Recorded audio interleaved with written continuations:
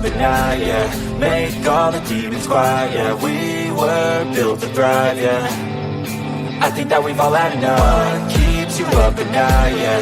Make all the demons quiet, yeah. We were built to thrive, yeah. I think that we've all had enough. Yeah, I think that we've all had enough. Sick of dealing with the old plan. They know that we're calling it wrong. You got me like, oh yeah, I think that we've all had enough. Sick of dealing with the old plan. They know that we're calling it wrong. Hey, it's too late to try to go contain it. A generation fueled by creation. We live lives on a small screen nation. We control the airwaves, no negotiation. I refuse to think we need saving. Something good will come from creation. And when we think that the world is too anxious, we'll adapt, evolve, survive, and save it. What keeps you up at night, yeah. Make all the demons quiet, yeah. We were built to thrive, yeah. I think that we've all had enough. What keeps you up at night, yeah. Make all the demons quiet, yeah. We were built to thrive, yeah. I think that we've all had enough. Yeah, I think that we've all had enough. Sick of dealing with the old plan. They know that we're calling it wrong. You got me like, oh yeah, I think that we've all had enough. Sick of dealing with the old plan. They know that we're calling it wrong. Hey, oh yeah, I think that we've all had enough. Sick of dealing with the old plan. They know that we're calling it wrong. You got me like, oh yeah, I think that we've all had enough. Sick of dealing with the old plan. They know that we're calling it wrong. Oh, look at me. I'm retarded. I'm a globe. The whole system is designed to disconnect you from your intuition. Why? Disconnected people are easy to manipulate. Everything from sunscreen to politics to the food industry. It's all designed to disconnect and manipulate you. We are in the middle of a war right now, but it's not a traditional war. It's a war on consciousness. It's a war on freedom. This is the time to listen, not to the news. No, your intuition, your gut, your heart. Love is the greatest weapon against darkness. How do you love more? You begin by loving yourself. How do you love yourself? You listen to the messages your body is telling you. Nobody is coming to save you. Get up. Be your own hero.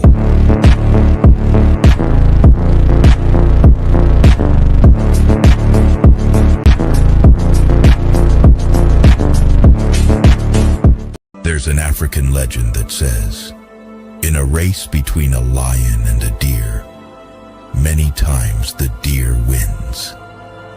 Because the lion runs for food, but the deer runs for life. The moral of the story is this: purpose is more powerful than need. When your why is as strong as your need to breathe, nothing can outrun your will. Slaves used to work all day, every day, with no pay. But they got free food, water, and shelter. Today, we work all day, nearly every day, and we get paid. But the money we make, we spend on food, water, and shelter. We're still slaves.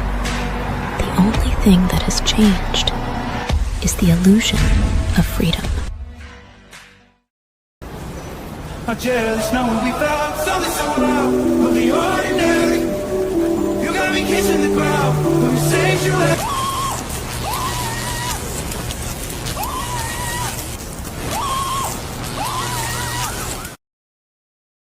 I'm scared, Dad. Do you trust me, son? Yes. Come on, son. Rule number 1, never trust anybody. I am struggling extremely with mental health issues, and I am trying to do that whilst being FTFE. And unfortunately, talking to flat earthers is quite painful.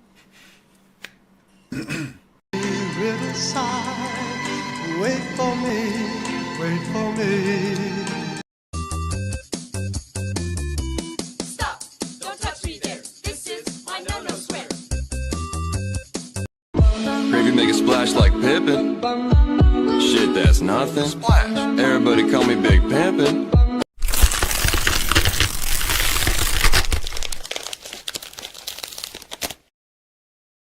I remember when I lost my mind.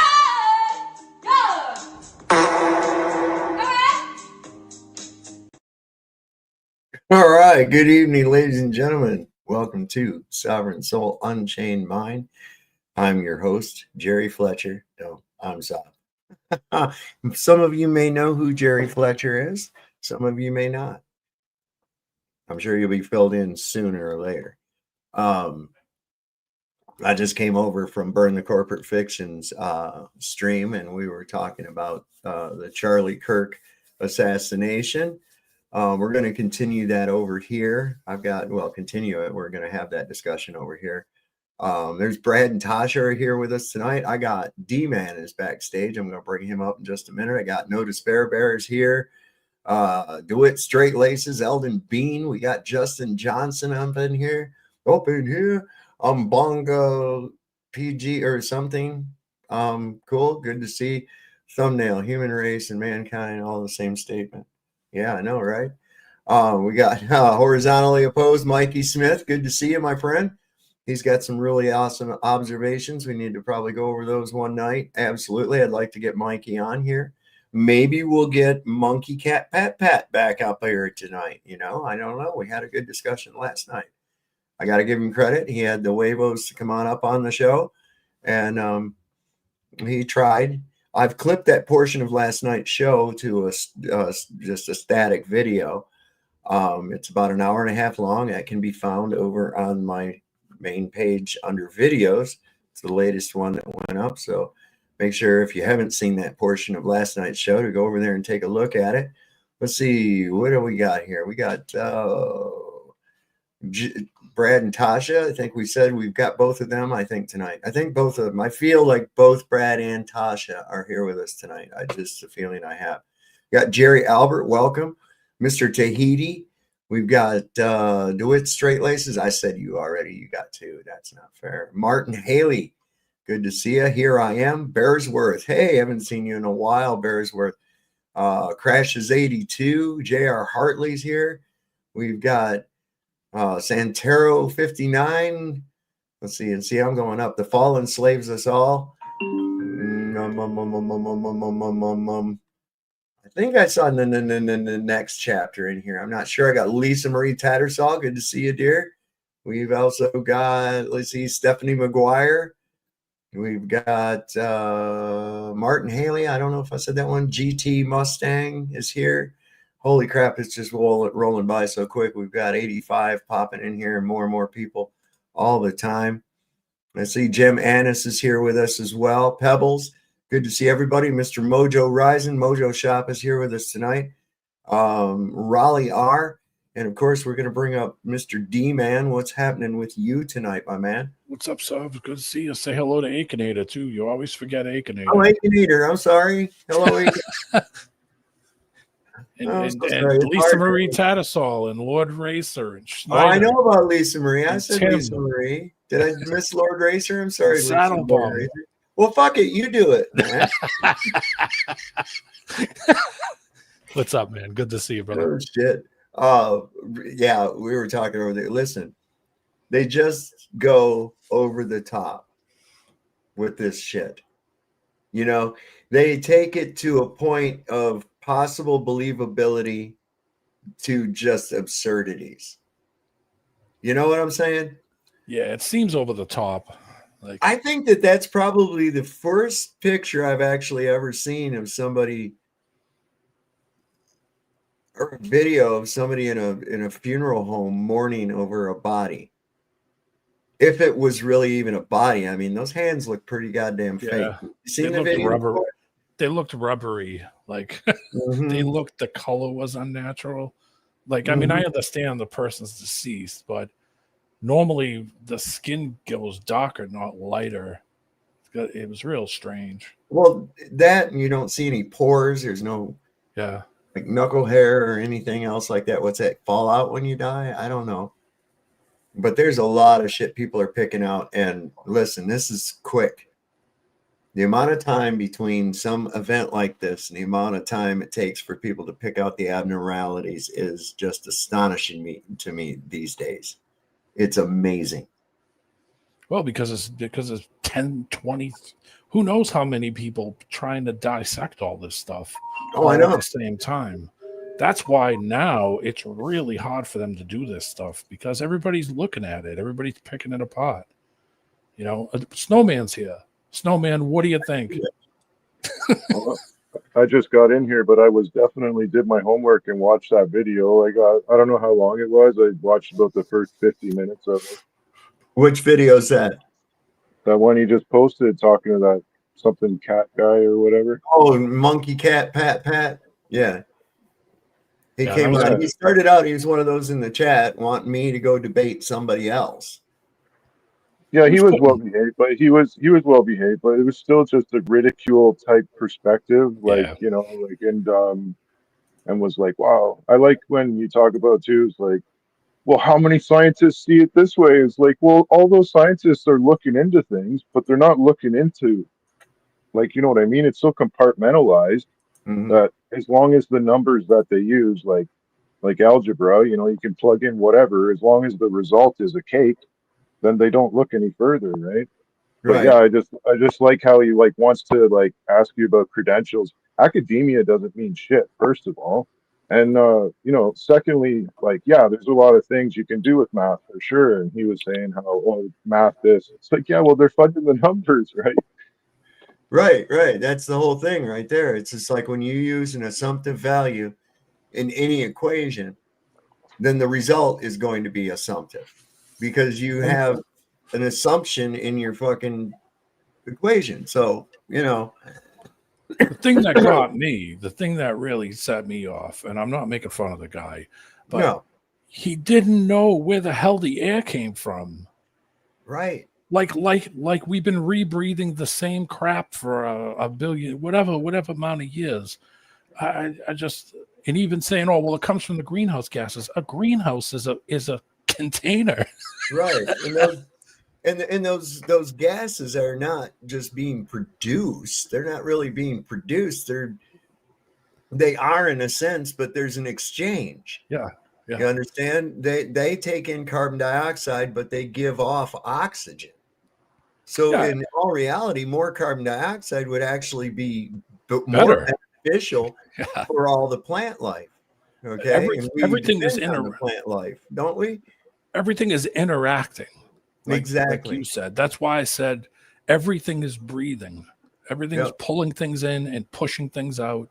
Everything that we think of, every action, everything around us, it's all interacting with themselves to create this environment that we're in. Well, we're all, if you think of each different species of things and everything, the earth, it sustains us, is what I'm trying to say. They're all like organs to an organism. Okay. So here, like in the human body, we've got all these different systems that work independently of one another, but they are dependent upon one another in order to have the entire organism. You know, it's one of those types of situations. That was really great when you pieced all that together. Just like that was, like I said, that show was a banger, man. That was on the spot. You couldn't have put that stuff together any better, man. Shit was spot on. Cool. I'm glad it's all nonsense. It was all nonsense, he kept saying. He must have said it. You could do like a whole clip of like 15, 20 times where he just kept saying listen, my purpose is to look, I can tell immediately that he has a belief. Yeah. Okay. That was evident. That was very evident. And his belief was based on his perception of those that gave him this belief. Yeah. All right. You see, not the information itself, because you ask those pertinent questions. Why? Where does idolatry, right? How do you get that? And that's, well, you're trained to that, because anybody that doesn't go along with the standard narrative, or in his case, what is normal is being the same as everybody else. And if you've already got all these other people agreeing, even if you don't agree, you have to agree to be quote unquote normal. You see? Nobody wants to go against the grain. And it's like I've said before, the only thing that actually really goes with the flow is dead fish and shit. The paychecks on Friday. You know, be that one that goes against the stream. You know, ask the biggest question, the most important question about everything. Gravity. Why? Gravity. Yeah, he said gravity. He loves gravity because gravity does it. Gravity does it. Well, see, it's a catch-all. That's why they love it. It's because it's a catch-all. It's their excuse for every fucking thing. It's like saying, well, it's magic. It's magic. Yeah. And that's exactly what they're claiming, is that it's fucking magic. Yeah, it's magic. It for sure is. So I'm like, no. Yeah, it is.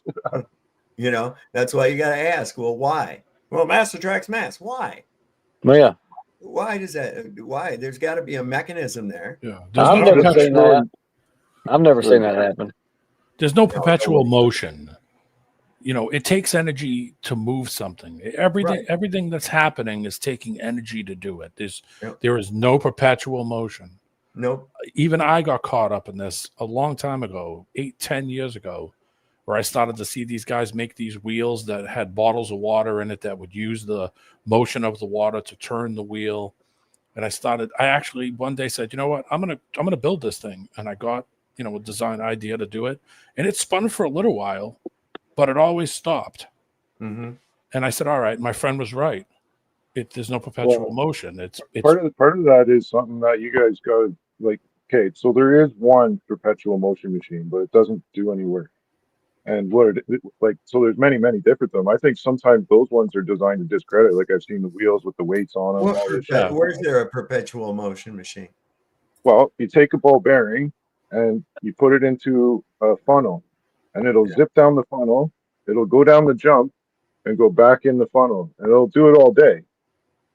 Like, oh yeah, I saw that where it loops up and spits it back in the cup on top.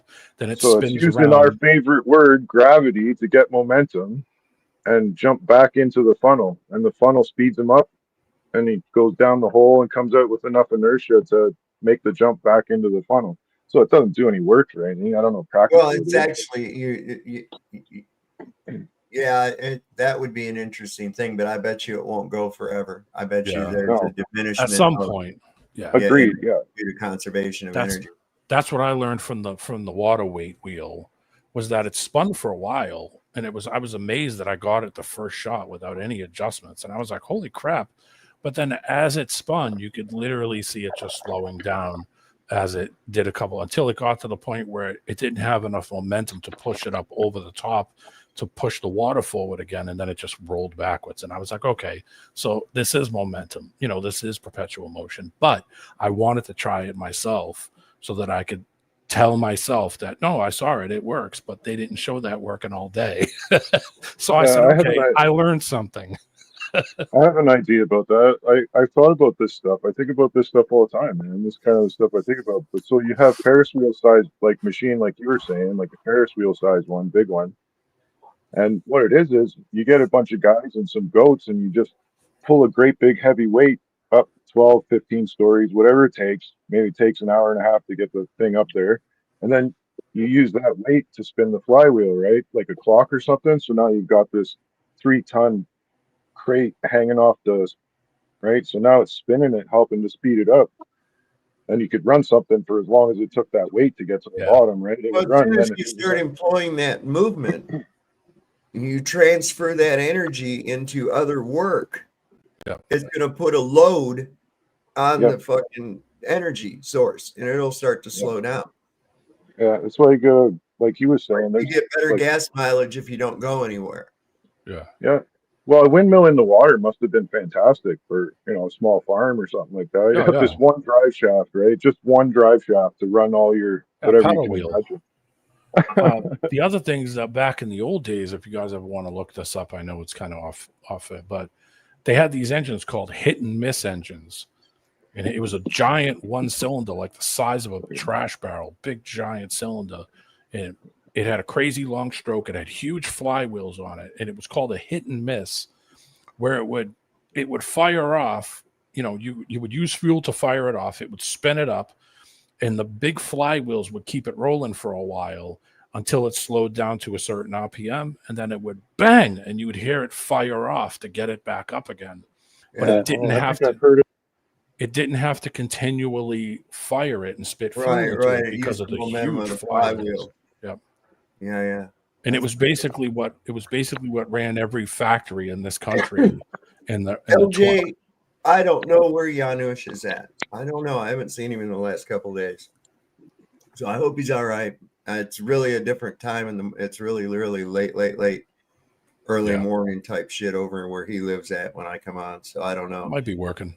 He's got kind of a feud. He don't go on Flatzoids because he's kind of feuding with Flatzoid about the fucking Zionist shit. So, I don't have the same agreement about this shit with Keith as far as that's concerned. But it doesn't mean I'm gonna, treat him like he's my enemy or some shit like that. I just view it that he's mistaken. Yeah, they'll work it out. Yeah, that's what I hope. Work it out. But anyway, you guys, if you guys really ever, if your husband, your wife, or your husband died, right? Would you post pictures of you crying over the casket to your Instagram and shit? Well, that's what Charlie Kirk's wife I wouldn't take a picture of a dead relative and put it on the internet ever, no matter what. Well, there's some interesting shit, man, because there's been some switcheroos as far as the people are concerned. Erica and Charlie Kirk. I mean, here's this. Let's look at this. There's two pictures of Charlie Kirk. Okay. Now let's start with the chin. Where's the cleft? Let's go up here to the gum line. Let's go up here to the gum line. Look at the teeth. The teeth are different. Did he get them filed down or whatever? I mean, what's going on here? This is they're very similar looking people, but they're not the same person. And we've got another one too that is actually Erica. Let me see, where is that real quick? Hey, OA said jaw cleavage. Yeah, jaw. I always call it a chin butt. Chin nuts. I got one. I got a big one. If I shave this beard, I got a big one right here, buddy. I was Ben Affleck. Affleck got one of those. Now Kirk Douglas, he got one of them, and it looks like somebody put an upholstery tack on. I know. It's like I told my wife, I said, if you watch movies real close like that, you'll see that thing poop once in a while. Yeah, I know. It does. I'm Spartacus. Now look at this Charlie Kirk and this Charlie Kirk, right? Yeah, dude. Versus this Erica Kirk versus this Erica Kirk that we saw delivering this eulogy and whatnot. Different jaw. With a Robbie Parker vibe. I mean, those are clearly not the same fucking people. They're very similar, but hey, central casting does their work. Yeah, it's not hard. It's not hard to fake the public, and they're just trying to see what everybody will buy at this point. They're like throwing shit at the wall and saying, like, see if they'll believe this, see if the slaves will believe that. They don't give a fuck. They don't give a fuck. Do those look like real hands to you? No. Look like a JC Penney's dummy. Yeah, mannequin. Well, it looks, yeah. They look dead rubbery. up. They look like rubber. They're looks orange. like a mannequin, dude. It does. But I mean, who knows what they do to your skin, when they're painting you all up and dolling you up to try to make you look good, Now, Israel, this came out from this was a video that was done by some, it doesn't say the guy's name, but it's a famous right-winger in Israel. And he made this video about Charlie Kirk getting shot. And this is the thing that I'm saying. Okay, the first person of notoriety, worldwide, I guess, to put out a tweet in condolences of this passing of Charlie Kirk happened immediately. And it was like Benjamin Netanyahu. Okay. And then it was Trump. And then this thing with the Israel, they've got a murals. They're painting murals of Charlie Kirk. At least that's what they're trying to tell me and everything. But he had been recently very outspoken about the policies of Israel, the Gaza Strip, and all that shit.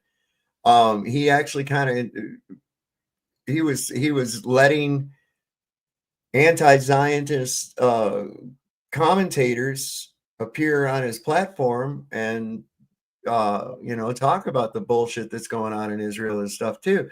So this tells me that immediately, and guess who's picking up the fucking flag? Guess who's going to pick up the flag where Charlie left off? Ben Shapiro. Yep, that's right. Wow. Ben Shapiro. Come on. Did it be any more fucking obvious?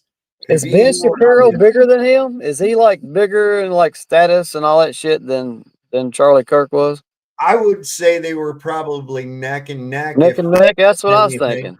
That's what I was thinking. They're both like in the same little level, the same tier, I would have to say.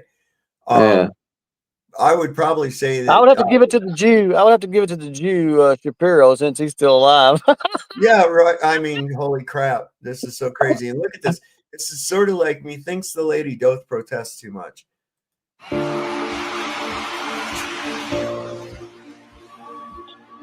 Don't worry about me. I'm in a better place now. But America and Israel, from this day on, will never be the same. This is the wake-up call. They tried to shut me up. They couldn't stand a voice that didn't sound like theirs. And that's exactly why we have to fight.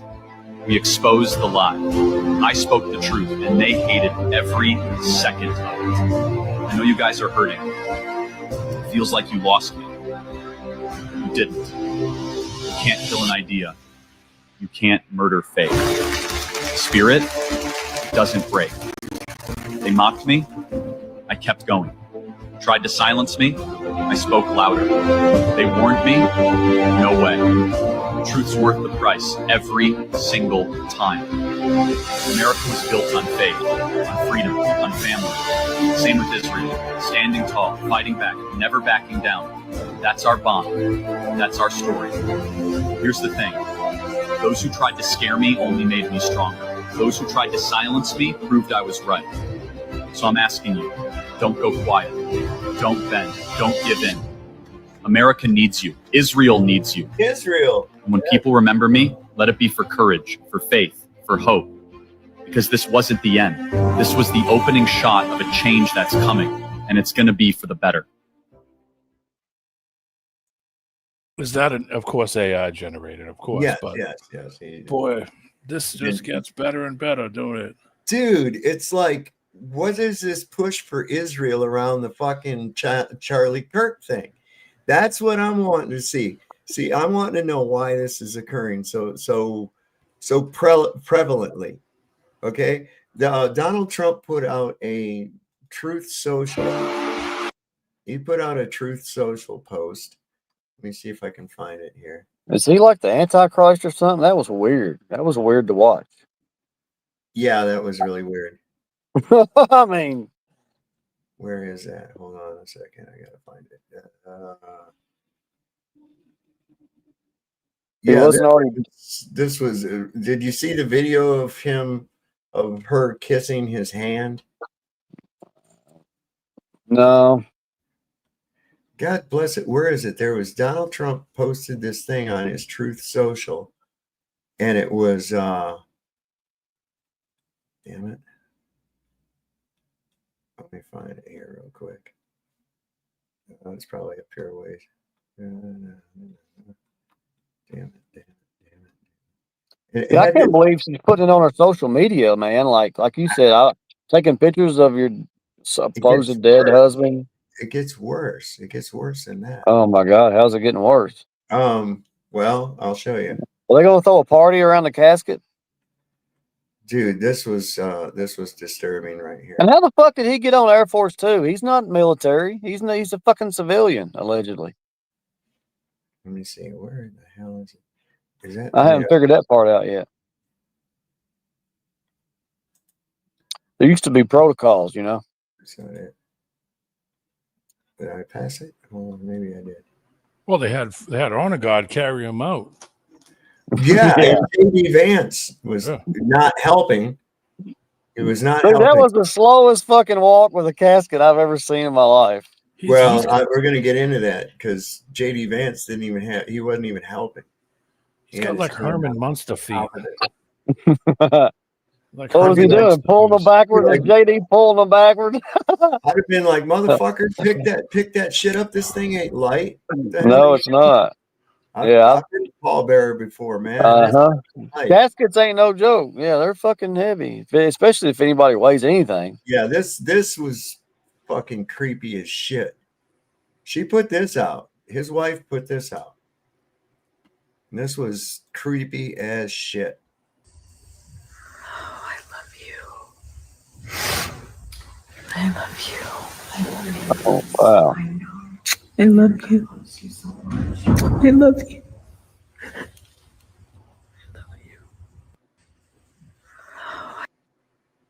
Huh. Who posts that on their fucking Instagram? Why didn't they show his head? I wonder. No, I wondered that as well. And neck. Come on, man. Yeah. Damn it, I'm trying to find that. Come on, man. I think that was it. That's what I was looking for. And I found it. Okay. Cool. Calling some bullshit. Major bullshit happening lately, soft. Well, yeah, I know. Here's another thing too. Here's the lots kid. of bullshittery. Here's the kid. Me and Zulu called it Bachetio. Watch this. I saw this. What's this? Tyler Roberts.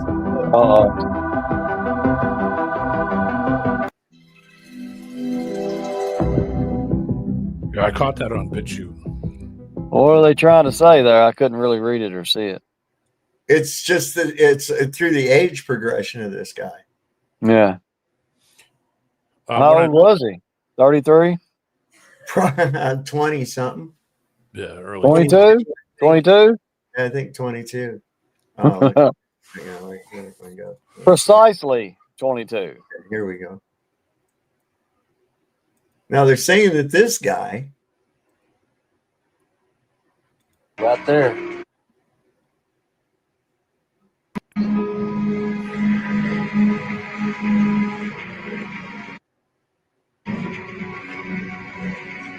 Right there. Right there. Watch the shooter. That's the shooter. Right there. His shirt went up and everything. Yep. Side. I knew it was a side shot. I knew it wasn't straight on. Oh, hell. So that guy's going to shoot him that close, right huh? Right there. Watch the shooter. That's the shooter. Right there. His shirt went up and everything. Yep. Side. I knew it was a side shot. I knew it wasn't straight on. I don't see any gas. I don't see any gas discharge or any. You would see something from that bullet, yeah. Yeah, I don't see nothing either. Here's what they're doing, okay? Because I saw another video of a guy running. What's up, Cubby? What's up, guys? What's up, Cub? What's going on, brother? Oh, waiting through some bullshit. I saw another video of a guy running with a pistol. You got this guy that somehow breaks down a Mauser and then puts it back together after he gets off the roof and wrote a bunch of shit on the ammunition. Okay, so what we got here is that we had the first guy that caused a distraction, right? And said, oh, just shoot me, just shoot me. This guy who was just happened to be at the 9/11 and reported planes flying into the building, called in a bomb threat shortly after the fucking Boston bombing in Utah, got brought up on charges, got away with probation, and then he's here at this event too. What? So who's he affiliated with? George Zinn is his name. I'm seeing all these fucking actors. Everybody's a fucking actor in this shit. It's like, what in the world is going on here? Every one of these psyops. It's like, you mean to tell me you were at all these fucking events? What's the odds of that? That don't make any damn sense whatsoever to me. He's government. Yeah. So none of this is real. And what they're doing is they're sowing a narrative so that you're going, no, it was this guy that shot him. Just like they did with JFK. No, the grassy knoll. No, it came from thinking, no, Yeah, it I came know. over here. Da da da da da da da. I think that's it. And all of that has got it concreted into your head that there actually was a shooting. Yeah. You're looking at all the different shooters when in reality you should be looking at, was there really a shooting? Yeah. Okay. And from what I've been looking at, I'm about 99.99999% positive that this whole thing was a psyop. Charlie Kirk didn't die. The character Charlie Kirk died. Just like nobody Epstein. actually was killed. The Epstein character, another Epstein character got killed. Except, they're showing the blood footage, bloody, gory footage this time. Yeah, they're allowing it too. That's what's crazy. Yeah. That's crazy. They're allowing it. I don't know. To me, it looks like he has some kind of pump underneath the shirt or something that pumps that stuff up. I don't know how they're doing it. I mean, but it seems weird that a shirt puffs out like that and moves up. Like, it's just weird. Up and out towards his neck. So here's one, for instance, right? Is he naked?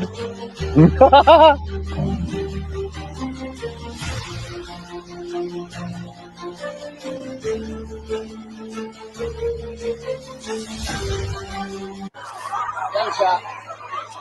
Look at him. Oh, he's shot, dude. He's shot.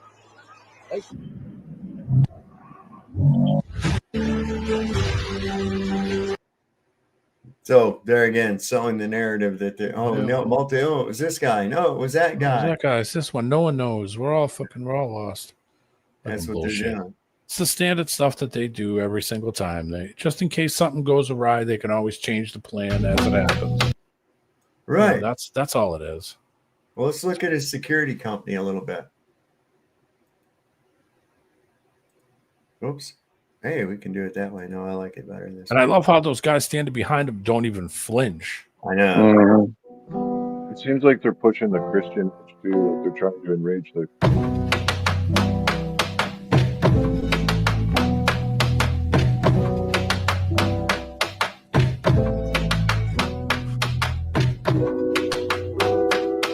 They're trying to make him out to be like a Christ-like figure in a way,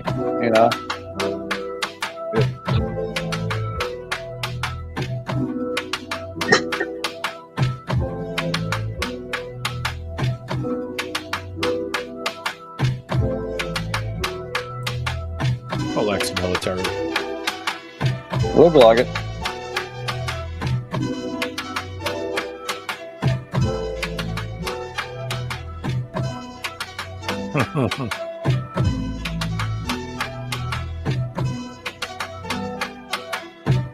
Looks like a chubby rich kid, ex-cop or something.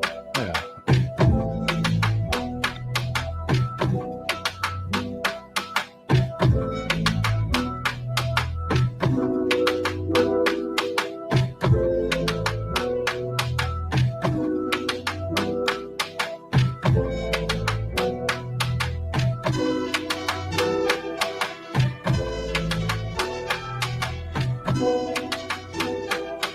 Oh, there's our buddy, Uncle BB. I don't know. I think they should do that Foreign Agent Act thing. I think it's. Oh, it's ridiculous that it should have been done long ago. This is just getting ridiculous. See, I've gotten to the point now where I don't protest. I provoke those, I've made a couple signs in Hebrew just to piss them off, man. You know what I mean? Like nothing controversial enough to actually be a threat. You know what I mean? But I used to write Sarah in Hebrew all the time. I can't even remember how to spell it now. But anyways, it's like I just come across it on Wikipedia one day. It was like a story about God, like godlike figure, deity or something, like a vengeful, like almost like I read it as if like I'm probably wrong, but I read it as like a Lilith type figure, right? So I wrote it in Hebrew, so all of, so that some people could know. Wow, cool. And it stayed there. It stayed there for like 2 years, man. Like it was just on a ribbon. It was on a ribbon, hockey taped to a traffic pole. Well, you're probably on a list then. I don't know if we you're on a list just because you're here. Yeah, we're all on a fucking list. Oh, which reminds me, shout out to my I'm on a lot of lists. I'm on a lot of lists. Well, I'm trying to get to be number one on that list. That's where I'm on a lot of goddamn lists. goals. I don't care. Called goals. Like I wrote the Star of David on my sitting spot, and then I wrote first in like handwriting, like printing after. Cool. They don't like that shit. I know they hate it. Sucks. There's so many people coming out of the woodwork that I haven't heard or even talked to in so long to like comment about this stuff. It's like, oh god, yeah, it's so weird to me. Like people I haven't heard from since high school. Like I don't usually do this, but I got to comment on this. Like, well, don't.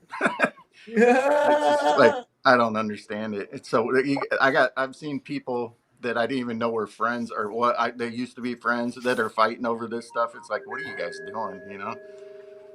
Yeah, well, it's so this kid that they've got, they're saying now he lived with a transsexual, or a tranny or whatever they are. Some guy who wants to be a wiener tucking, or whatever they do. I don't care. I don't want to know about it. I think it's weird. But what is it anybody's attachment to? Like you didn't know him, you didn't hang out with, you didn't text him. Like there's no like people are acting like they personally knew Charlie Kirk or something. It's like, right. I don't get it. See, it was a trauma thing. They wanted you to see it. They wanted everybody to see it, okay? Because it is a trauma-based thing. They want that to be out there, just like wheeling in a TV for all the kids to see the fucking space shuttle blow up with a teacher on board. It is about the trauma. I think who was I watch this guy every so often. He cracks me up. Jesse on Fire. You ever seen him? Yeah. Okay.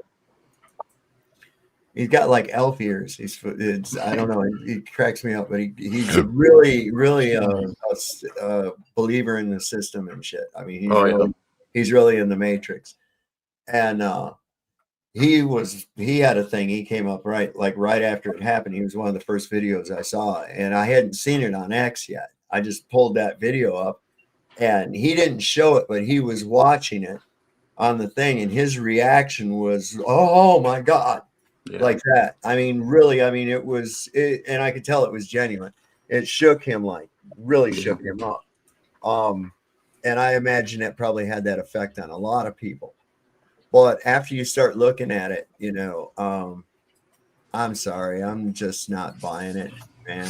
Special effects can get really close to replicating real things to a certain degree. Because most people, when they see graphic stuff like that, they're watching a movie, they're watching stuff like that. So to them, somebody that's never seen a real thing like that, a real thing happen, like somebody really shot. Well, what happens when you sever a major artery like the carotid artery? It's high pressure, so it shoots like a fountain. Bleed out. There was no arterial spray. Oh, yeah.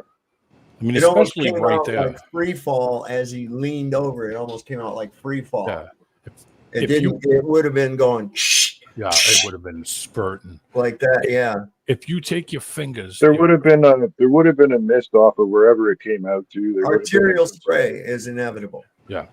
Did you ever see the one where the guy robs the bank and he's trying to run away from the security guard and they get into a gunfight and he shoots him in the neck? And the guy was walking through the door and like the carousel thing, and he got stuck in it, and shit was coming out of his neck.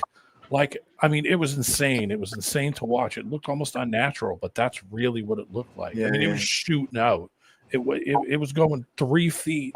He was leaned up against the side, and that shit was shooting 3 feet across inside the carousel door. It can go further than that, depending on the situation too. It's high pressure. I saw a street fight where Buddy got stabbed in the neck. It was a lot quicker. It was like 3 to 5 seconds, and he went to the ground, and he was just a puddle after that. Like he didn't even move. I'm pretty sure. Well, I mean, how much blood does your body hold? What does it hold? What, 4 quarts? I think it's 6 pints. I think it's 6 pints. Yeah. If you hit an artery, it's got way more pressure. But I guess if you stab someone in a large vein. Thank you. I'm not on the keyboard. 33. So, I mean, it doesn't oh, give that's you my line. it doesn't give you a lot of time to start running to go get help. No. You know? And if you start running, your blood pumps It's going faster, to get worse. bleed out quicker. Yeah. Yeah.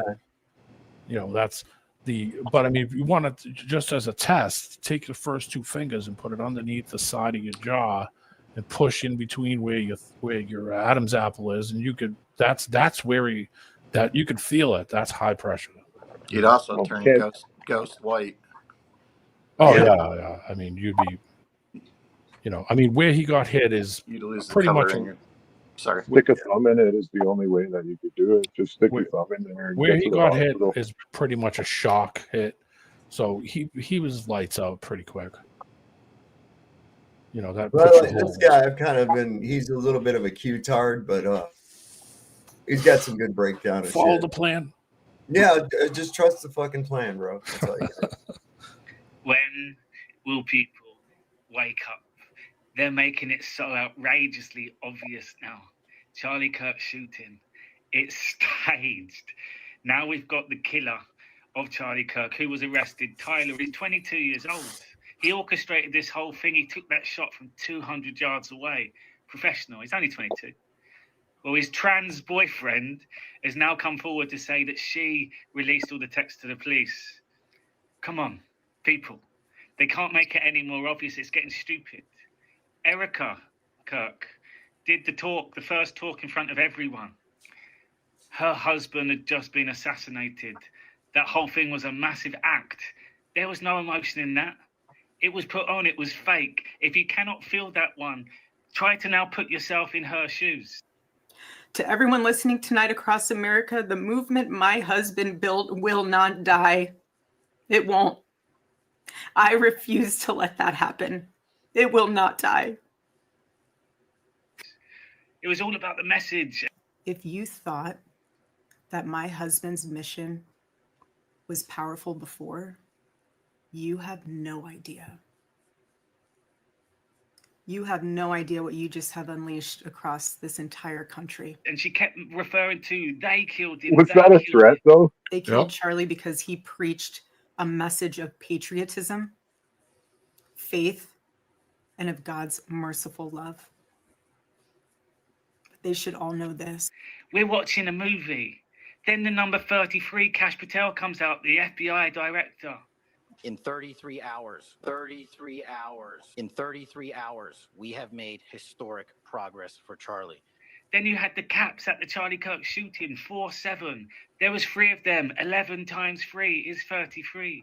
Charlie Kirk's name, C, is 3. K is 11. 3 times 11 is 33. They're making it so obvious. And then Erica Kirk did a little clip together on her Instagram. I love you. I love you. How dare you say that? Have some respect. Look at the hands that she's kissing. God bless you.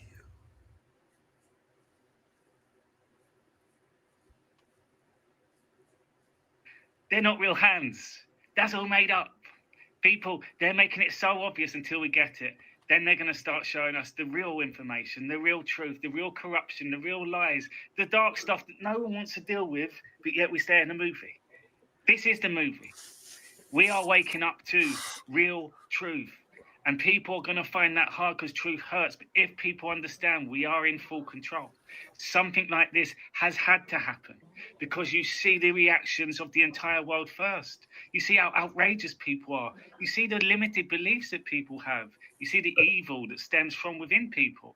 And this is everyday people in society. This is in our world. This is what needs to change.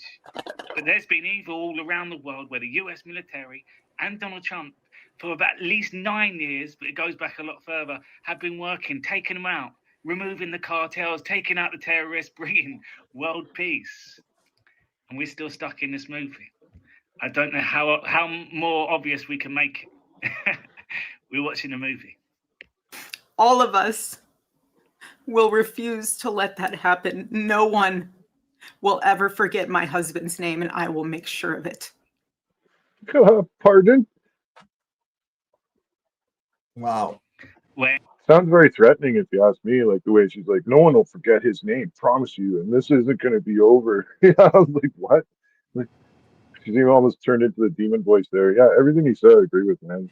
Like the hands, just another bit of icing on the cake. There's never any one smoking gun. It's when there's 55 million like obvious errors. And like, it's like looking at a baseball card and you get the error series. I don't know if you guys ever had baseball cards, but the error ones were worth like $20 a lot of times in the 90s. Like any card that came off, they would know straying, about it. dude. You're straying a little bit. Bring it back. Well, it's just little errors in the video, right? Yeah, I know, just nothing adds up. Never does. And why do they keep saying the fucking 33 all the time? Oh, I know. Well, here's somebody asked ChatGPT about this fucking hand. It said the hand in the image does look quite realistic at first glance, but upon closer inspection, there are a few signs that suggest it might be a silicone hand or a prosthetic. The skin tone appears very uniform and slightly waxy, which is common in these things. So somebody bothered to ask ChatGPT and run the image and shit through it. And it's like, no, it's not real. Her little speech was like a promo ad for Turning Point USA, basically. It was. And, I thought about that last night. I was like, the initials for that TP USA, right? Like TP USA. Like we're taking a crap on USA. Wipe it up. The dogs are on the loose.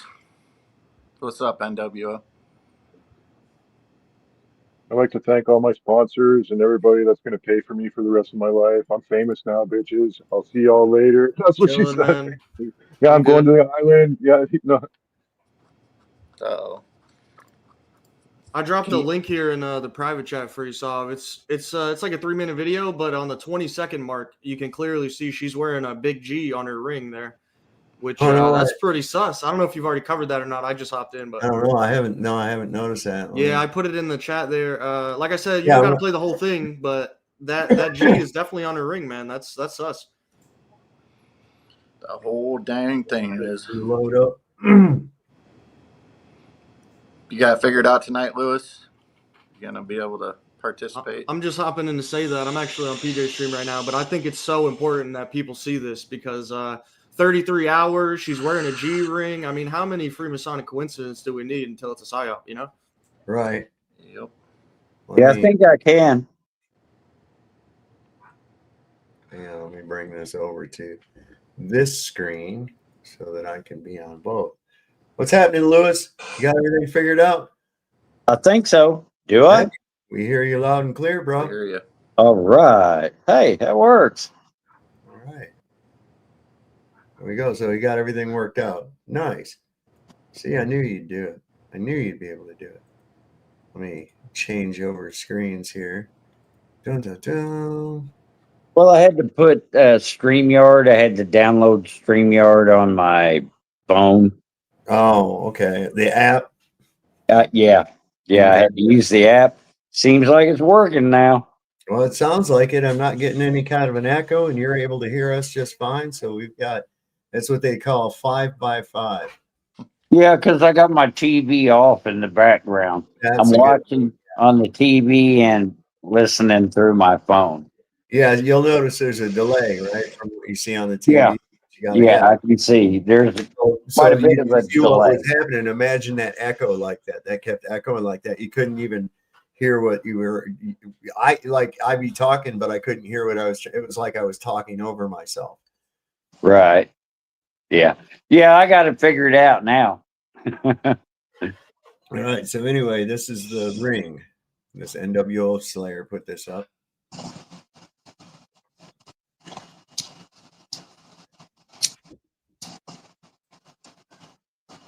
Yeah, I can't comment whether it's a dummy or not, but the ring is certainly, yeah. I love you. Oh, I see it. She turns it. I love you. It's almost like she intentionally shows you the ring. Yeah, this is all fake. Bless you. Nobody needs to. There it is, clear as day, man. Yeah. That's not real. Yeah, I see that ring. That's Yeah, it means more than one thing though. It could be anything, but yeah. Could be, but you know, it is a bit weird. All right, I'm gonna hop out. Thanks, Tom. I'll be back on a little bit later.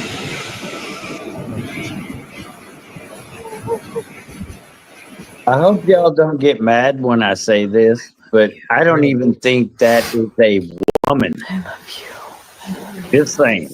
I don't think that's an actual woman. That's what they do. God bless you.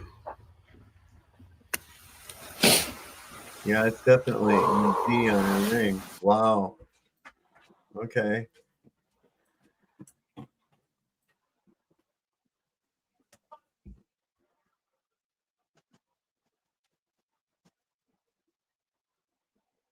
Yeah, mind is a powerful tool. Yeah, look at that. Look at that. Hold up. Look at that. I'm sorry. That's just not a real hand. Nope, it isn't. That's insane. Like I said, these people on this world stage, or the realm, it's not a world, it's not a ball. The people on the stage, they kind of have to do these things. You know, they gotta, I mean, if you go back in time and look at the so-called queens, none of them actually look like women. Oh, I mean, you know what I'm saying? Because Well- that's what they do. Where is that? I'm going to find that picture. This Is that a really top? good. Is that a top break? Lewis Albert. What? Oh. Is that a top break? Yeah. Oh yeah, yeah. That's an old gun, man. What's it? An H&R? I couldn't tell you. I bought it a little while back for like $500 because it's supposedly worth like 1,000. Seriously, I doubt if it's worth caliber? that. What caliber is it? I couldn't even tell you. I bought it like 2 months ago. Oh. And I just took a picture of it, and it's an old gun. I mean, it's a really old one. Those old ones, they got the little short, they're like the 32. Yeah, and it's got these little C clip things that you can put 3 bullets in each one of them, so you can. It's like supposedly a quick reload thing, where you put 3 bullets in each one, and you can slap them in there pretty quick. I don't think that's very quick myself, but I just thought it was a cool gun. What was that? A little G ring? No, it was a big G. Oh, she's got a big G. Like a capital G to me, but I mean, look at this. We looked at this earlier. Look at the gum line. Yeah. Look at the teeth. Look at underneath on the side of the eyes, how it kind of pulls in. Yeah, yeah. On the side of her left. The one on the left kind of looks demon possessed. I mean, forgive me, Evil but smile. Evil smile. It does kind of look strange. Like a pumpkin. And I don't believe these two women here at the bottom are the same woman at all. They The other are one, not. I think. The other one, I think. Sorry, really looks like the woman from the They Live or whatever. The reporter chick or whatever. Oh, I know.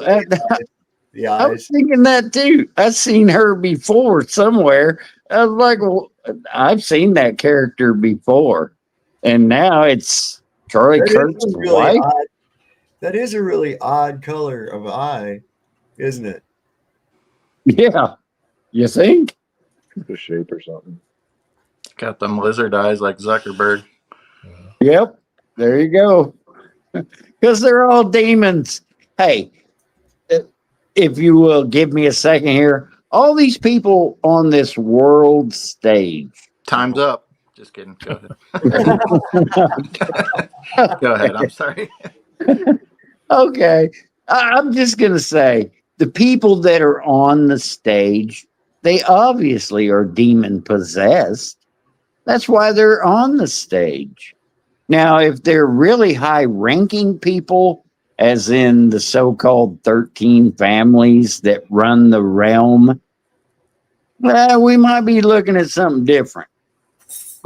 I mean, just go back and look at the Queen, England. Take a look at some of that stuff. Oh, I have, but we've talked about it on here, man. That looks like a leather strap.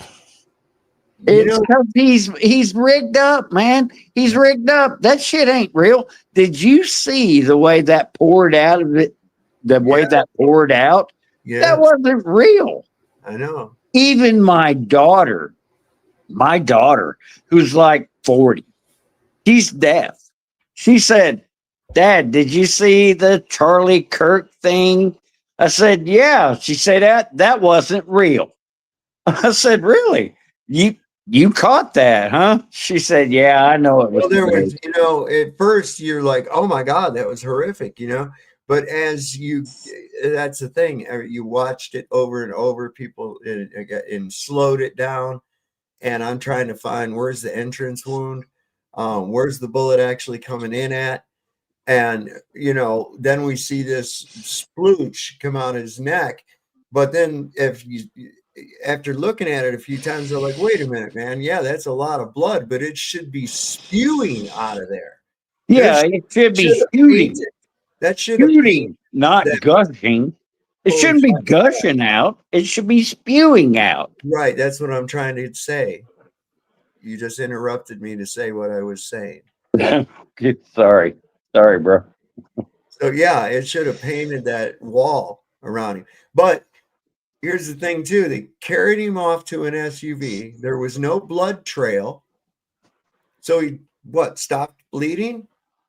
Well, it was a one-tap neck shot, we're saying now? That's what we saw, right? Yeah, there's no exit wound. Oh, well, he bled out so quick. All the blood left his body. Well, we didn't see any big. Listen, that would have still be draining out of that fucking hole. Exactly. There was no bandage on his neck. There was no. You still see his blood-stained shirt and everything, but there was no blood dropping from him as they carried him to the SUV. That's because this blood pouch ran out. It only had a finite amount of fluid in it for the effect. Okay. But in reality, that blood would have left a trail. Sure it would. If he was still alive. Did he go down immediately? So there wasn't any. They put him in an SUV when he took him to the hospital where he died later. Okay. And it was awfully quick. Sorry, man. So they got him there, and this is what they had. I mean, it says this guy here, Preston Walters, he posted this and said he has a pouch patch. Sorry, I'm investigating. Like I said, shut up about him, but then people got mad, but now I understand. Anyway, you've got this circled here. What exactly is that? Can we conclude 100% that it is a pouch of some kind? I would say it's part of some kind of a mechanism. It's some kind of a rig of some sort. I mean, I don't have any leather straps or whatever that material is underneath my t-shirt. So, well, it was obviously right there where you see it, you see this is where the shirt lifts up. Okay. And this quote on here says his shirt lifts from the puff of air when the blood pack deploys, and this is also inconsistent with a shot from a sniper. Okay. Yeah, I don't think so. It was obvious. That thing he was wearing was the blood pack. So that's what I said. Face distortion, no blood spatter behind him if shot from a sniper from a distance. Neat hole where his neck should be obliterated. Yeah. Plus, it's AI. So they're trying to say that he was shot from 200 yards away with that high caliber rifle, and his head didn't explode.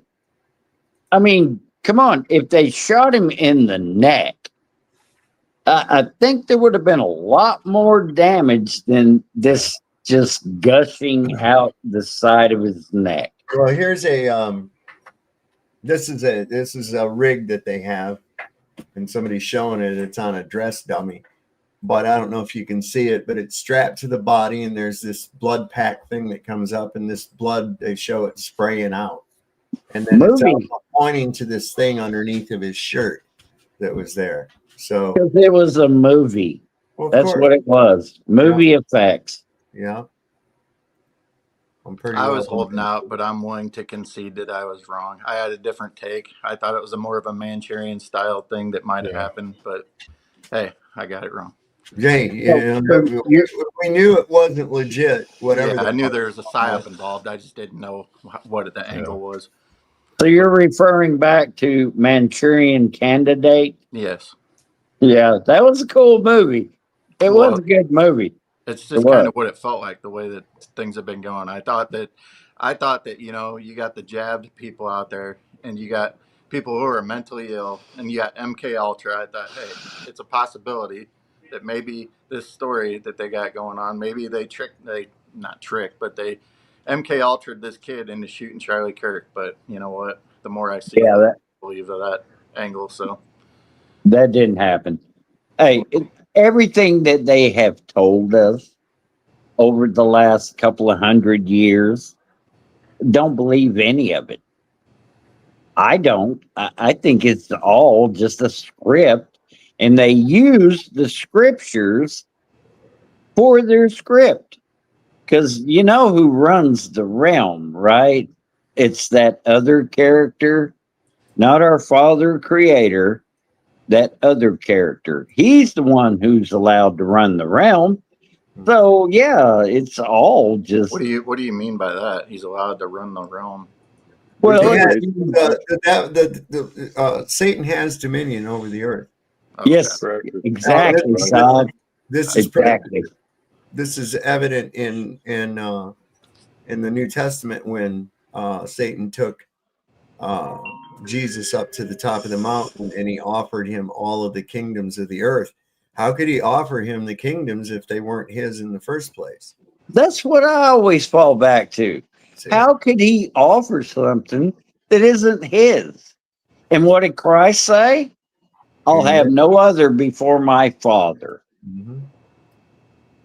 To run the sky. So anyway, here we got this is when they were taking his body and putting it on the plane to take to Arizona, take it away from an active crime scene that had not been investigated. They broke down the tent, started picking up shit and clearing out before there was any kind of an investigation done. There was no crime scene set up. There was no forensics came in, none of that. They just start cleaning up the place and whisk the body out of there before anybody has a chance to. No autopsy, nothing. They can't let you investigate, because then if they actually did an investigation, it would be so open that it was fake. Well, they rely on you being your logic being overridden by your emotion. Yeah, you're right, because this is an emotional realm. Right. I mean, it's all about emotion. People aren't paying attention to the fucking details. They're just feeling bad, and they're getting immersed into the emotion, and that's a problem. When you operate from a place out of balance, you have to balance pathos and logos together. You have to balance those things. If you operate too much in the realm of one or the other, you're not going to get it right. Exactly. If you operate on emotions, you're never going to get it right, because your emotional body will override your critical thinking. Well, that's why you have to balance them out. You have to balance. Which one of us has ever gone and seen Charlie Kirk speak before? You know, like I only heard of him maybe 4 years. I'm for sure his name or something. Well, I know person. No. I know that. Right? Like that's what I was going to say about all this video shit. Now it's gone to the point now where, yeah, it was made in a Hollywood basement. No, it was made in a data center with some AI nerd process stuff that we don't even. You know what I mean? Like, it's really bad. Because if you look at the graphics in the movies, it doesn't even get on par with video games and movies. Like it's like there's a difference between the quality of the shit they're showing us. Well, the whole Red Hot Chili Peppers thing, you know, it's made in a Hollywood basement. That's kind of a soft. disclosure. The whole I laboratory. mean, that's what that was all about. It was a soft disclosure. Hey, it's not real. It was about more than that. It was about more than just faking space. Yeah, there's a hell of some a other lot things more. in there. Oh yeah, yeah, you're right. I'm just saying the Chili Peppers song. That's what everyone thinks of when it's made in a Hollywood basement. That's Yeah. what everyone thinks of, Chili Peppers. But it was way more than that. It was about the whole realm being deceived. I think I'm going to need a lot of weed for this stream tonight. I quit smoking weed 20 years ago. Oh, Cool. thank God. Yeah, right? What the fuck? Anyway. Why did J.D. Vance make sure Charlie Kirk's casket stayed tilted at 30 degrees? Most people didn't notice he was actually protecting Charlie's body. Yesterday, Vice President J.D. Vance personally rode with the motorcade, bringing Charlie Kirk back home to Arizona. Some sharp-eyed onlookers realized the casket was always tilted at about 30 degrees, and Vance even kept his hand resting on it the whole time. That little detail sparked criticism right away, with people saying it looked disrespectful. And Vance didn't explain himself at the moment, but the truth is, he did it to protect Charlie's remains. Charlie was shot in the neck, lost a massive amount of blood, and suffered permanent spinal damage. His doctor had explained that keeping the casket tilted during transport would ease pressure on the neck as much as possible. In other words, this wasn't random, it was a... Ease pressure on the neck for what reason? Why would you need... He's dead. Romeo. Yeah, he's been talking on the witness. I mean, did you also poke some holes in the box so he could breathe? What the fuck? Oh, it would protect him. He was protecting his body by holding it at 30 degrees. That's the biggest load of horse shit I ever heard in my life. That was a load of horse shit. Relieve the pressure from what? And why did this body of a murder not go to the morgue immediately? Why was it just stuffed in a coffin and sent? You have to file all kinds of fucking paperwork and shit too to transport a body across state lines. It's an insurance problem for the law enforcement in the area, the people that showed up to serve him as medical field, firefighters, everybody. They're going to have a report. They write a report every time the medical. I know, I'm just saying, every time the phone rings, even in the hospital, we heard from any of the emergency room crew? Have we heard anything from the attending doctor? Have we heard anything from any medical people as to the condition or what happened once Charlie got to the hospital? Not a thing. None of that. None of that. They just took him, said, oh, he died. He's in stable condition. Oh, now he's dead. Oh, here we've got a coffin for him. We're going to haul his ass off to Arizona. What? Wait. We have an active crime scene. We have a murder. In the ground 24 hours later. Oh, nothing to see. None of this makes any fucking sense at all. Final, gentle way to ease what was left of Charlie's pain. And there's more. Vance and Charlie weren't just political. To ease what was left of Charlie's pain. If he was fucking dead, he don't have no pain. Good Lord. Allies, they were close friends. Even as vice president now, Vance never forgot that Charlie was the very first person to endorse his Senate run. So when Vance laid his hand on the casket, it wasn't just a gesture. It was like placing a hand on a brother's shoulder, giving him one last comfort. Bullshit. Oh, come on, really? Hey, and reality witness, what do you mean I'm Captain Obvious? What does that even mean? Is this obvious to everyone? Don't it obvious? Don't read the chat, Lou. Don't read the chat. Okay. Yeah, you're not allowed to read the chat anymore. No, I'm just kidding, man. I get you. I hear you. But this guy, reality witness, says I'm Captain Obvious. It's like, bro, really? Is this obvious to everyone? Yeah, pretty much. No, would you like a higher rank? Yeah, call me Captain Exactly. Well, no, I'm not getting you. I'm just kidding. I'm just kidding. We can call you Colonel Obvious if you'd like. That's it. I just bumped you up like a couple of ranks, man. Oh, Colonel? Thank you. Can I be a general? Colonel Obvious. No, because I'm the general. Oh, okay. I want to be an admiral then. I'm also the founder and prime member of an organization called POOP, which is an acronym for People Offended by Offended People. I'm offended by your statement. I'm offended. You're offended. In fact, my own offendedness makes me offended. All right. Can I? Yeah, that makes me offended too. I know. Articuno said you're Captain Crunch. Captain Crunch, you're Articuno. Hey, Art, what's going on? Oh my God. So reality witness. Me on some Chili de Castro nonsense again. The dude's doing a replay of Ironton, Ohio. What a fucking dork. Anyway, delete laws. What a guy. Is that still his channel name? I don't know. I haven't seen that guy in like forever. I haven't seen it, but I'm sure he's still around. Captain Kangaroo. I wonder if he's still sending Hey, Captain Kangaroo. Hey, I remember that show. I'm old enough. I like Captain Kangaroo. I'm as old as you, Saab. I know. I am. I was born in 1963. Well, you're older than me then. But yeah, I know. Not by much, though, bro. Stop it. Just a couple of years. Which side of the table did you sit on at the past supper? Charlie Kirk and Star Trek Captain Kirk. I don't know. Some of these fucking people, this might be fun. Let's check it out real quick. I saw that town that celebrates James Kirk. There's a town. I think you already played it though. The town that celebrates Captain Kirk, and then there's a bar that has a pool table that Captain Kirk was conceived under the pool table. Have you seen that? Or no, I don't believe I have. Yeah, it's the town that he was supposedly born in. Oh, okay. Montana someplace, ain't it? I don't think it's Montana. I don't know. You'd have to look up.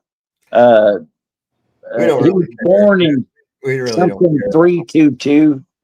I think this might tell it. Hold on, wait a second. This has got that. Watch.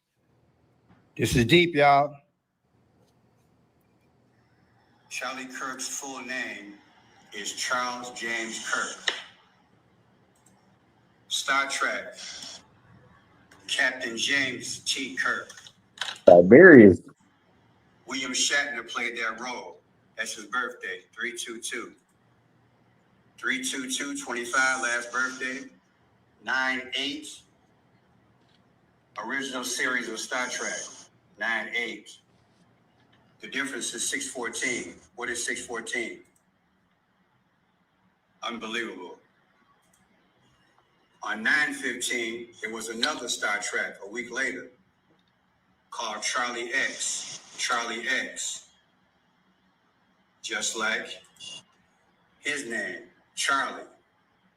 Okay?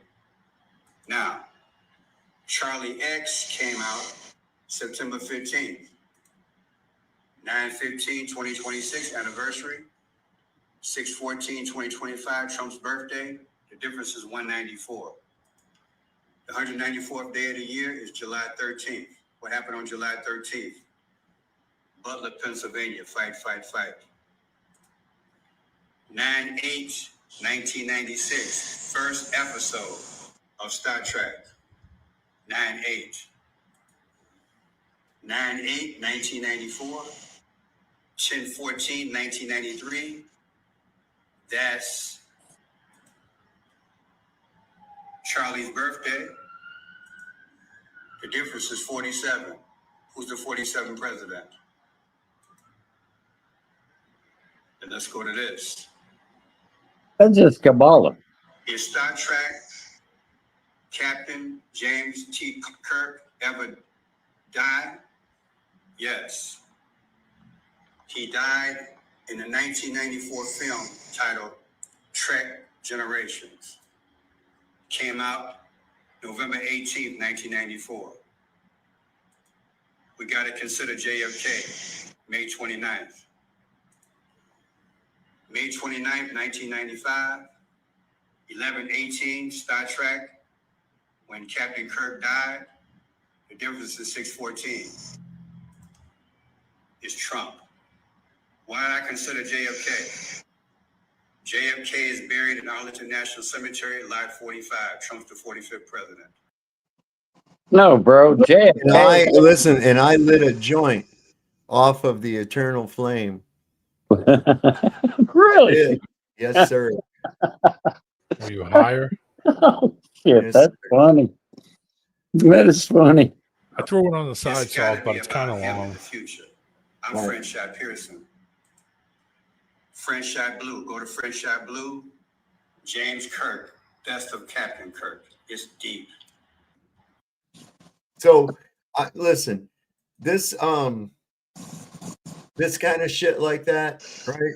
This is what it fucking reminds me of. Okay, this is exactly what it reminds me of right here. Maxine Waters is Jimi Hendrix. Yeah, right. Oh my God, that's just as bad. Here you go. On this 15th day of what is considered to be the most important trial of the day, Johnny Cochran has appeared now is Will Cochran use his famous Chewbacca defense? What's a Chewbacca defense? I don't know. What Cochran used in the O.J. Simpson trial. I hate that Cochran guy. If he was here in front of me, I'd be like, "Hey, you stupid son of a bitch! I'm gonna kick you in the nuts!" I'm sure that would scare the hell out of him, Cartman. And so, in summation, ladies and gentlemen of the jury, you've heard the version of my client's song recorded over 20 years ago. You've heard the exact same song produced by these cheats in the past month. I'd say it's pretty much an open and shut case. Make the right decision. Thank you. We've got him. Mr. Johnny Cochran, your closing arguments. Ladies and gentlemen of the supposed jury, Chef's attorney would certainly want you to believe that his client wrote Stinky Britches 10 years ago. And they make a good case. Hell, I almost felt pity myself. But ladies and gentlemen of this supposed jury, I have one final thing I want you to consider. Ladies and gentlemen, this is Chewbacca. Chewbacca is a Wookiee from the planet Kishik. But Chewbacca lives on the planet Endor. Now think about that. That does not make sense. Damn it. What? He's using the Chewbacca defense. Why would a Wookiee, an 8-foot-tall Wookiee, want to live on Endor with a bunch of 2-foot-tall Ewoks? That does not make sense. But more importantly, you have to ask yourself, what does this have to do with this case? Nothing. Ladies and gentlemen, it has nothing to do with this case. It does not make sense. Look at me. I'm a lawyer defending a major record company, and I'm talking about Chewbacca. Does that make sense? Ladies and gentlemen, I am not making any sense. None of this makes sense. And so you have to remember, when you're in that jury room deliberating and conjugating the Emancipation Proclamation, does it make sense? No. Ladies and gentlemen of this supposed jury, it does not make sense. If Chewbacca lives on Endor, you must acquit. The defense rests. Okay, then. That's what that fucking shit reminds me of, man. It's like, what? Where did you get JFK at? Why does JFK factor into this numbering thing that you're doing? What the hell does that have to do with it? Because he's in Arlington? So what? What's that even got to do with anything? They just conveniently put these numbers together and people glom onto it and they go, oh man, look at that. That's what that means. That's what that is. And it's like, no, that's just a bunch of made up fucking nonsense, man. Oh, but I thought that's exactly what that reminds me of, man. For the record, Charlie Kirk was born 10 years and a day after my birthday. 10 years and a day. I wonder if that means anything. No, not at all. Whoops. Oopsie daisy. So this is starting to get, like I said, they just go to ridiculous. A resolution has been introduced to allow Charlie Kirk to lie in honor in the U.S. Capitol Rotunda. And they never, how come they didn't let Dale Earnhardt do that? I mean, come on. An honor usually reserved for those who made notable contributions to the nation. Well, that's what I'm talking about. Now, I'm not bad-mouthing Charlie Kirk or nothing else like that, but let's look at this. He gets a full Air Force honor guard to move his body, which they shouldn't have done in the first place, aboard Air Force 2, not just another airplane, upon the vice president's aircraft. Now, the vice president being there to me is what? He just flew out there to pick up the body? Or was he already in Utah? Why was he there? What the fuck is going on here? And so they transport him. He was not in the military. To the best of my knowledge, I don't think he was ever in the military. Contributions to the country? Regarding what? Regarding what? Having a political view and supporting uber Zionist president, and until recently, decrying the praises of Israel, the terrorist state. I mean, come on, y'all. Look at here. We got moon bounce back here. I got all these motherfuckers. I left them back there. I didn't know they were there. Not that it makes a difference, but you know what they were supposed to vote on the day that happened too, right? What was they supposed to vote on? The Epstein list. That's exactly why I was coming in, Dave. I was going to ask you if you guys went over the Epstein thing with Congress. Yeah, I know that they agreed not to release it. The Republicans, they all voted. Yeah, no. while everyone was focused on your boy Charles in charge there. Another coincidence. They were agreeing to not agree. Kind of like how they did the Federal Reserve Act. They waited until everybody was home for Christmas and shit, and then had their little quorum of appropriate senators and whatnot that they needed to pass it through.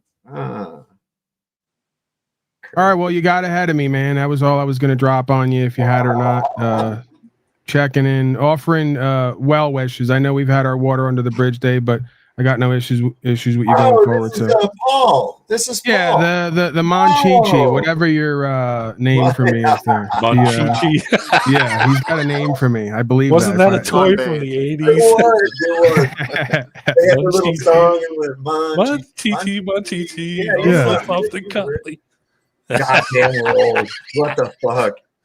We are so old. Holy shit. All right, fellas, blessings. I'm going to hop out. Right on, Paul. Have a good good day, young man. I'm getting old already. Yeah, at first I didn't recognize his voice, and I put it together. I was like, oh, wait a second. Oh, I did. That's why I said, oh, boy. Oh, boy.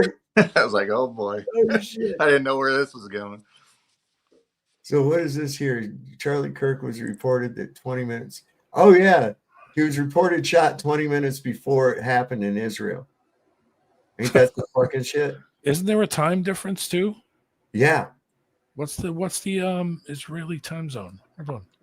They're bending time over there. They also saying that there was a drone flying over, and it wasn't like a local person's drone or something like that. Some people caught it in the footage. Oh, it's an hour before. So Tel Aviv is 10:53 right now. I'm at 11:02 p.m. So they're at 10. They're like 11 hours. Yeah, p.m. Oh, p.m. You're at 11, D-Man, you said? Yeah. Well, hold on. Yeah, 11:03. Yeah, I'm at 11:03 too. So they're at a.m. though. They're at 10 something a.m. Hold on. See, that's why I like 24-hour time. I know, it makes it easy. When I lived over in Germany, that made so much sense. Those people go by 24-hour time. Their train schedules go by 24-hour time. Yeah. This AM, PM bullshit, man, it's really confusing. And you know what else, too? Fuck daylight savings. I'm getting sick of that dumb shit. Yeah, man. that's stupid. I'm getting sick of that shit. You know, after 60 fucking time changes like this fucking bullshit, it's enough. You're not saving anything. That's a carrot they keep dangling over our head, too. It's actually 6:04 a.m. right now. Okay. In Israel. So that's the time. So it's 6 hours ahead. Get up and go to work. Oh, wait, who am I talking to? Los Angeles is 8:04. London is 4:04. Paris is 5:04. Beijing is 11:04. And Tokyo is 12:04 p.m. Like, wow, that's a hell of a jump from Beijing, China to Tokyo. Well, yeah, look at that time difference between Alaska and Russia. That's fucking insane. That right there, the way those time zones, that tells me that they're hiding fucking land, man, in the Pacific. I'm sure there is. I am sure that there is a small continent in the fucking Pacific. Excuse me, not when you look, I don't know if it's Mandela effect or not, but it looks like you could fucking walk to Russia from Alaska.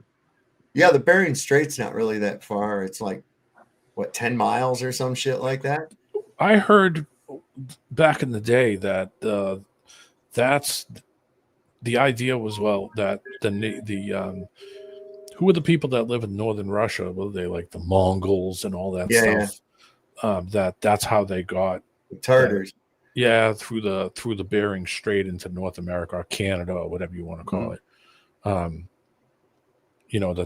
there's some genealogy there because they were so much bigger. And they don't fucking know. Yeah, they don't so fucking crazy. know. I don't believe that story of migration of people into the Americas. I believe there was shit already here in America. You know, when Columbus came over here, all of a sudden there was like 300,000 fucking Jews showed up too. Yeah. You know that? Yeah, a lot of the names that came on that boat were a lot of families too. Well, the thing was this is because in 1492 Spain expelled the Jews. Interesting. They had to put them somewhere. Jew fly don't bother me. That's why I don't like Columbus. Wait, hold up. So this is the guy. This is the guy that shot Charlie Kirk JFK style. So let's recap. So he goes to a roof, changes clothes, shoots Charlie with one perfect shot, changes back into his original clothes, disassembles the rifle, then reassembles the rifle and throws it into a bush. Got it. They said it was 22-year-old Tyler Robinson from Utah, who they said was a lone gunman. And this is the rifle they said he had. So how do you do all this in record time and still be able to get away? Oh, maybe that's because they were too busy arresting this guy, George Zim. For one, how do you arrest somebody who looks nothing like the actual guy who shot him? And two, where's the murder weapon? And mind you, they already knew who this guy was. George Zim actually called in a bomb threat to the Salt Lake City Marathon, only to say later it was a joke. So this guy has a history of making distractions. Very interesting. And remember in the last video I showed you guys, some people may have knew, like this guy on X saying, Charlie Kirk is coming to my college, something big is gonna happen tomorrow. Well, can anybody explain this one where a SoundCloud artist posted this song saying Charlie Kirk dead at 31 just a month before? Gets even weirder though, because how did this publisher by the name of Anastasia Casey publish this book a day before Charlie dies, titled, get this, The Shooting of Charlie Kirk? What? And mind you, to publish a book on Amazon, because I've done it myself, it takes 48 to 72 hours. So how? Then we have these security guards acting anxious and weird. This guy's constantly checking his watch. They're even caught on camera doing these weird signals right before he gets shot. And yes, this is very real. It actually happened. He actually got shot, but I can't seem to figure out this part where the ring jumps from one finger to another. Maybe you guys have some answers on that. Okay, you guys, I forgot to add this part of the video, but it's important to note that he was 31, but he was turning 32 in October, which means 3 years from now, he'll be 35. The next election is in 2028. You have to be 35 to take the POTUS seat. So could this be another motive completely stopping him from becoming president one day? It's not out of the question. And the weird shit doesn't stop, you guys. They also said it took 33 hours to catch the guy. 33. And yet again, the hats equaling up to 11. They all total to 33. How does this number show up in every major event? It's just a coincidence, right? Right? And last, but definitely not least, while all this is going on, the same day he got killed, they actually voted to block the Epstein files. Surprise, surprise. Coincidence? I don't know. You guys tell me. Make sure you guys get in my Telegram, but let me know what you think below. It's all coincidence. Oh, Those are all conspiracy Wait, hold up. theories. Yep. Nothing to see here. Nothing to see here. Move along. Listen, this bullshit that they're getting at, I don't know if you've seen this yet or not, but Brian Kilmeade, do you know who he is? Yeah, he was a radio host or a TV guy. He's on Fox News. Yeah. Okay. The blonde guy.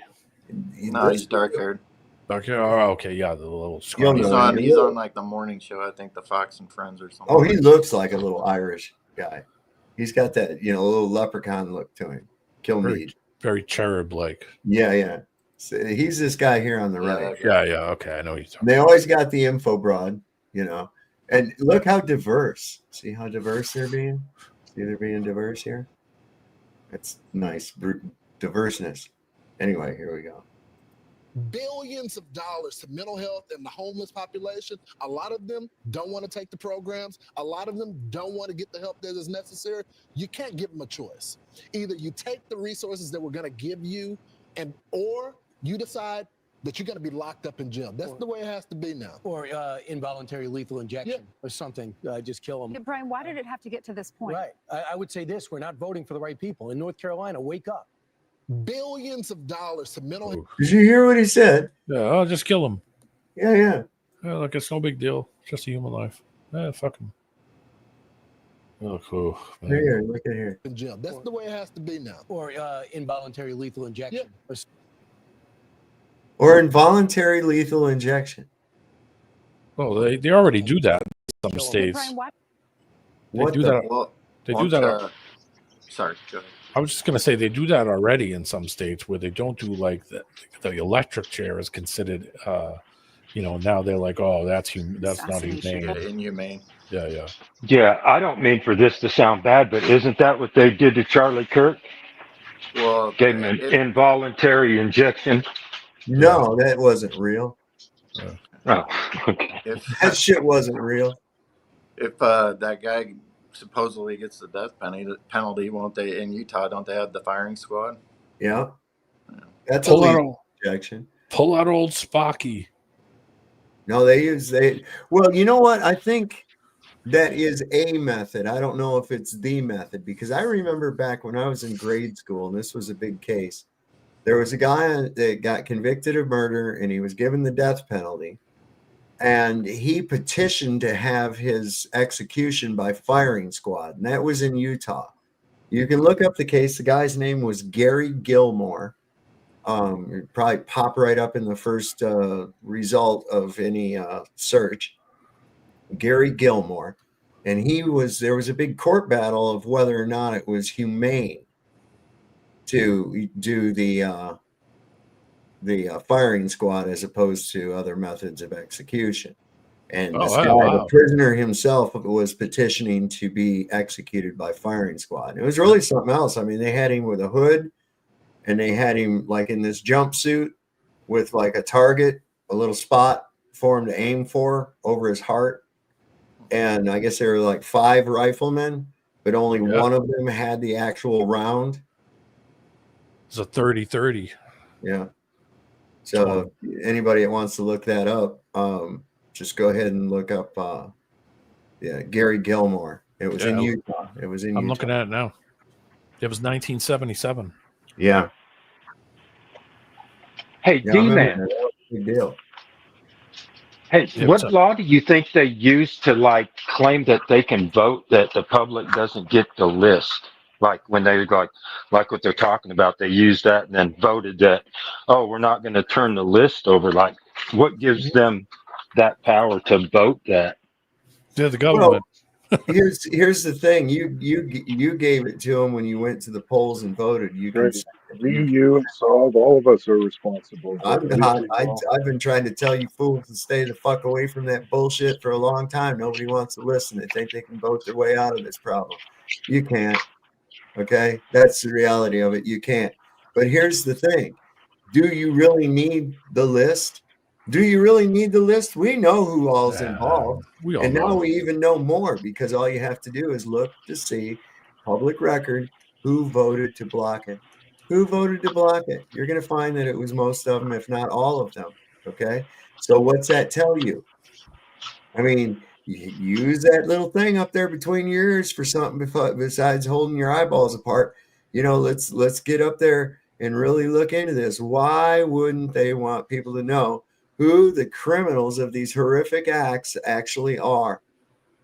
Because it's them. Okay? It's them and their friends, and that's all you need to know. So now, do you still want to participate with these motherfuckers? Do you still want to have these people tell you what you can and cannot do? Why don't we just stop? Peaceful non-compliance. You don't even have to be violent. You just know we're not doing it no more. We're done. We're done. We're all done. En masse. We're done. You people have run us into the ground. You've let foreign nationals control you and destroy our nation. No, we're not listening to you anymore. We, the people, not you. Who the fuck are you? Bunch of goddamn perverts and pedophiles and rapists. Why do you have to have a slush fund to cover any cases for sexual assaults and the like? Hush money for pedophiles. What the fuck? You guys, man, it's all of them, including Donald Trump, including JD Vance, and all of his fucking Zionist buddies. They put on a good show, but not good enough. You're not going to fool my mama's little boy. I tell you that right now. Yeah, we ain't going to be able to do that. Because if we all turn on them, what do you think they're going to do? Disregard them. That's not turning on them. It's disregarding. Well, I get that. Okay, so we disregard them. Mhm. Then what did they do? They bring martial law. Okay. And I'm pretty sure I'm really close to a military base. Yeah. I mean, it's like right next door to me. So I don't care. Let them bring martial law. What are those soldiers comprised of? Flesh and blood. Flesh and blood. They're just people. They're just fucking people. They're just fucking Obviously, they Yeah, are. as long as they stay on their side of the fence. And you want to know something else? There's a lot more of us than there are of them.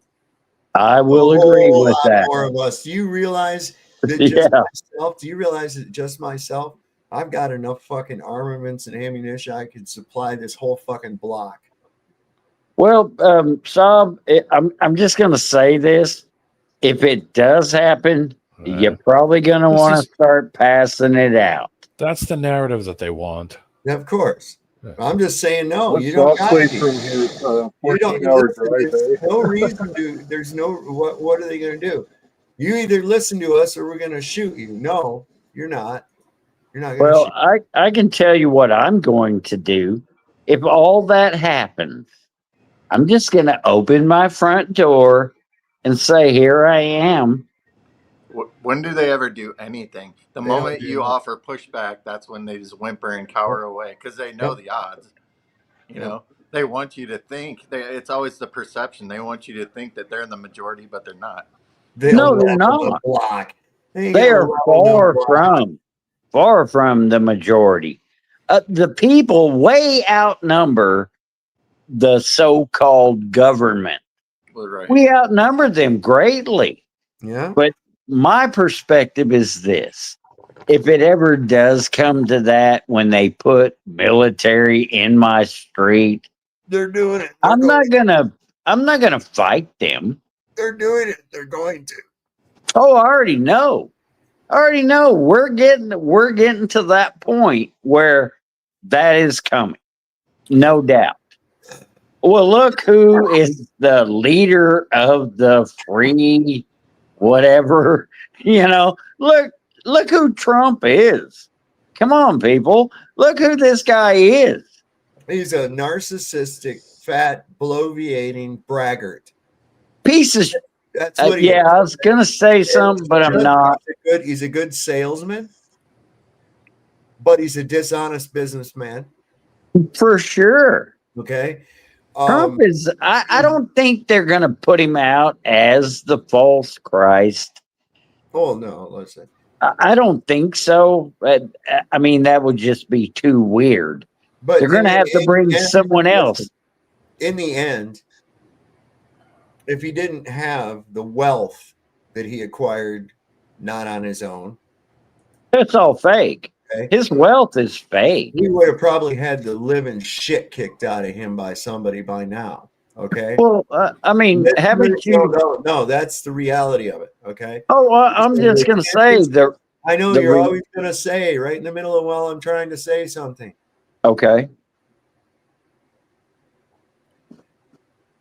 Had it not been for the protective type of environment that he's lived in his entire life, I'm sure that somebody would have probably knocked the living snot out of him by now, just because of his dishonesty, because of the way he acts, his braggart, narcissistic method of bloviating. Okay, that's the type of person usually gets the shit knocked out of them by somebody unless they're in some kind of a protective environment. He's grown up with a silver spoon in his hand. He never had to do a fucking thing for himself. He ran 6 businesses into bankruptcy and had to have the fucking Rothschilds bail him out. He's owned. Okay, I'm not disagreeing. 100%. I'm not saying you are disagreeing. This is not. I'm just making a statement. So I'm not disagreeing with you at all. You're not listening either. He said he was making a statement. I'm making a statement. I put a video up. I put a video up for you. He Trump's got a new advisor too. I put the video. It's the very last one. Oh god. There's a picture with him. Is that the dude that lived next door to Epstein? I don't know. I think it is. I think it is. Real big guy. Oh wait, here's this thing you got in here about Charlie Kirk being alive. Real quick, I'm gonna put this up. This is crazy. The evildoers responsible for my husband's assassination have no idea what they have done. They killed Charlie because he preached a message of patriotism, faith, and of God's merciful love. But they should all know this. If you thought that my husband's mission was powerful before, you have no idea. You have no idea what you just have unleashed across this entire country. In this world, you have no idea. You have no idea the fire that you have ignited within this wife. The cries of this widow will echo around the world like a battle cry. Oof. Okay, so who is they Yeah. that she speaks of? Sounds awful threatening and fiery. Like doesn't sound loving and well, here's another forgiving. thing too. Here's another thing too that I noticed. They got this little thing right here pretty quick. This little sign that they have on the podium here. Would they just go down to Kinko's like post haste? Yeah. What the fuck? You see, this is what I'm saying. There's so much shit that looks so staged, and it's like they make it worse and worse and worse. The more they try to bolster it, the worse it looks. Yeah, while standing at a podium too. Yeah. So now instead of this kid being some kind of an uber conservative or whatever, now they're saying that Tyler Robinson was living with a transgender partner. The individual now, dude, you gotta get rid of that hissing noise or whatever, whoever's doing that. Darth Vader. Who is that? It sounds like Darth Vader. Not me. Anyway, where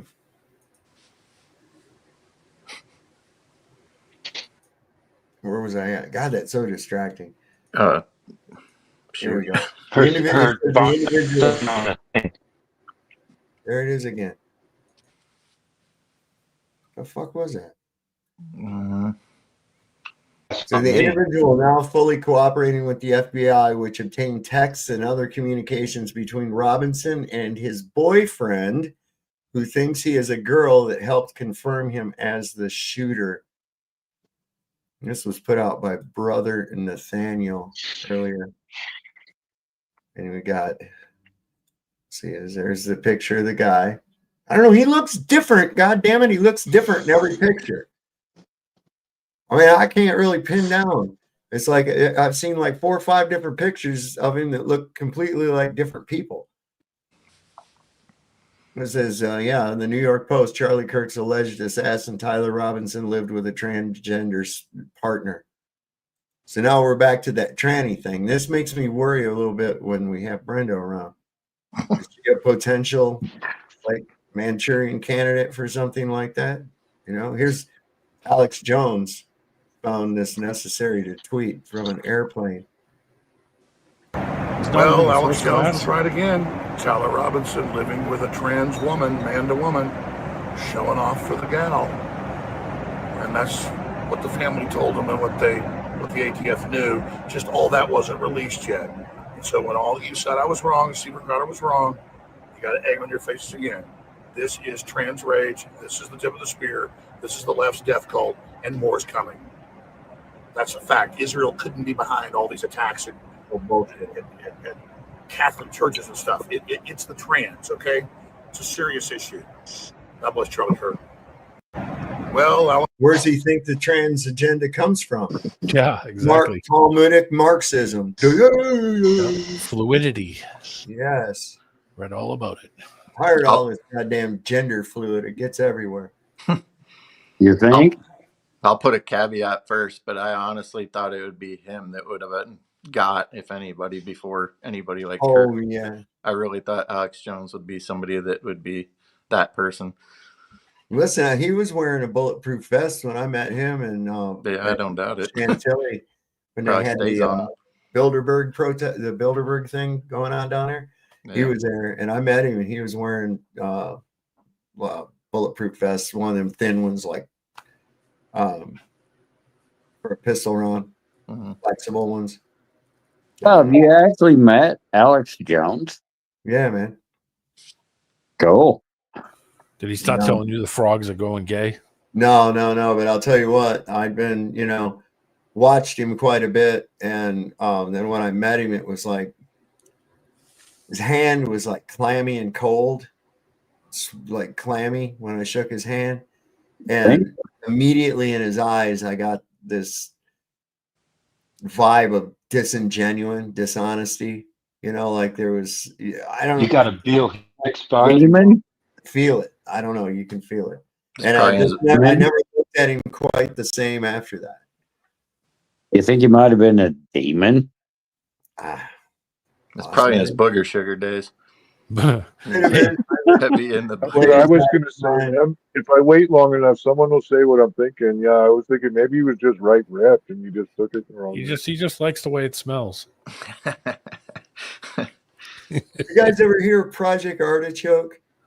Yeah, you boil it in the pan and yeah, that's it. No, never heard. The new goal is to cause an individual to become subservient to an imposed control, to the point where he will perform acts against his will and then have no memory of the act. The search for a real-life Manchurian candidate begins.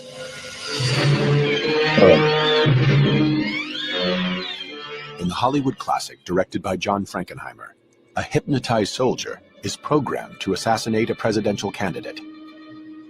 Like a clip from the movie, the CIA attempts to create its own Manchurian assassins using hypnosis and drugs. You create this new identity inside that's hidden from the main part of the person by an amnesia barrier. And then using an access code, you can call out this new identity for whatever mission purpose. To produce such an assassin, the CIA faces two main challenges: how to induce amnesia and how to program in new behavior. In 1957, Dr. Ewan Cameron, an eminent psychiatrist in Montreal, believes he has the answers. The agency sought him out because they had noticed his work, in particular with two techniques: intensive electroshock and what he called psychic driving. Cameron applies his techniques under the guise of normal therapy. It's hard to say just how awful and horrendous what Cameron proposed and what our government financed was. There's a three-part technique which started with an effort to wipe out past patterns of behavior. And this was accomplished through the use of particularly intensive, repeated, high-level electroshocks until no more convulsions could be elicited from a patient. Cameron then plays tape-recorded messages through helmets that are locked to his patients' heads. That sound like fun? Boy, does it. And that's the angle I thought it was going, but catatonic. I knew a guy in these AA meetings, man, back in the day. That this guy, he was one of Cameron's electroshock therapy patients, man. And but that guy was fucked up. I mean, he's dead now, but he told me about some of the shit that he had gone through, and I was like, give me a freaking break, man. How did you even stay alive? I thought, you know, they induce a catatonic state. Yeah. You ever see the videos of the guys, the shell shock guys? Yeah. Where like they're standing there and the guy can just grab his arm and his arm will just stay there. He's just totally like they could pose him and stuff. And I was like, holy shit. Yeah, they're just catatonic. Yeah. I'll be right back. Okay. Hey, can I say That's something? what gets me too about.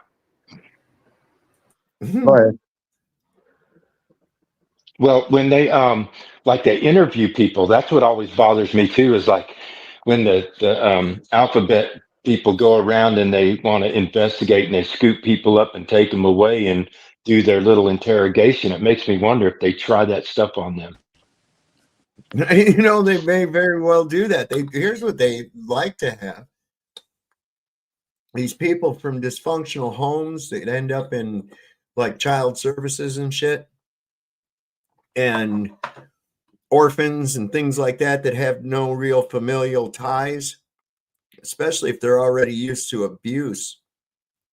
And those are the ones that they can actually experiment with. Like, for instance, like Charlie Manson, right? His mother was like 15 years old when she had him. And she would ended up having to be a prostitute. She had alcohol problems and stuff. He got took away from her. He ends up in jail at a young age. She never comes and visits. Pretty much he becomes like a ward of the state for most of his childhood, whether he be in a boys' home or what have you. And those are like the perfect candidates. Who's going to believe the kid? Who's he going to complain to?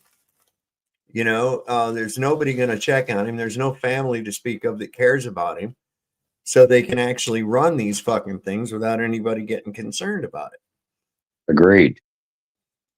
So, and I do believe that Charles Manson was part of some MK Ultra bullshit, man. I really do. There's a lot of crazy shit going on in that area, especially in Laurel Canyon. His affiliation with some of these record executives and things also was pretty suspect. I mean, and the whole thing with the director that just happened to be overseas when his wife was mutilated. Yeah. Roman Polanski, who's also a pedophile. Oh, yeah. Yeah. Roman He can't was come to the definitely. United States, he'll be picked up immediately. Well, and don't you find it odd that all these people become so rich? I mean, Well, it's a form of nepotism. It's a form of nepotism. They protect their own. They put their own in positions to procure as well. That's why they'll gravitate toward jobs like teachers or youth counselors or Boy Scout leaders or child services, what have you, these different organizations where they're in close proximity to kids. Right. And I can't say what they are, but we all know what they are. Not human. I don't know. I don't think the super wealthy are as wealthy as people put on. I think that they have good connections, but if they speak out of line, they're no longer wealthy and they disappear. Well, look what happened. Look what happened to the Vanderbilt. I mean, look what happened. They lost most of their wealth. Isn't it the blonde boy on CNN that was part of the whole Vanderbilt thing? Cooper. There you go. That's what I'm talking about. His mama, it's almost like they never existed in that area of, I don't know what you would call it, but high society. Vanderbilt. Yeah, there you go. Yeah, the Vanderbilts just kind of got kicked out. It seems that way. Let's see here. I don't know. I don't know. Personally, Anderson got his shot on CNN, right? Yeah, how do you get that? Well, I wonder how. Yeah. DEI hire, he's lighting the It low. must have been his creepy albino looks. Yes. Oh my gosh, bro. He is a creepy looking motherfucker, isn't he? I agree. I agree, but I wasn't gonna say that. He's also limp-wristed. He's very limp-wristed. Oh yeah, yeah. Not no to doubt. be confused with Limp Bizkit, but yeah. Hey, Yeah. let me ask Lewis Albert something here real quick. Go ahead, bro. What do gay horses eat? I don't know. Hey. Oh shit. Oh shit. Really? Oh my gosh, man. Are you kidding? That's a good one, isn't it? That's a good one. Let's check out this video, and then I'm going to bring up one that D-Man put over here about don't be fooled by something. It's a long ass fucking title. Yeah, if you want to chop it up, just go to a certain point. You skip through it. Let's see. How long is it? There's two of them. I think Ooh, one's it's half like. hour. But yeah, but I mean, you could peel through it if you want. And, Right. Cool. All right, let's watch this one here real quick. You believe that the Jews run the American government. That's not a secret, Charlie. Israel did 9/11, Charlie. Not Jews. Yes. Why are we in the middle? I served. Why were we in the Middle East? You can reject involvement in the Middle East without also believing Israel did 9/11. So if Israel did 9/11, help me understand this. Who were the hijackers of the planes? They weren't hijackers. Oh, CIA. There were no planes. No planes. Exactly. There were no planes. No planes. CIA and Israel worked together. No. Explain to me what happened on the aircraft. Okay, first off, what we have to understand, there's only one plane that actually crashed. No, there were three. No, the building's imploded. Okay, if so a plane's going to hit a building, why would the building fall down? Time out. Flight 93, did it exist? Flight 93 existed, yes. Okay, so who tried to hijack that plane? They sacrificed those people to make it look like Bush was but targeted because they wanted to cover up Bush's involvement. He just happened to be in Texas reading a book to elementary kids, and they were reading a sign on a whiteboard let me say that talks about towers falling, Charlie. Anti-Semitism. We've been lied to since the beginning of this country. Jews, Freemasons, all of it's a satanic agenda. Israel is the synagogue of Satan. They're killing innocent people in Palestine over the guise of sovereignty. New World Order is coming, Charlie. Guys, anti-Semitism is literally a brain cancer, as you could see. How is this anti-Semitic, Charlie? Okay. Explain to me, Flight 93, who was the hijacker? They didn't have real hijackers, Charlie. They were planes. Okay. So they got the black box. Of course, it was all just like a conspiracy. Just like they found the passport miraculously 2 miles down from the crash site in I'm sorry, New York. what? They just happened to find one of the hijackers' passports laying on the ground 2 miles away from the crash site in New York. It just happened to be there. They just walked up and found it. They just randomly happened to find a perfectly good passport. With that piece Look of it data. up. Look, World War II was fought not over what everyone thought it was fought of. Every war is fought by. It is funded by the rich, the Rockefellers, all the rich, the Rothschilds. Okay, let me ask you a question. They funded all those. Was Hitler bad? I think Hitler was bad. Yes, Hitler was bad. Yes. But did the Holocaust happen? The Holocaust did happen. How many people died? Not 6 million. How many? It was not 6 million. I don't have an exact number, Charlie. I don't have an exact number. It wasn't. Okay, but 6 you said million. it's not 6 million. You must have an alternative. How do you know it's not 6 million? Because there wasn't even 6 million Jews in Germany. Okay, well, I mean, you tell me. You're the expert. The reason why Jews have been run out of 109 countries throughout history is because every time they get into a country, they try and take it over. In Nazi Germany, again, they are having transgender surgeries, underground transgender surgeries. They're promoting homosexuality in schools.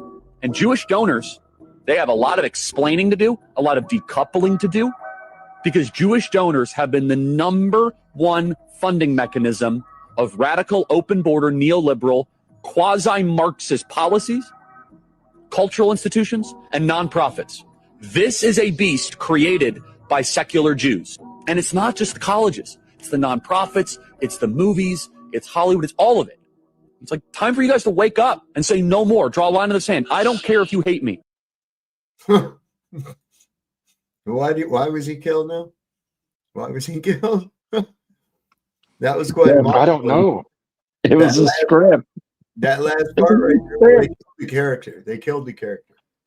Yeah. We need to check and Yeah. see if that guy that was talking to him still alive, because it's like, Charlie's sitting there calling that dude's free speech anti-Semite. I wonder if that guy's still living. He would have been 7 years old when that happened. So, and he's debating on 9/11. But that dude totally blew him away. No pun intended. Hey guys, can I just say something? Because I got to get off. Okay. No. Nope. No? Nope. Oh, I can't? I can't say anything? Oh, fuck it. Go ahead. Okay. I just want to say this. Our reality is virtual. We have two separate entities. Our Father, Creator, Yahweh, Christ, Yahweh Shai, and the Spirit should dwell within you. There are three. And the scriptures plainly state that Christ sits at the right hand of the Father and the Spirit sits at the left. I just want to say that. I really appreciate you letting me come on, Sub. Right on. Appreciate it. I'm glad you got all your issues worked out with sound and all that good stuff, man. Well, I've never really had any issues. It's my phone. Punch on the link and sometimes it'll connect and sometimes it won't. So at least tonight it connected. There you go.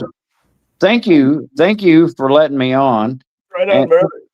And I just want to say we have a creator, no doubt. And I know you guys are going to disagree with my next statement, but I got to say it anyway. There isn't a dome. The dome is not real. That's Really? not a thing. Does No, the sun- there is does- no dome. Does What is the physical containment that holds the fluid The pressure? pressure? Okay, so pressure cannot fluctuate in a contained environment. Yes, it can. No, it cannot. I don't What is care it? where you go. Is the pressure higher or lower at the top of the room as opposed to the bottom? Yes, it is. That's Okay, why the I'm room saying is that in a contained environment, the room's a if you contained think, environment. do you think your house is a contained environment? Yes. What do you No, keep it's not. What do you keep in your oxygen tank? Okay, so an oxygen tank. It's got constant pressure over the whole thing. How can you It's have pressure contained. without? How can you have pressure without physical containment? Does the pressure You can drop? have a controlled pressure. Does the pressure drop as it starts to get as it starts to empty? If you have material in there, what it is I've seen clouds in a controlled environment. No, the where there's pressure doesn't change. It's Yeah, just but that listen, they can make it rain whatever's inside of a in. building, like climate Okay, control. They can make listen. it rain in the building. Whatever's in the tank. Okay, so you have a controlled pressure tank, Yeah. right? You're not, Okay, you and realize as that the you realize that pressure. you're not in a spray paint can, right? No, we're not in a Okay. spray paint can. Right. We're not in a tire. What Now, I will difference- say this. I do want to state this. The scriptures plainly state that there is a glass ceiling above doesn't say us. anything about glass at all, except that it is like It molten. says it looks like molten glass. Right. What else looks like molten glass? What else looks like molten glass? I don't know. Fluid. What? Water. Well, water finds its level. Water. Yeah. Does water look like molten glass? It has the properties of transparency, and Well- it has the fluid capabilities of something molten. Okay. So if you read the scriptures, it says there is water above us and water below us. He separated the waters above and the waters below. Right. And then the land How do you came separate into that? existence. How do you separate that? You don't, because our reality is Underwater. virtual. If you were underwater, how would you separate waters above from the waters below? A containment unit. Containment. Yes. That's in our reality. That's Right. in Well, our that's where I reality. live, my friend. But It's in our what reality. you fail to understand is our reality is virtual. Well, it still has to It's a adhere. virtual It's still, reality. it doesn't mean you can just have magical, non-physically Yes, possible. but okay. So in a contained environment, the pressure will not change. Yes. I don't Well, care in a where you dynamic, are. I don't care. Lewis, in a dynamic system, it can. If you take a gas cylinder, Okay, so you're using words, you're not right? even. You're using Well, yeah. words. Why wouldn't I? What do you want me to do? Use Okay, hand? so in a contained environment, Yes. the pressure cannot change Okay, I was because just it is contained. Lewis, I was just explaining to you how indeed it can. When you interrupt feel me, this one. say that again. Okay, now listen to me carefully this time. If Sure. you take a gas cylinder, pressurized with some gas in it, right? Or even just at the same pressure as outside of the tank, and you put fire, like a torch, to the one end of it, and you immerse the other end in something really cold like dry ice, it will form a pressure gradient inside of that cylinder. Okay, now we have a temperature gradient that takes place between the earth and the uppermost portions of our sky. Would you agree with that? Of course you would. Well, yes, I know there is a difference. At sea level, it's like 14.69. Right. So But anyway, then when you get, as I've just demonstrated, well, my point is when you get to 250,000 feet, there is no pressure. no, there is pressure. There is pressure. No, it's zero. How did you wait a second? How do you get a barometric reading at that altitude?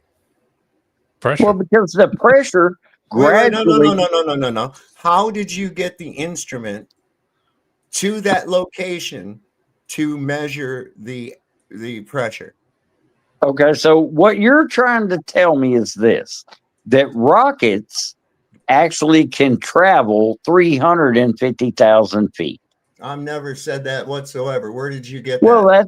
well, because when you have no pressure, question and you just totally blew it off.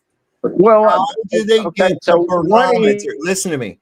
How do they get the barometer to the 250,000 feet that you claim? How do they get it there?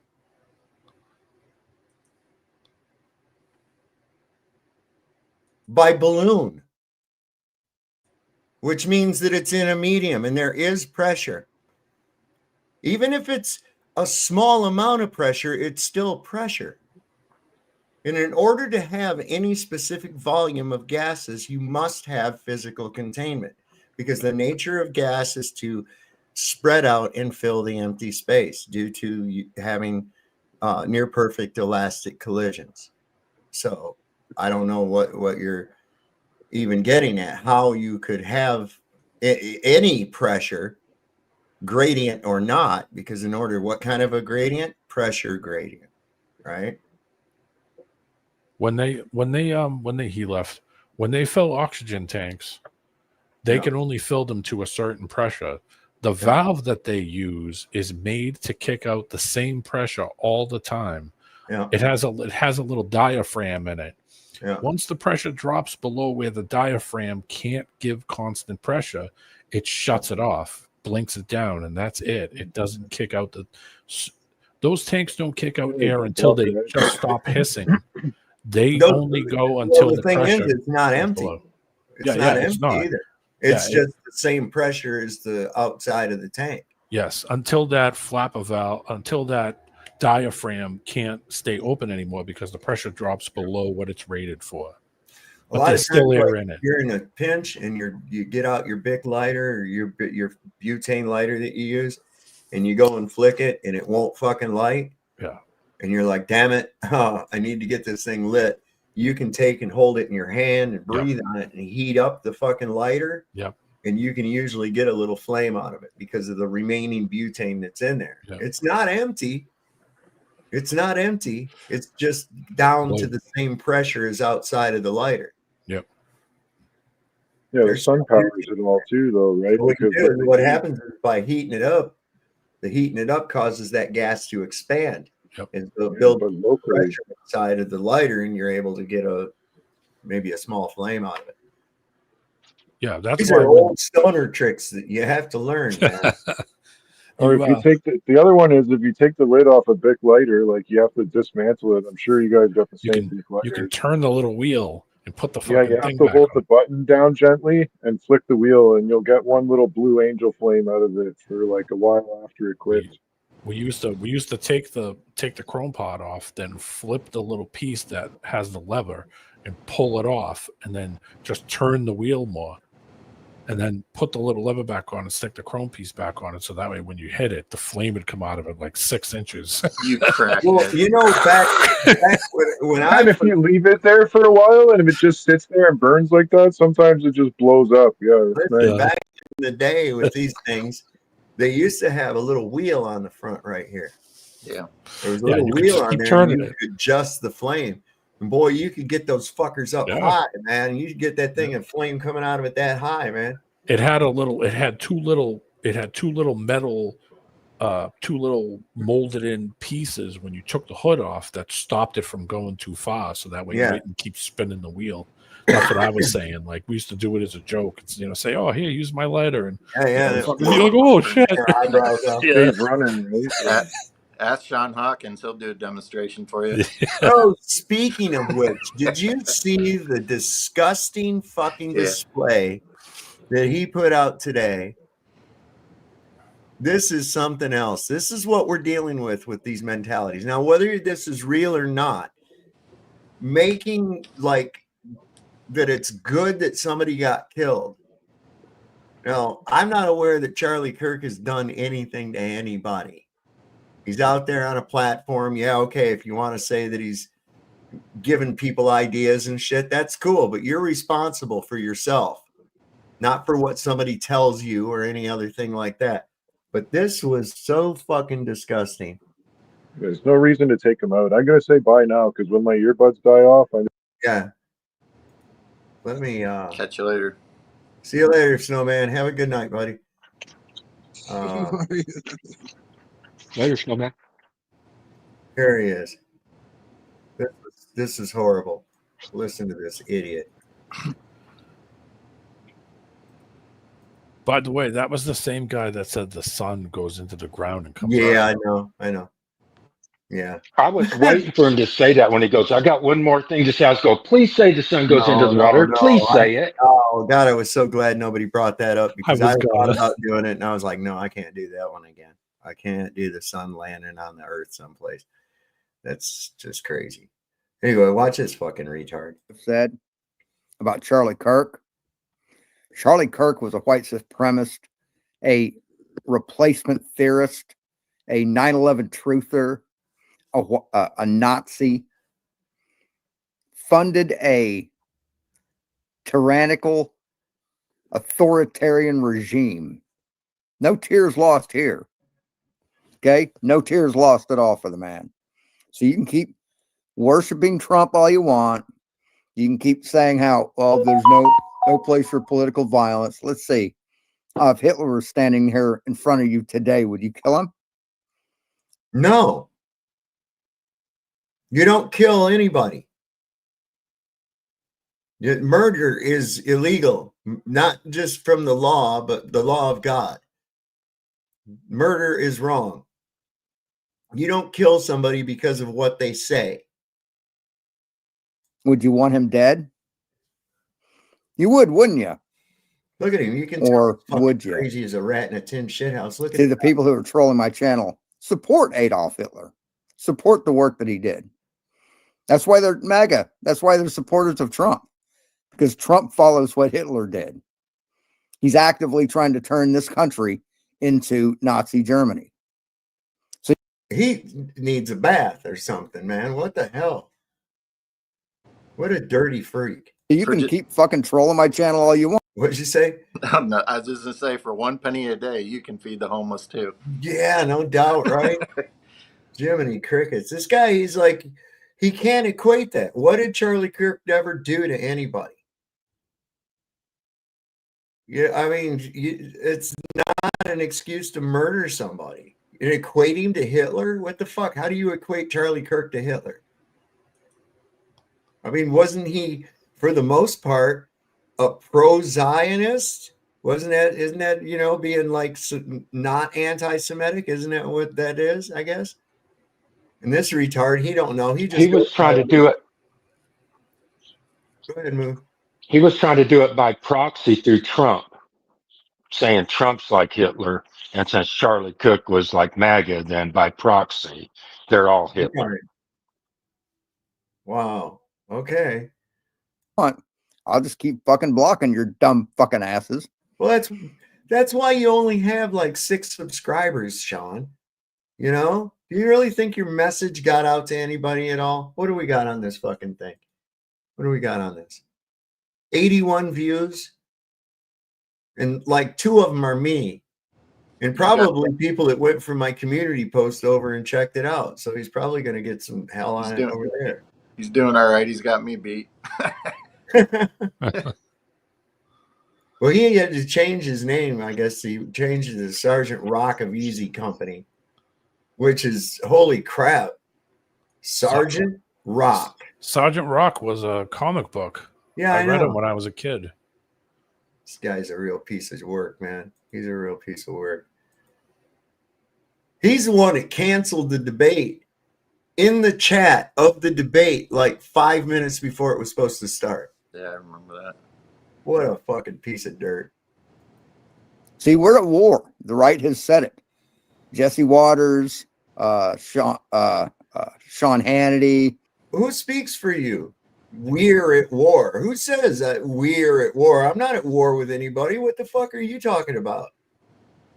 You just think that because you have some political ideal that you're automatically now at war, and now what, you're going to pick up arms and go fight people and shit? What the hell? It's so stupid. Everybody at Fox says we're at war. Well, how many wars do you know that have been fought without death? Death is a part of war. And when you're a person like Charlie Kirk, who supported gun violence. Whoa. How did he support gun violence?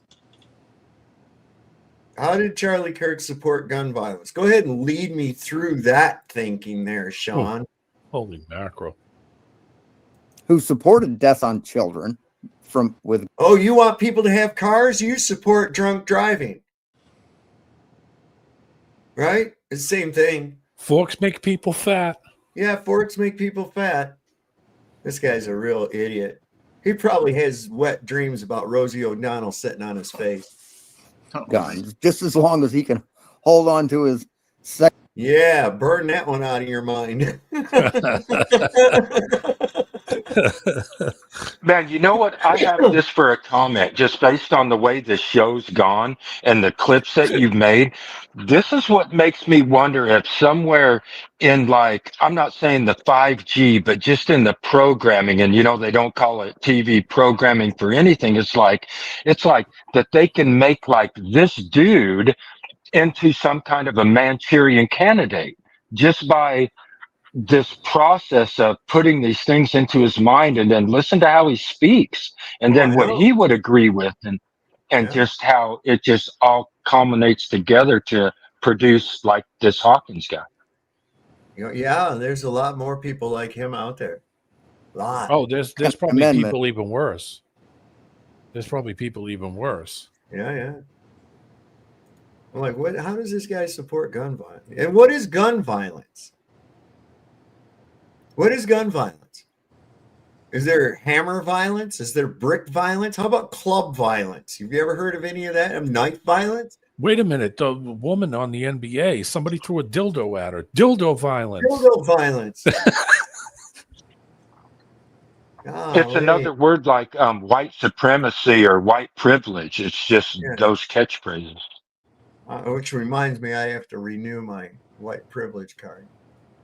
They have a rigorous test because you do it by telephone, and you have to be able to pronounce the word "ask." I asked him. Second Amendment and his guns that show the world that he does his guns. Second Amendment and his gun death on children from who supported gun violence, who supported death on children. Supported death on children. How did he support death on children? Was he saying, yeah, let's go out there and kill? You're the pro-abortion fucking people. Yeah, no kidding. You're the pro-abortion people. You're the ones that throw a fit because you can't murder a baby. So if these are the with guns. So if these are the people that say, stop filming me, and then walk right into the camera. Yeah. But yet they're filmed 60 times a day from street lights, every store they walk into, mail room, every place. But they don't ever say a word. But if they see somebody with a camera, they run right over. Yeah. Get that camera out of my face. I'm not sure he makes out in public very much, but I get your. Yeah, I mean, good God. It's and then they'll go assault the guy with the camera, and they get in trouble because it was on fucking 8 different cameras. Holy shit! When man. Dirt gets Sean Hawkins on him, it's like, yeah. Oh. Poor Dirt. Poor Dirt. So he wants kids killed. Okay. Just as long as he can hold on to his Second Amendment and his gun. See, there again, he's one of these idiots that thinks that if you scribble out the Second Amendment, that it's not an inalienable God-given right. Is that really what he thinks? Because he probably can't even read the fucking Bill of Rights. Man, he doesn't want to see. What's the preamble say? These are rights endowed by your creator. It's not, they don't grant you any rights. You have those rights. It's a list of rights that the government cannot fuck with. Nobody can fuck with. It's a reminder. He's dyslexic. Reminder. He's dyslexic. It's the Bill of Rights. Man, he would not want to see spoon violence. No, spoon violence is very gory. It's terrible. I remember the Great Watermelon Revolt of '78. Oh, don't make me relive it. That show the world that he doesn't have a tiny little penis. He's okay with death. He's okay with death. But somehow you guys aren't okay with it. He's okay with death. Okay. So what would Charlie say? That guy projects a lot. I think he's just projecting himself when he's speaking. I think that he should be watched. I mean, people should keep a close eye on that fucking fruitcake for real. From afar. Yeah, definitely, for sure. Scary dude. Now, here's a breakdown of the shooting using some. This is kind of cool. This is awful quick.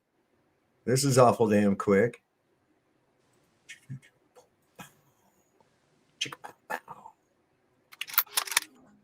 The bullet struck Kirk in the neck, causing him to collapse on the stage. But how did the assassin escape despite the huge crowd? The assailant's use of distance, the campus layout, and what is believed to be a scoped firearm indicate a high degree of planning and precision. The shooter chose an elevated, concealed position to avoid close detection and maximize the chances of escape. Here is the bullet trajectory. Given this altitude, the assassin had a clear, unobstructed line of sight directly to the stage where Charlie Kirk was standing and addressing the crowd. The bullet's trajectory descended steeply and accurately through open space to strike Kirk in the neck, which strongly suggests the use of a scoped firearm designed for long-range precision. As soon as the shot was fired, the gunman likely retreated to an entrance on the top of the building. Despite security efforts, the shooter disappeared without a trace, climbing down from the building and blending into nearby campus structures or escape routes surrounding the Losey Center. Witnesses reported that panic broke out immediately after the shot. The audience scattered, seeking shelter as shouts of "Get down" and "Run" echoed across the courtyard. Campus police and Kirk's personal security team moved swiftly to secure the area and evacuate Kirk. Here is the detailed timeline of how it happened. 12 o'clock p.m., September 10, 2025. Event begins. Charlie Kirk began the event, with more than 3,000 people gathered to attend. The security detail consisted of 6 officers, along with Kirk's personal security team. 12:20 p.m., lead up to the shooting. Kirk was seated at the debate table, answering questions from students. The discussion touched on sensitive topics such as mass shootings and gun violence. Well, he missed the mark on that one because we got video of the guy coming off the fucking building. Yeah. Got Paul Rao. How you doing? Am I saying that right? Yes, it's Rayo. It's Italian. Oh, Rayo. Oh, Okay. forget about it. No worries. So wait a minute. Are you the guy that creates the pasta sauce? Is that you? That's the other side of my family. All right. Yeah, I don't know. There was a breakup. They tried getting my grandfather into a gangster and beat the living shit out of him. Got him over here. First judge, an immigration judge, was Judge Rayo. It's just crazy. Mafia, every kind of stuff in my life. But I'm a good, clean guy. But I worked construction and over there in the World Trade Center in Building 7. I was a drywaller. And as I was doing my work, I was doing the fire stops where, in case there's a fire, it won't go over. I dropped a piece of sheetrock and I hit the fireproofing on the I-beams. And lo and behold, was 2 thermite shiny strips about 8 big on an angle, 45-degree angle with 2 solid copper wires, like 1/4-inch copper wires on each end. I just saw my foreman when it happened. He says, cover it back up and be quiet if you want to keep your job. And then when he got in the elevator, he says, don't tell nobody if you don't want to die. And what year was this? Was this just prior to? Oh, of course it was prior to. But what year was this? 89.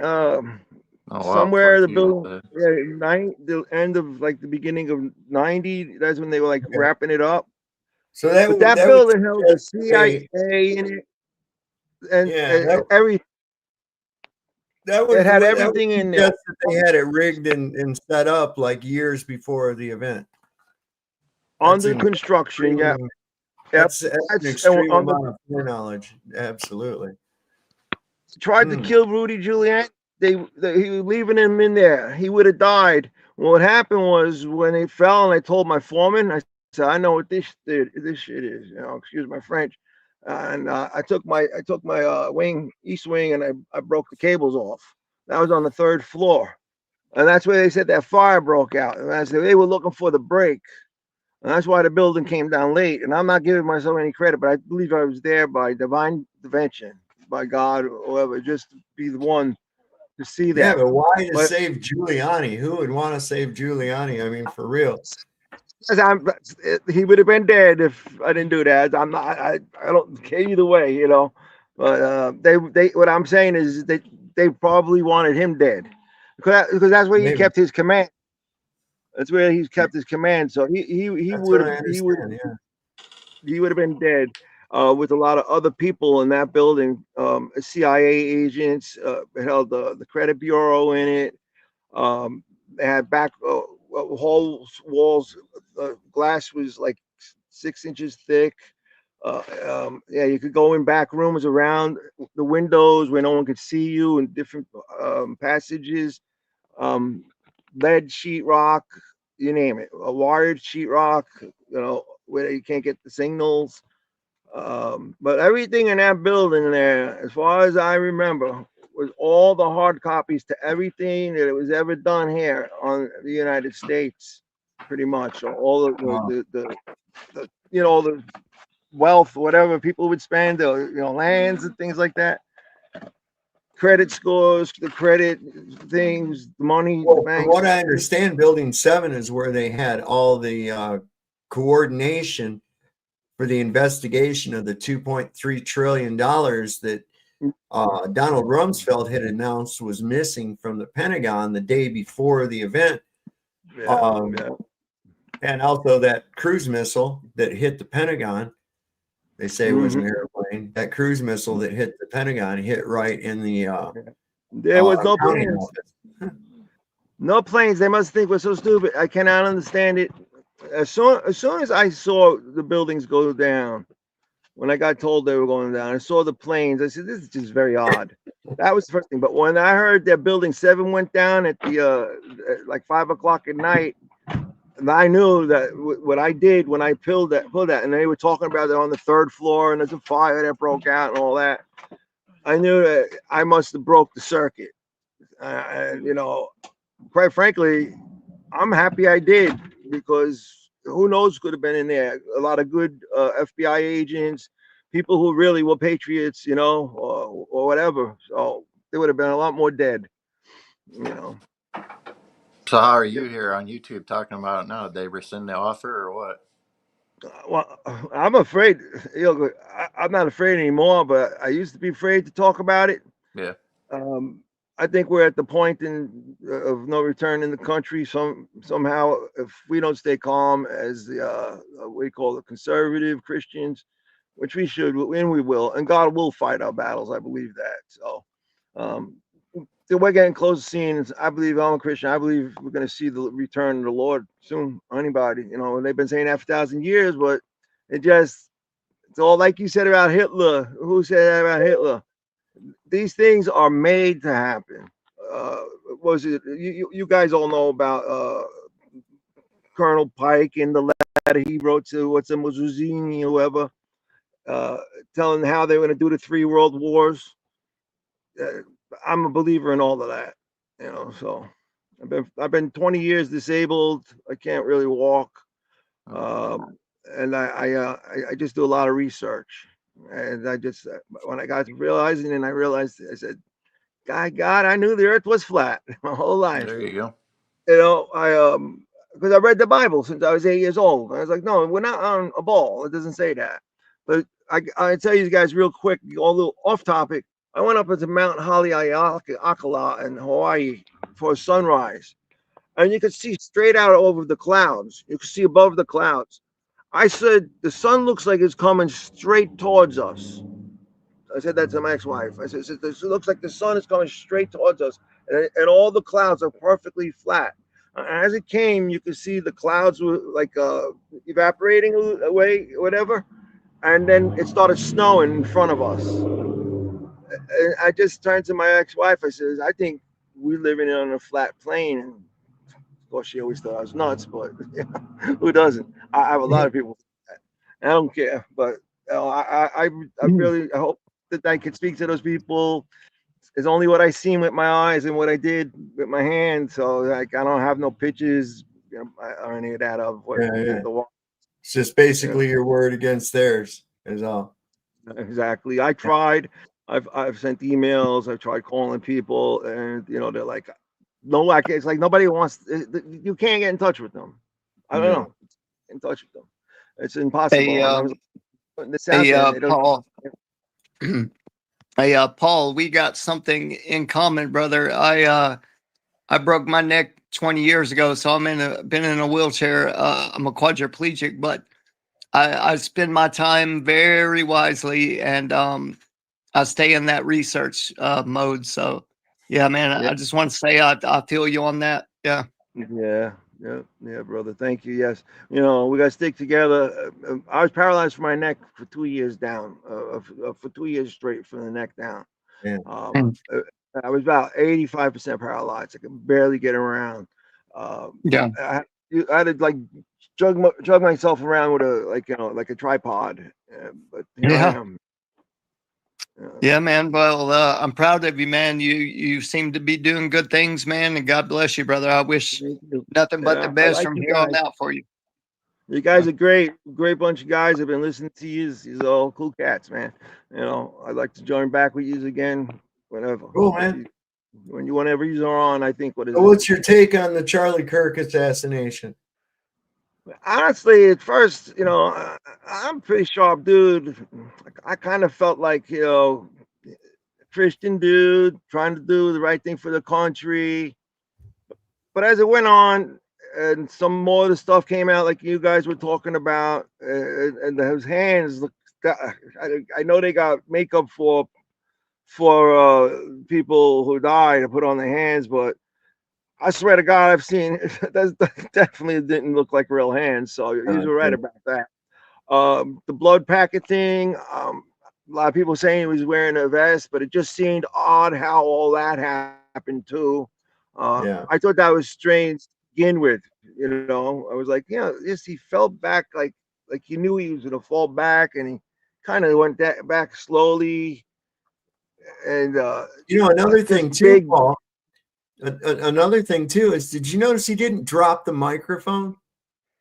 Yeah, yeah, he gripped that thing. Yeah, he probably held on to it so he wouldn't fall too hard. I mean, I'm just saying it would be. I'm thinking that, you know, something like that happens, you're gonna just kind of like fucking loosen everything. You know, you're gonna. Exactly. And he didn't hold on to it, and then that ring switched from his ring finger to his pinky. Yeah, that was wild. How the fuck does that happen? They're explaining. Somebody explaining that the ring got hit by a fragment. Some people saying. Oh, for Christ's sake! I didn't just that part on about the it. I'll other look finger. closer to the video. I'll look closer to the video, but I don't know about that part. But I do know they said. Yeah, I've watched that a bunch of times, man, even in slow, and it switches over. And that's indicative of artificial intelligence. AI cannot get the fucking hands right. I was about to say that. That would be my guess. I believe they can't get the hands right because it's Demon Run and it's the Nephilim people with the 6 fingers. You ever see them all these things that come? I have that feeling. Like, it's like, oh shit, we fucked up. We put 6 fingers on. Well, I think. Hold on, I think whoever Mustang. Wait, hold on. I want to address Mustang's comment. It was an open-ended ring, like a hinge ring. Okay, and he was switching it. He switched it in the middle of a bullet going through him. What the fuck are you talking about? How do you switch your ring while you're getting a bullet going through you? Right. I'm not buying it. Speaking, I wasn't here earlier. I wasn't here earlier. Saab, did you show the thing with the AI Trump finger? No, I haven't done that. I haven't even. Okay. I wasn't sure if you were even gonna bring it up, but that's another one. That's a good point. If you've got it handy, send it or something. Yeah, I'll find it. Or D-Man, if you know where it's at, where Trump's address, his address for Charlie Kirk. Yeah, because that was another one where the hand fucked up, and that was AI. I'm pretty sure that was AI. So check this out, Saab. Just to give you a quick something you already know, I'm sure. Well, what has led up to these events happening is there's always a demonstration or some way of some person that seems to be pretty savvy with AI video and like the newest stuff coming out and what's good about it, what's bad about it, how fast does it render, you know, stuff like that. Well, it always seems to be that when some major thing happens in society, it's right after some major upgrade or newest thing in AI, rendering capability. You suggesting that maybe they're testing it out. Yeah, maybe they're testing it out, and they're doing it on these open-ended people that are more or less famous, right, in the streaming world and whatever. But you are always going to have bugs. I don't care how real it gets. You're going to have, especially people like us that, you know, we have buddies that know buddies that know buddies that know buddies, right? And that are in the tech world. So whoever is coming out with the idea that you can get away with these things, sure, but you're never going to get away with them 100%, where all of the shit isn't picked up and noticed. So, I mean, maybe it's going to get realer and better, but you will always tell of some fake shit versus real shit. Period. Disappears. Yeah. Here we go. And then reappears magically. Yeah, if you run it again, it's very hard to tell. Look at Tell me. So something wrong with his hands? Yeah, watch the pinky on the top hand. Oh, look. Welcome. our show. I'm your guest host, Misty Winston, here with Kurt, everybody's favorite comedian. So this is fun. I don't know if you've seen this, Kurt. This is fun. Go. So President Trump obviously put out a video about Charlie Kirk. And it is very clearly AI, my friends. There is no question about it. This is an AI video. So I'm going to play the whole video for you, and then I'm going to play a very small clip in slow motion, and then we can talk about the specifics of it. But this is the full video, okay? Just watch it very carefully. Great fellow Americans, I am filled with grief and anger at the heinous assassination of Charlie Kirk on a college campus in Utah. Charlie inspired millions, and tonight, all who knew him and loved him are united in shock and horror. Charlie was a patriot who devoted his life to the cause of open debate and the country that he loved so much, the United States of America. He fought for liberty, democracy, justice, and the American people. He's a martyr for truth and freedom, and there's never been anyone who was so respected by youth. Charlie was also a man of deep, deep faith, and we take comfort in the knowledge that he is now at peace with God in heaven. Our prayers are with his wife, Erica, the two young, beloved children, and his entire family, who he loved more than anything in the world. We ask God to watch over them in this terrible hour of heartache and pain. This is a dark moment for America. Charlie Kirk traveled the nation, joyfully engaging with everyone interested in good faith debate. His mission was to bring young people into the political process, which he did better than anybody ever, to share his love of country and to spread the simple words of common sense. On campuses nationwide, he championed his ideas with courage, logic, humor, and grace. It's a long past time for all Americans and the media to confront the fact that violence and murder are the tragic consequence of demonizing those with whom you disagree day after day, year after year, in the most hateful and despicable way possible. For years, those on the radical left have compared wonderful Americans like Charlie to Nazis and the world's worst mass murderers and criminals. This kind of rhetoric is directly responsible for the terrorism that we're seeing in our country today, and it must stop right now. My administration will find each and every one of those who contributed to this atrocity and to other political violence, including the organizations that fund it and support it, as well as those who go after our judges, law enforcement officials, and everyone else who brings order to our country. From the attack on my life in Butler, Pennsylvania last year, which killed a husband and father, to the attacks on ICE agents, to the vicious murder of a healthcare executive in the streets of New York, to the shooting of House Majority Leader Steve Scalise and 3 others, radical left political violence has hurt too many innocent people and taken too many lives. Tonight, I ask all Americans to commit themselves to the American values for which Charlie Kirk lived and died, the values of free speech, citizenship, the rule of law, and the patriotic devotion and love of God.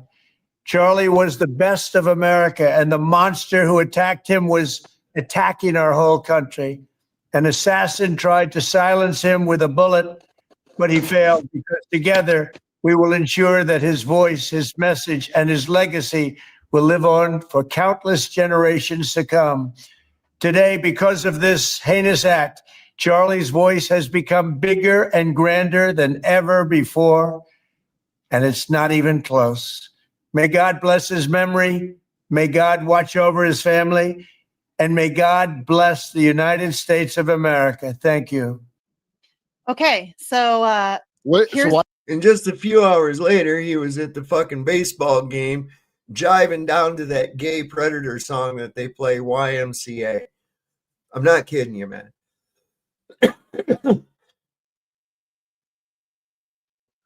He's all broken. Is that AI? Here, I'm going to show you.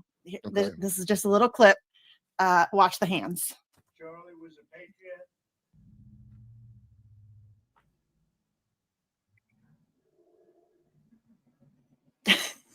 His pinky just disappears and then reappears magically. Yeah, if you run it again, it's very hard to tell. I'm looking. Yeah. Tell me. So something wrong with his hands? Yeah, watch the pinky on the top hand. Oh, look. Wait. Mm-hmm. It like just disappears and then reappears magically, suddenly, very quickly. And if you pay very close attention to him in this video, he doesn't move much, and that's intentional because if there isn't a lot of movement. That's what I was going to say. I was going to say that guy that showed up on my show is Trump. Did a better job than the AI, I think. You know, it didn't even talk like Trump, really. Trump don't talk like that. Even when he's reading shit, he's got to add his own little fucking anecdotes into it. Mm-hmm. That's a good point. Again. That's a damn good point because, you know, you can tell kind of the pause and the way people write it up, maybe like to insert the word to speech. You can just tell a different pause and, you know, timing in between. So and that's the reason why I kind of brought up the differences in what from here on out is going to be. I predict that when they use these AI platforms to pretend they're doing free speeches in public, well, you always notice they have some kind of like tent set up around them, right? And these technologies can project from the bottom, from the top, and from behind them, and then the front of them gets just filled in a correct way. It's just using mathematics and roding coils that, you know, they look pretty damn real. Yeah. I've seen that they had some holographic technique where they could actually have a guy appear like in this box, but he was actually on camera over here. And that was a few years ago, and they could have it, you know, where you would be able to have virtual meetings with people. And I'm sure that was a few years old, so I'm sure that they progressed beyond that. Well, what we saw may be exactly that. What we saw with Charlie Kirk may have been exactly that. I mean, how many years ago now was it that they had Tupac come out? Yeah. It's been a while. That's been quite a while. Okay. Like, so you know they didn't decades. You know they didn't just stop. Right? They said, good enough. Michael Jackson. So well, this is kind of what I'm. God knows how they could do it. Yeah, I'm kind of doing a documentary with some of these technologies, man, just to show how crisp, you know, they look. Especially, you know, most of the time people are watching on their phones. You know, they're on the go. But if you get like a 85-inch, you know, badass TV, you're going to see some pretty realistic qualities that you would think were real. You wouldn't be able to tell it apart. Right. This is interesting. You know, I still have a really weird feeling about this. Let's zoom out, see what we can find, see if there's any patterns. In my first video, I already showed you details about UVU, the university where all this happened. But what's interesting about Utah is that of all places, you sure do have friendships with some pretty powerful people on the world stage. And then right after this happens, a bunch of HBCUs get locked down. At least 6 historically black colleges have halted activities after receiving potential threats against their campuses. The lockdown measures come in the wake of yesterday's shooting of Charlie Kirk, though officials have not linked any of those threats to that shooting. Now, if you didn't know, HBCUs, historical black colleges and universities, just like Utah, they have a long-standing and current relationship with the same friends as Utah. Oh. I don't know about you, but I'm seeing a pattern. So let's go take a look. I don't know. It looks like it's business as usual over there. Show of humiliation. I wonder what that looks like.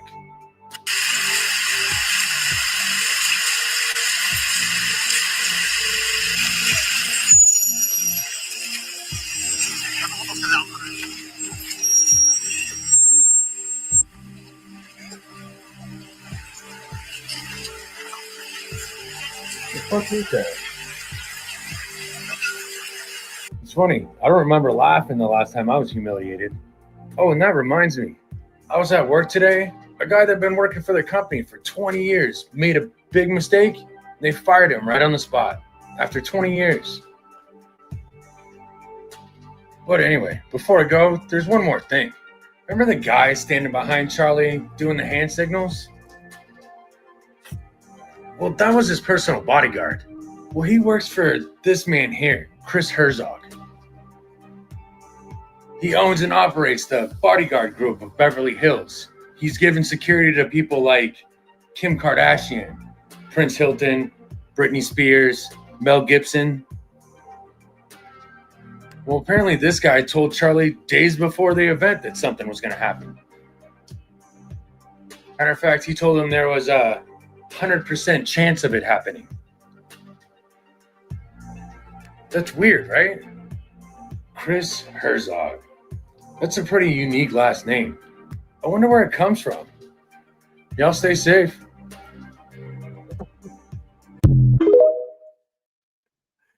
And see, that's what happened with me, man. You know, I still have a real... Back in the day when I even watched Alex Jones, you know,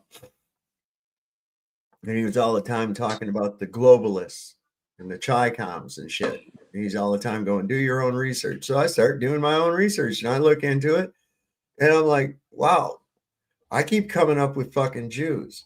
Every time. It's like, what are you talking about? Chi-Coms, bro. Hey, your buddy's here. Who? The monkey man. Where's he at? Is he in chat? He's in chat. What's up, monkey cat? Pat. It's took me a while to get on to be able to say that. That's kind of like, and I'm pretty good usually with tongue twister type shit. You know, I slit the sheet I slit, and on the slitted sheet I sit. That's no problem. But monkey cat pat was some tongue twister. It was difficult for me, and they're not usual, I guess, consonants that follow one another. I guess I don't know. Pretty crazy. But I don't know, man. I'd like to know what he thinks about this whole Charlie Kirk thing. That'd be interesting to know. Like to get some different perspectives on it. Let's hear you, Pat. Come on up, man. Come on, Pat. It's Pat. You do it. He probably thinks Charlie was on the ball.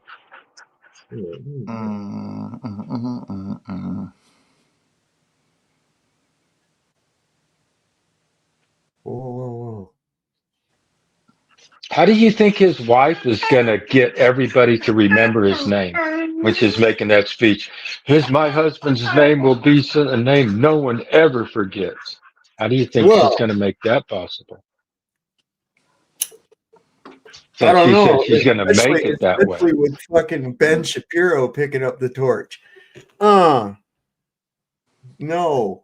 Yeah. No. Why didn't you just go ahead and get Rabbi Shmuley to do it? If you weren't intimidated before, we got a 4-foot Keebler elf now. I cannot stand it, dude. Caterpillar. You know, maybe if he wasn't so fucking Jewy, he could be tolerable, but they have that way they talk. I'm sorry. It's just a way that they talk that I go, ah. He's extra nasally too. He's super annoying. I don't know. Something about it. The weird thing is, almost. Go ahead, Moonbounce. I was thinking it's almost like that duality, right? Because the whole time they're talking about how wrong it was for that violence, they're basically exclaiming out of their mouth how that violence is going to make this person unforgettable. It's almost like, it's a duality. The violence is wrong, but boy, this dude's going to be remembered forever because of the violence. Are you listening to some kind of a TV show or something in the background? No, that's my dogs whining because their food's ready. Oh, God. Sam knows about that. Yep. Oh, man. Jeez. Yeah, they're making him into an idol, man. It's kind of it's weird. They're idolizing him, and it's. I don't know. Somebody's saying it's a coded ritual. Of course, they're going to say that. They always do. Le sacrifice de Charlie Kirk est un rituel codé après une lune de sang. Et la veille du 11 septembre, qui est 33 jours avant son anniversaire. 33, c'est leur signature maçonnique. C'est pour ça que la chasse à l'homme a duré 33 heures. On avait aussi le tireur de New York qui s'est tué au 33e étage après 47 coups tirés. 47, l'angle du compas maçonnique. Ici, 33 pour ses initiales. 47 sur les casquettes. La fausse fusillade de Trump était 3 mois, 3 semaines et 3 jours avant son élection. Donc un pro-Trump, pro-Israël avec casquette MAGA, ça n'a rien de spontané. Il sacrifie son rôle, pas son corps. Netanyahou lui rend hommage. Trump poste un câlin avec le drapeau d'Israël. Le même jour, une série Hulu sort avec un politicien abattu à la gorge. Copy-paste rituel pour amplifier le basculement de conscience. La liberté d'expression symboliquement exécutée.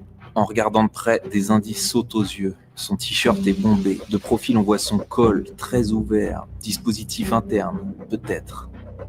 Geste codé des gardes. Et celui-là qui actionne une commande. Plan par plan, on voit bien que le t-shirt bouge avant l'impact. Comme si quelque chose avait éclaté à l'intérieur. Et des glitches visuels comme la bague qui change de doigt. Dans tous les cas, c'est une opération psychologique. Yes, I made you all read a fucking video. That did show a lot of cool shit. I wish he'd do them in English. Hang on a second. Y'all carry on for a second. I hear the dog is out of water. Surprise, surprise. There you right? go. Fuck. Sorry about that, Pebbles. I had a free moment, so go ahead and drop them. We can do it twice. I got buddy. So, So do you think that Charlie Kirk was the one that actually started that movement? Like when she says the movement that he started is going to live on, it's like that movement was started before him. He just jumped on that bandwagon. she was talking about the TPUSA thing. He founded that organization or whatever. That's what he's. Yeah, I mean, he might have hijacked the movement, so to speak. But she was referring to the little thing that they had going with the TPUSA. So I don't know, but yeah, I mean, there's always been this conservative right-left paradigm thing going on. So You think she's going to run for Congress? her, no, she couldn't even. Hell no, man. You see how her acting job was? She's gonna have to Hey, get but better than didn't that that. Kennedy? Didn't Kennedy do it that way? I think they're grooming Kirk to be some kind of political figure, if not president. I definitely think that, but I don't think that she has a career. But Kennedy, what are you saying about that? Oh, about Jacqueline Kennedy or whatever, right? Because didn't she get into office after like her husband and all that got, that done to him, and then the Kennedys started all getting into office through that. I think they were using that as their rallying cry to get elected, so that people would vote him into office. Sav would know better than I would, but I'm not quite sure how they all kind of came about. I know, you had Robert after that and stuff, but I'm not quite sure about Jacqueline. But yeah, some people know more about that than me, but I'm not quite sure. But I don't think that his wife she's kind of a dingbat if you ask me. But I don't know, she's very robotish, very MK. But So who she knows? could Who be knows? making that statement too, because somebody said, I think last night, about get ready for some kind of a Charlie Kirk bill or something, right? Oh, I That don't she doubt would. that. Le sacrifice. Well, they're already trying to pass a resolution to let him lay in state in the Capitol Rotunda.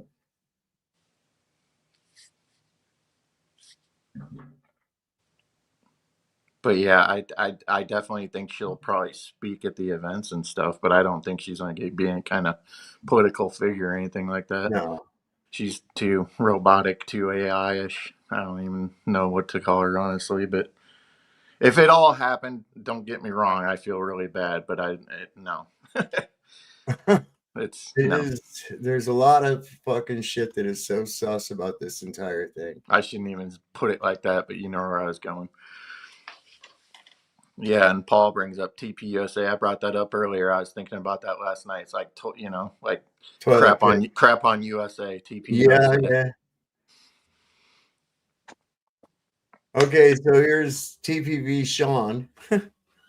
The People's Voice says leaked government files expose Mossad plot to assassinate Charlie Kirk in 2025. Charlie Kirk's death was no random tragedy. It was the opening act of a manufactured civil war orchestrated down to the last frame. Well, let's listen to the first part of that. I think that might be interesting. I usually like this guy pretty good. I mean, it's a little fantastical, some of the shit that he says, but I don't know. You be the judge. Charlie Kirk's death was no random tragedy. It was the opening act of a manufactured civil war, orchestrated down to the last frame. Inside stamped folders leaked from the CIA and NASA are memos, timelines, and kill chains. A plan so clinical, it reads like a script. Assassinate the loudest voices in America on live TV, amplify the shock, and turn grief into a weapon. As the nation lights candles and points fingers, the paper trail shows this didn't happen overnight. It was plotted for years. 2025 wasn't random. It was the target date chosen by the globalists to sharpen division in America into something irreversible. Tonight, we tear open those files. We follow the architects, the dates, the back-channel meetings. We don't preach. We have the receipts. We show you what's written in black and white. If you think this is paranoia, you're exactly who they counted on. If you think you already know the truth, think again. Before we get into all of that, let's talk about staying one step ahead of the deep state via our partner VP.net. VP.net is VP.net. Or index it and stock does not break. Conservative commentator Michael Savage, by claiming the right didn't pull the trigger that shows him bold, it stays locked down forever. No compromises. The suspect in the killing of Charlie Kirk has been named as Tyler Robinson, now locked up without bail in a Utah jail. But the story of being fed is already cracking. The official narrative says he carried out the hit with a Mauser rifle, but video shows him bolting from the rooftop empty-handed, just seconds after the shots. And weapons experts are clear. You can't break down and reassemble a Mauser on the move in a matter of seconds. So if Robinson didn't pull the trigger the way the FBI claims, the question isn't just what happened, it's why are they lying to us about it? The FBI's official narrative stretches credibility even further by claiming the rifle was recovered in the woods with its barrel fully reinstalled. That would mean the suspect somehow disassembled and then reassembled a Mauser, a process that is anything but quick or simple, all while fleeing the scene. Conservative commentator Michael Savage is calling foul on the FBI's account of the shooting, saying we're not hearing or seeing reality, and declaring the official narrative reeks of a staged event. Now, the Mauser does not break down very easily, incidentally, for those of you who know weapons. Something's wrong with the whole thing. They're trying to claim he removed the barrel from the Mauser and fit the receiver and stock in his backpack and barrel in his pants leg, all in 2 seconds. It is not easy to remove a Mauser barrel or index it after reinstalling and remain accurate. We are not hearing or seeing reality. And by the way, the photo of the rifle allegedly left in the woods has the barrel installed. So we're supposed to believe a guy is on the run after killing Charlie Kirk, and he pauses in the woods to reinstall a barrel, and then he leaves it for us to find, the FBI to find. I don't believe a word of it.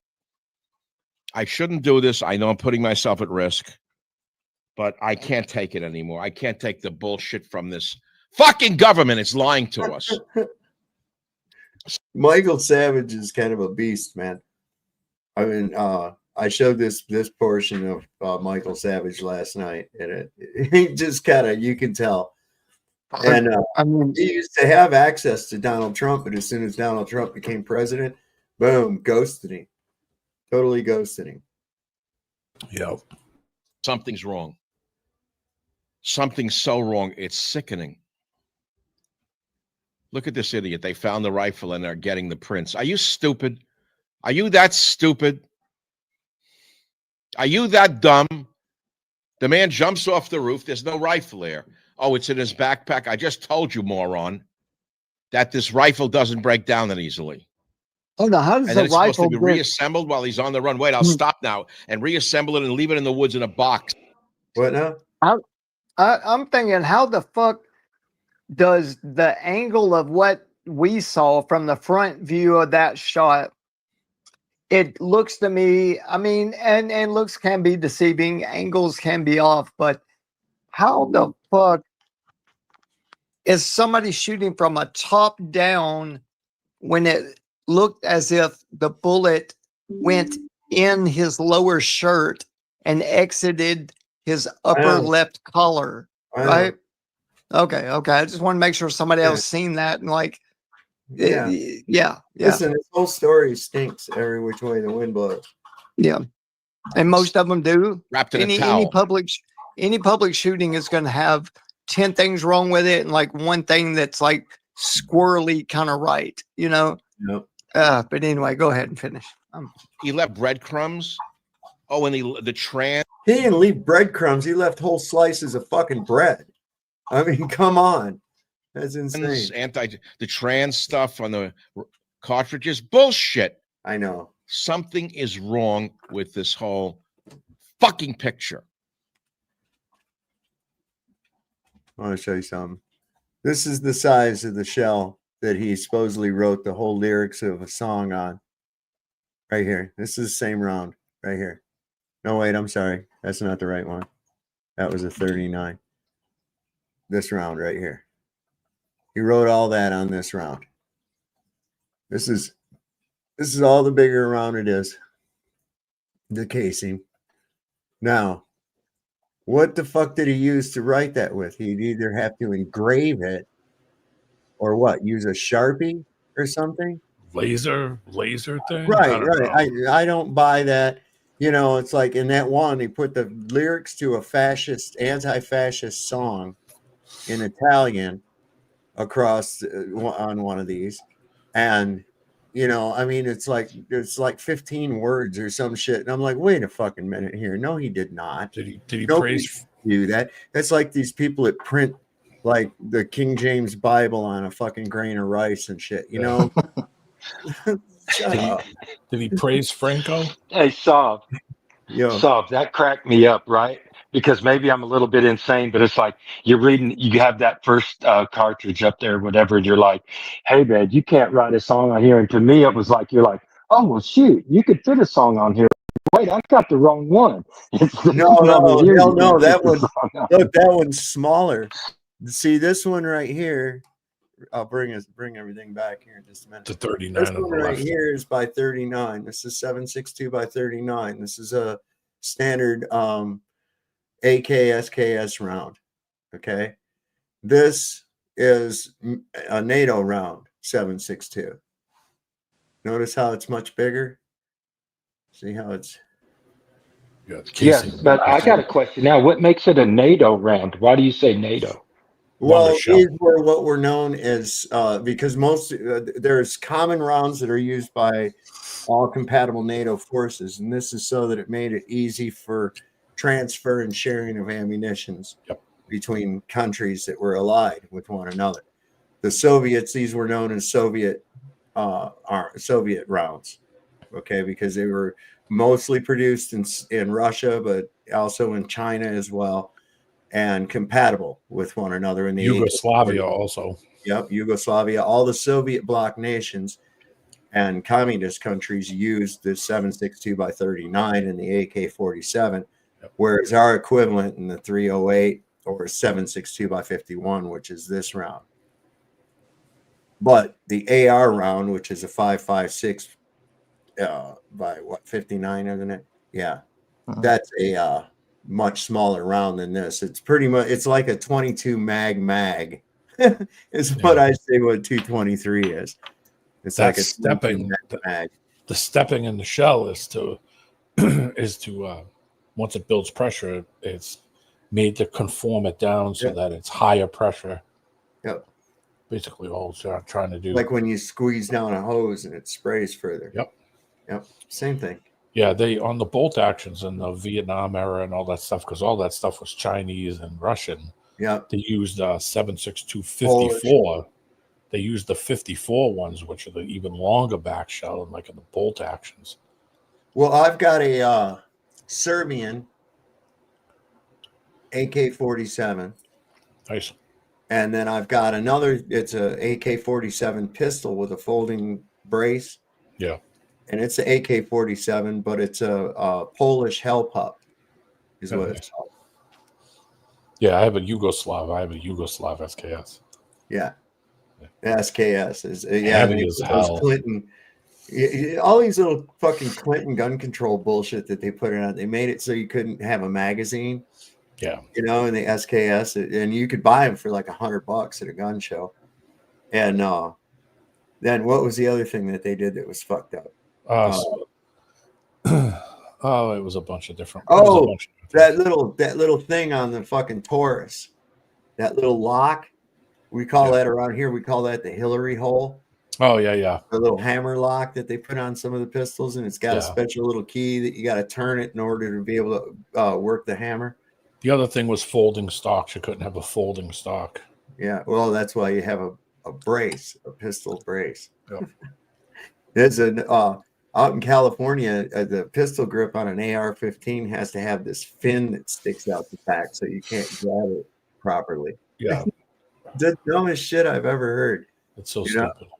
And this is what gets me the worst. This is the most glaring thing about this Charlie Kirk assassination that tells me that it's fake. Everybody knows that guns are prohibited on campus grounds. How could this ever have happened? Yep. Right? I mean, they have signs, dude. So there you go. How do you get it in the building? How did he get it on the grounds? They have signs that say you're not allowed to bring firearms onto campus. I know. We got to follow the sign. That's how you know that this couldn't have happened, because, you know. Yeah. Carnival employees only. There's a spent 5.56. Hold on, let me get you. It's a spent one, but yeah. Okay, there you go. Keychain. There you go. Now we're back. All right. Anyway, people are noticing the same silhouettes, the same gestures.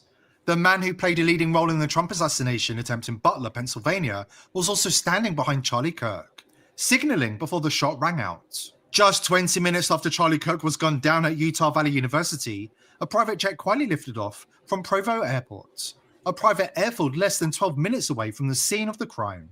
The aircraft, bearing the tail number N888KG, is deliberately hidden from public tracking at the request of its owner, a red flag in itself. But what happened after takeoff is even more unsettling. Roughly 30 minutes into its flight, the jet suddenly dropped off ADS-B tracking, as if it had vanished into thin air. For nearly an hour, there was no trace of it at all. And then, just as abruptly, it reappeared, heading back towards Provo, as though nothing had happened. Why is there so much confusion and weirdness surrounding the incident? And how could the suspect escape capture for more than 2 days? Because confusion isn't an accident, it's part of the playbook. The stranger and messier the details look, the easier it is to bury the truth under noise. Conflicting timelines, shaky video, contradictory statements. All of it keeps people arguing about side issues instead of asking the real question. Who's running the show? Here's a clue. Before his death, Charlie Kirk turned down a funding offer from Netanyahu and confided that he felt pressured and threatened by powerful Israeli forces. A close friend now tells the Grey Zone that this was the turning point. Kirk's shift on Israel sparked a backlash that left him shaken, angry, and afraid for his life. I think in the end, Charlie was going through a spiritual transformation. I don't think it, I know it. He was going through a lot, and there was a lot of pressure. And it's hard for me to watch the people who were pressuring him, I don't know, just say the things that they're saying. You know, there's something about it that just feels really fake to me. And they would have allowed him to lose and wanted him to lose everything for changing or even slightly modifying an opinion. And then to see them doing what they're doing today, it's hurtful to me. It's very hurtful to me. But I don't want today to be about anything other than you guys knowing that Charlie really was an amazing person. You know, he was like, we were really close. And he was my best friend and my brother. And I will never unsee the footage of what I saw, the violence of it. Charlie was right to be terrified. His spiritual transformation involved him realizing some politically inconvenient things that even a massive bribe from Benjamin Netanyahu couldn't convince him to forget about. At that instant, Kirk stopped being just a commentator and became the opening casualty in a blueprint written before 9/11, a string of false flags designed to terrorize a nation and turn disagreement into all-out war. Suddenly, it makes sense why the government are treating his death like they would a military or elected official, and why he's being buried in state at the Capitol. Trump knows this was a state assassination, and Kirk is a fallen soldier. Sounds extreme? Sounds impossible? Listen to what the deep state government files actually say. We'll be right back. And when we come back, we put the documents on the table. Let's be honest. Some uncomfortable realization. And according to the documents, but did they see it? Published just before 9/11, the plan to launch the chaos in 2025 involves assassinating Americans on live TV for maximum public trauma. Sound familiar? What it said, which was quite shocking, on page 93, it said, "Capture, torture Americans in living color on prime time." And that is an unbelievable statement. Then it's followed up by saying terror attacks within the continental United States using binary biologicals take down critical infrastructure. They are going to use an EMP, which is an electromagnetic pulse. They're going to use radiation frequencies against our brains, etc., and conduct serious psy-war and collateral damage and exploitation. On the same page 93, they say exploit CNN syndrome. Now, CNN, of course, is the network, the news media network. The brutal fact is that Israel leads global assassinations over the last 5 years, accounting for 80% of the approximately 1,000 total cases worldwide. That's a verified fact. Go on and ask Grok. And if you don't believe they would dare to carry out assassinations on US soil, ask yourself why they've been involved behind the scenes in every mass casualty, even on US soil, in the last 50 years. I'm surprised AI even generated Just ask that. Tucker Carlson. I'm too sexy for my yarmulke. Too sexy for my yarmulke. I'm too sexy for my foreskin. The very That was a good one. Oh shit. Figure Charlie Kirk was beginning to mirror in his fearless pursuit of truth. And that, insiders say, is exactly what powerful forces were desperate to prevent. No, of course I didn't allege that, the Jews did it. I don't even know what that means. I think, in fact, saying things like that is a way to discredit real questions. Right. Like, we know, Benjamin Netanyahu on camera right after said this is a good thing because it brings the United States into a conflict that we've been involved in on an existential level for decades. He said that out loud. I'm not guessing, you can pull the tape. We know that a group of Israeli art students, who clearly were not art students, clearly some of them were aligned with Israeli intelligence, were arrested and held for quite some time in the United States before being released without charges. And we know that a group of them, again, I'm quoting an FBI document here, not the internet, filmed the attacks on 9/11, and I'm quoting, seemed to have foreknowledge of those attacks. Now, you were not allowed to follow up in any of this. Fox News did a series with Britt Hume and Carl Cameron, which many people have seen in a bootleg version on the internet, but they did it like within weeks, saying, what is this? There was an Israeli spy ring in the United States, and they clearly knew 9/11 was coming. This is Fox News. They pulled that under pressure. They pulled that off the internet. It's not searchable in any Fox News archive, but they aired it. I know the people who did it. Of course, I worked with them for years. They're real people. They're not crazy. In fact, they're pro-Israel, but they had a fact set before them, and they reported it, which is called journalism, and subsequent generations have been forbidden from noting what is now factually true. Those are factually true statements. Now, we tried to interview some of those people. One lives in the United States, in California, and made no headway whatsoever. And we knew as we did it, by the way, that we're going to be attacked as anti-Semites or something. Carlson understands. Yes, Daniel, the shooting appears to be a bunch of shit as well. Understands how the system functions, but does he understand how deep the conspiracy goes? Jewish writer Jacob Cohen explains the Zionism. Tens of thousands of civilian Jews around the world who spy for Israel, spread propaganda, and help Mossad. The Zionism are tens of thousands of people, Jews, Zionists who are member probably of the Bnei Brit, for instance. Bnei Brit is the Jewish Masonry,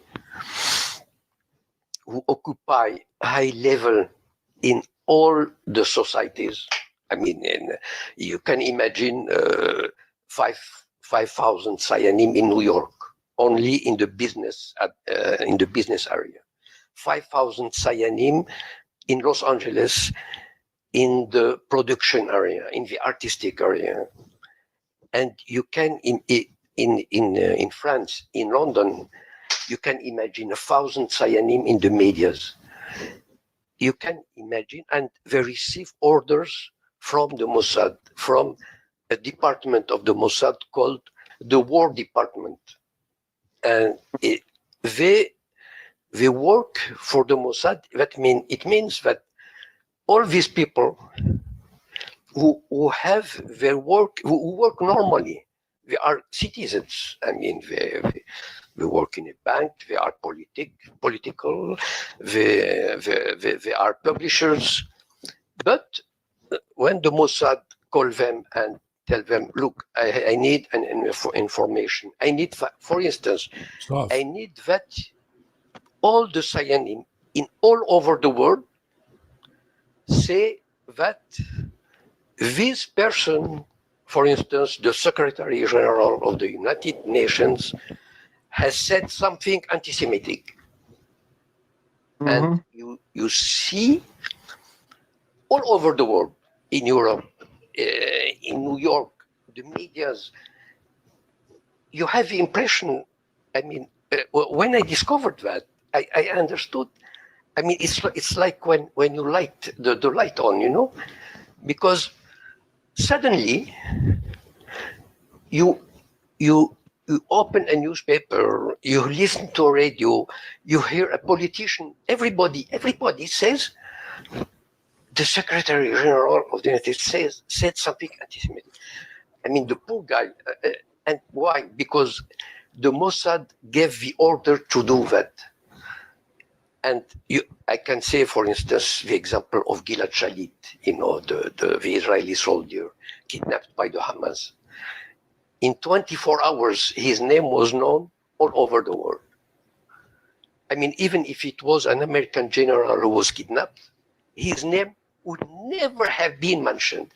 Gilad Shalit, in 24 hours, became a celebrity in the universe. And this is the work of the Zionism. Remember the private jet that took off from Provo Airfield straight after the attack with its radar illegally turned off? Take a look at who owns it. Just another coincidence in the on-air assassination that raises more questions than answers, and one that slots neatly into the long-promised globalist plan to destabilize the United States? You be the judge. Here at The People's Voice, we're determined to continue exposing the crimes of the elite, but we need your help. Subscribe. Didn't they just change the name of the Department of Defense to the Department of War? Yes. Yes, they did. The Department Yes, of they did. Well, that makes sense for what's coming. What's coming? The aliens. The biodigital convergence. Yeah, but how are they going to implement that in the middle of a civil war? Well, cell phones. Maybe that'll set it up. They've been dropping chemtrails on us since the 80s. So I'm immune to them. I think that build up a tolerance, man. They can't fuck with me. I think what they're trying to do, what everyone fucking hose, brother. I drank from the fucking hose. They can't fuck with me. I hear you, bro. I think what I'm trying to get around to is, I mean, just the question you asked me, like, so these nanoparticles, they drop in the atmosphere, they put in our foods, the waters, but the most deceiving part and the part of the war word that was changed from defense to war goes like this. So there are nanoparticles that are small enough and are made in a certain way to where these next-rad towers and radiation can hold them up in the upper atmosphere indefinitely, So in other words, it's priming the space, the crystalline firmament or the energetic firmament, either way you want to look at it.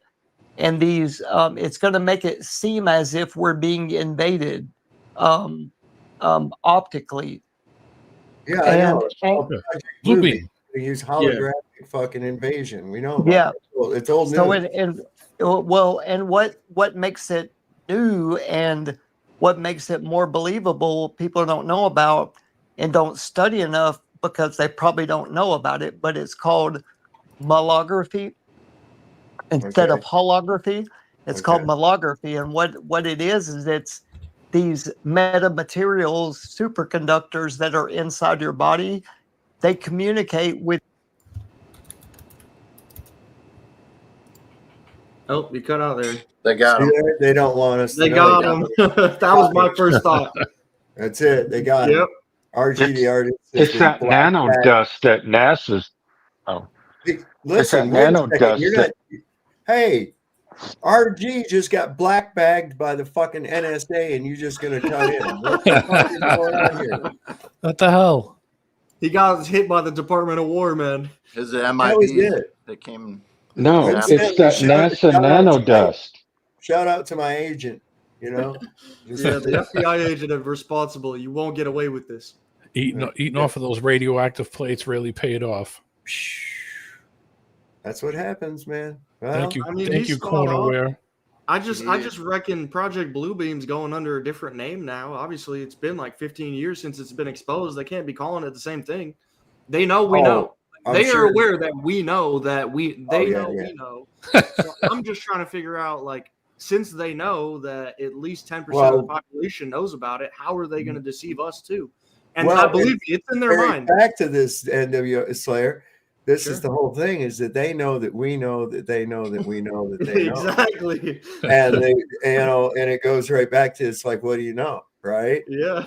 So They might find out. Well, I just wonder because they probably had the conversation like, look, man, there's all these people that know about Project Bluebeam and they're not going to buy it. Yeah. How do we deceive those people that know what we're going to do? And they're probably taking steps to even get you us know what to though? believe, what I mean?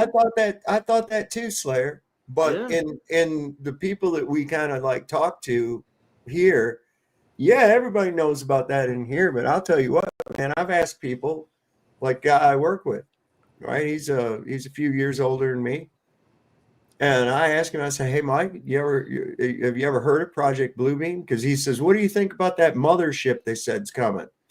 Oh, right. I ain't forgot about that now. The space dookie. Yeah, the big space dookie. It's on its way, right? And he says, "No, I've never heard of that. What is it?" And I told him how far back that research and shit goes. That they had a plan, actually in the '60s, to try to make Jesus appear over Cuba so they could distract everybody and have the all the communications jammed up because everybody's seeing Jesus coming in on the clouds. And being that there's a lot of Catholics, they thought that would be cool, you know. It's not the same RG. Run through it. It's what? It's not the he came back, but it's not the same RG. Don't trust him. Oh yeah, he's a clone now. Yeah. RG, have you been replaced? Is the Earth still round? Oh man, I blew it up like a balloon and popped that motherfucker. Now it's flat. Real quick, Sov. Somebody, you mentioned you drank from the hose. Yeah. Paul Hogston said Brenda's still drinking from the hose. Well, listen, that whole thing right there, that shit is disrespectful to actual women. I mean, it is. Not just him, any of them. Too much alcohol is a bad thing. You only need a little bit as a kid. Don't keep drinking it. Well, you turn into a superhero if you keep. No, I'm talking about the wearing a dress and tucking your wiener thing. Right. Well, that's what happens when you become a superhero. It's funny how Brenda's got to use AI to make her profile picture because obviously he looks like a man because he is a man. What's with the giant sword? I don't get it. Is it like a Lord of the Rings thing? I don't know what it is, but I'm looking. So where's that shoe? There's that shoe. There's the shoe. Always need an extra shoe, my mother said. Take an extra shoe with you. Always have an extra shoe. Is that what Brenda said? I didn't hear that. No. We're trying to find logic in the accessories to this doll. Yeah, the bone, the clock. That's fun. Doing a donut. So I don't know. The real question is, does Brenda have a front butt? Oh, you can only assume so. How tight is the duct tape? No need for shaving. Just just rip the duct tape off every day. That's funny. What's up, Max? You're muted or something. There's no sound coming out of you. It's gonna be bad. I don't think that. He'd be gone. You have we can't hear you at all, Max. Flat Earth to Max. Flat Earth to Max. Can't hear you at all. Probably for the best. We can't hear you at all. Boots and pants. Boots. If you don't mind, I'll finish where I started off before the damn deep state got me. Yeah. So we were just talking about like I think what the firmament and the crystalline. I think in the end, when Mount Meru and Polaris get exactly 90 degrees zenith, all the or not ionosphere, but the ionized gases, the pressure is, all in the earth now, like under the so many layers of earth. And I think they release every once in a while. And I think that, on the petroglyphs, the drawing of like a stick man with little stick arms that are being held up toward the sky and his little stick legs, and it all looks symmetrical. And then there's a hole on each side of the openings. What are you talking about? Have you guys ever seen petroglyphs? Yeah. Like old carvings? Yeah. And all over the world, it's pretty much the same. There's like a stick man. It's called the Peruvian man. You guys heard of him? Okay. So what is the significance of this? So basically what the people are seeing after a reset, they're seeing these plasma things in the sky. These things that shoot up out of volcanoes, and there's old stories, but that's you not got all that out of stickmen and shit on a petroglyph. Yeah, so stickman on petroglyph is you got all that from stickmen on a petroglyph. He really said yeah. I'm not trying to tease you here, man. I just thought that was funny. You said yes. Oh yeah, it can be funny if you want it to be. Hey, but Roger. I'm being pretty serious. But it's about plasma, basically. Well, what we were speaking of before I got knocked off somehow, and then when I came back on, I'm just trying to explain the event that happens where plasma is the main show for a little while, like plasma in the sky, plasma that shoots straight up in the sky, right? And then, but the metamaterials now hold on, how do they depict plasma on a petroglyph? Well, they're drawing what they've seen before the plasma. How do you know what did they use to represent? What I'm getting at is getting this from a petroglyph, right? All right. And so what did they draw that makes you conclude that they saw plasma coming up out of the ground? Well, it's the worldwide similarities of what they were drawing first. I'm gonna say that first. Well, that's what I'm trying to get at. What did they draw? Well, and then second, they described the divine fire. There was a description of divine fire. What is divine fire? They came from the they came from the ground into the sky. Wouldn't a volcanic eruption do that same thing? It was the sun coming out of the ground. Do you happen to have these petroglyphs? Are we able to take a look at these? Yeah, I'd like to see these. Yeah. Real quick, describe like a rivers of fire in the sky in Enoch. That's what he described. Locksmart said, or they just sucked at drawing. They sucked at drawing. They might not have been good artists. Might have just been graffiti. Weren't they all tripping? Some of them were tripping. Yeah. I've been tripping.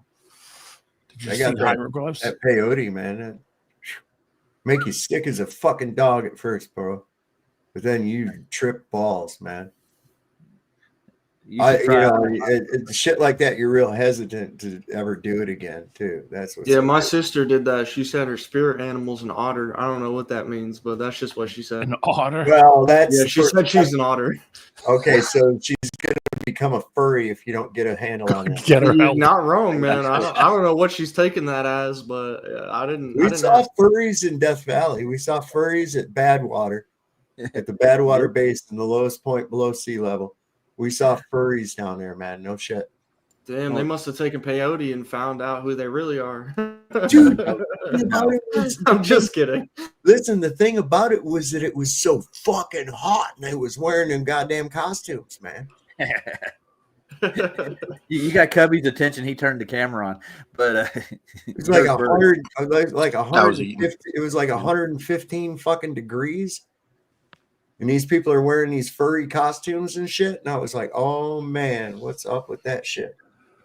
Like, wow, look at that bunny and that gopher are making out. So did Monkey Cat come back like he said he was going to? No. He was in the chat earlier. I don't know if he's still here or not. The link's up there. He could come up just like y'all have.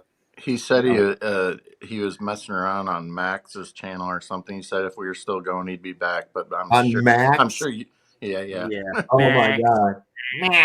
Remember them aliens? You remember them aliens in the Mars attack? Yeah.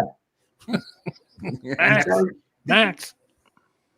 He sounds like them aliens in the fucking Mars Attacks movie, man. He's a goof. Max Globe. That's Craig's moderator, by the way. Oh, for fuck's sake. Yeah, so if you ever do that, just think about that. Yeah. What was that one? These characters always say, we have a neutral platform. Well, that's fine. They're never neutral. So here's what we'll do. Here's what we're going to do. You're going to make money off that? They're going to be getting super chats and shit? Yeah. I want to get my money too. So you can pay my debate fee or you can come over here. Right? Mm-hmm. Come on over here and you can debate me just like that guy. See, they spread this fucking falsehood that I'm going to mute them or do this, that, or the other. And that was a clear, I showed last night. No, I don't do that fucking shit. I don't need to. There's no need for me to. I can back and hold to everything that I say and I don't have to mute you. You're not making any valid points. You can't, because once I walk you through the chain of logic, you're stuck. You're stuck because you find out that all that they have is a fucking belief. They don't have facts. It's cloaked in science because they say science, but it's not. This is why most of these idiots like Craig and them think science is about making predictions. No, astrology is about making predictions. And that's what you think science is looking at the fucking sky. That's not science. You can't do anything beyond observation. There's no examination. There's no testing of hypothesis. There's nothing. Just observing, repeating events. That's all. That's all. So that's not science, and science is not about predicting shit. Science is about the study of natural phenomenon and how the mechanisms behind it work. That's what it is. It's gravity. No. See, that's why it wasn't science for them to conclude that people who have diabetes and shit must have low levels of reptile venom. You know, Here, take this fucking shit. What is it? We gave it a fancy name. What's it mean? Well, it's Latin. Yeah, but what's it mean? Well, it means reptile venom. Oh, nice. Is that what Ozempic actually? Oh, really I don't means? know. I'm just saying it probably does. Fuck, who knows? It could be. Who knows? It probably does. You kept Monkey Pat on here for almost 2 hours after and didn't mute him once. So I mean, I know. Yeah. We didn't mute him once. We didn't have to go and get hateful or nothing like that. So what the fuck? So what's the problem? They got no arguments. You should see the generic version, Zempic. Ozempic. They No, get is that. They get those from the Gila monsters in Juarez. Yeah. There's The some farm shady fucking Gila monsters there, baby. That's why they get it cheap. They carry disease. Yeah, that's it. Yeah, that's it. I don't know. I saw on the Ozzy when Ozzy Osbourne died, and they showed his Kelly and the older daughter and the mother, and they all looked like ghouls. They looked like golems. They were crazy skinny and had giant lips, and they were like anorexic looking, like they were gonna just topple over. And I was like, God damn, is that what that shit does? Is that what that Ozempic crap does? They look like they were gonna break in half with a brisk wind. Well, that's attractive. I'm telling you right now. Bigfoot, skeleton. Yeah, I took just that portion of when Monkey Cat Pat came on the show last night and put it out as a static video. Mm-hmm. So it's only an hour and a half. It's about an hour and a half or so. He's in chat. He's in Yeah, chat. is he in the chat still? In the chat. He just said something. Damn. I can't sit here for 4 hours. Yeah, I'm getting ready to get out. That was a marathon. I'm getting ready to get out of here myself here pretty quick. I was going to show this this real quick. I don't know what this is, but it looked like it would be cool. Did you miss it? This guy he cracks me up. I can't look at him and keep a straight face because he just looks like such a goofball. It looks like I don't know, to me it looks like somebody just stuck something really cold up his ass,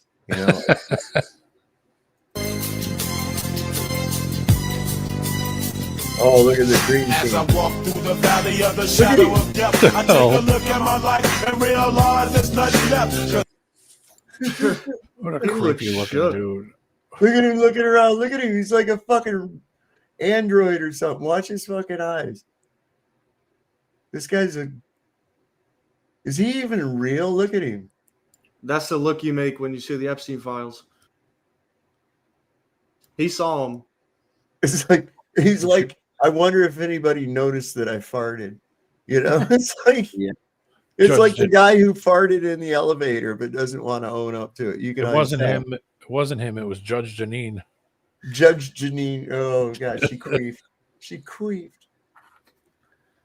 So this was Charlie Kirk's forbid. Oh yeah. I think we've pretty much beat this fucking thing to death. Yeah. Until something new comes out. I mean, there's just going to be more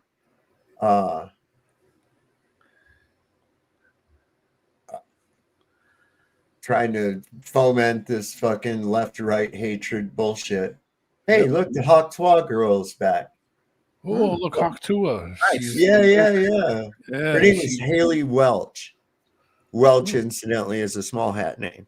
Yeah.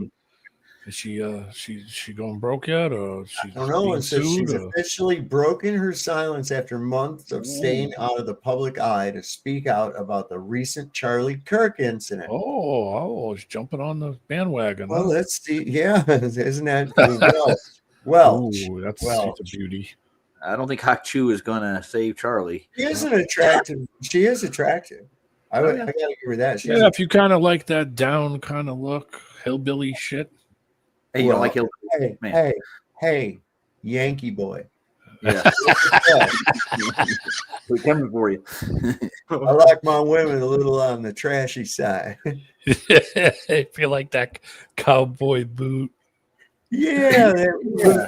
Talks like an 8-year-old. You got that boot scoop boogie lead to the poop shoot boogie. You got to watch out what's happening, man. Yeah. At the end of the day, I really don't care if you like what I have to say or not. Over the last few days, I've saw some of the most outrageous and heinous things that you could possibly see on this app. I don't really give a shit who I offend when I say this, but for some people to get on this app and applaud for another human being being unalived in front of his family at that is fucking sick. You're a sick fucking individual. You didn't have to agree with anything that man said. Not a single thing he said, preached, practiced, anything. But you should have a little bit of sympathy for his wife and his kids that were there with him. Like, and just be fucking respectful. Like, the man literally just passed away like 2 or 3 days ago. Like, that's no way to fucking be. And if you didn't like him, you don't have nothing nice to say, don't fucking say nothing at all. Like, oh my God, is it that fucking hard? If you don't have nothing nice to say, don't say a fucking word at all. What you people don't realize, we are more alike than we are different. We all bleed the same fucking color at the end of the day. And that's one of the biggest problems with this fucking country right now. Like, y'all want to divide so bad. Why? This is supposed to be a time where all of us come together and work together and try to make this country so much better than it is.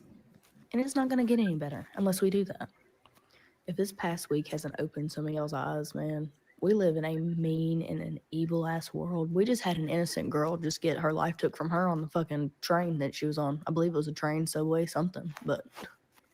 And that's another thing that really upsets me. A woman should be allowed to go anywhere she wants to by herself and should not have to fear for her life. But at the end of the day, I don't really give a fuck who I just offended. I don't care. Unfollow me. It's not that big of a fucking deal. Bye.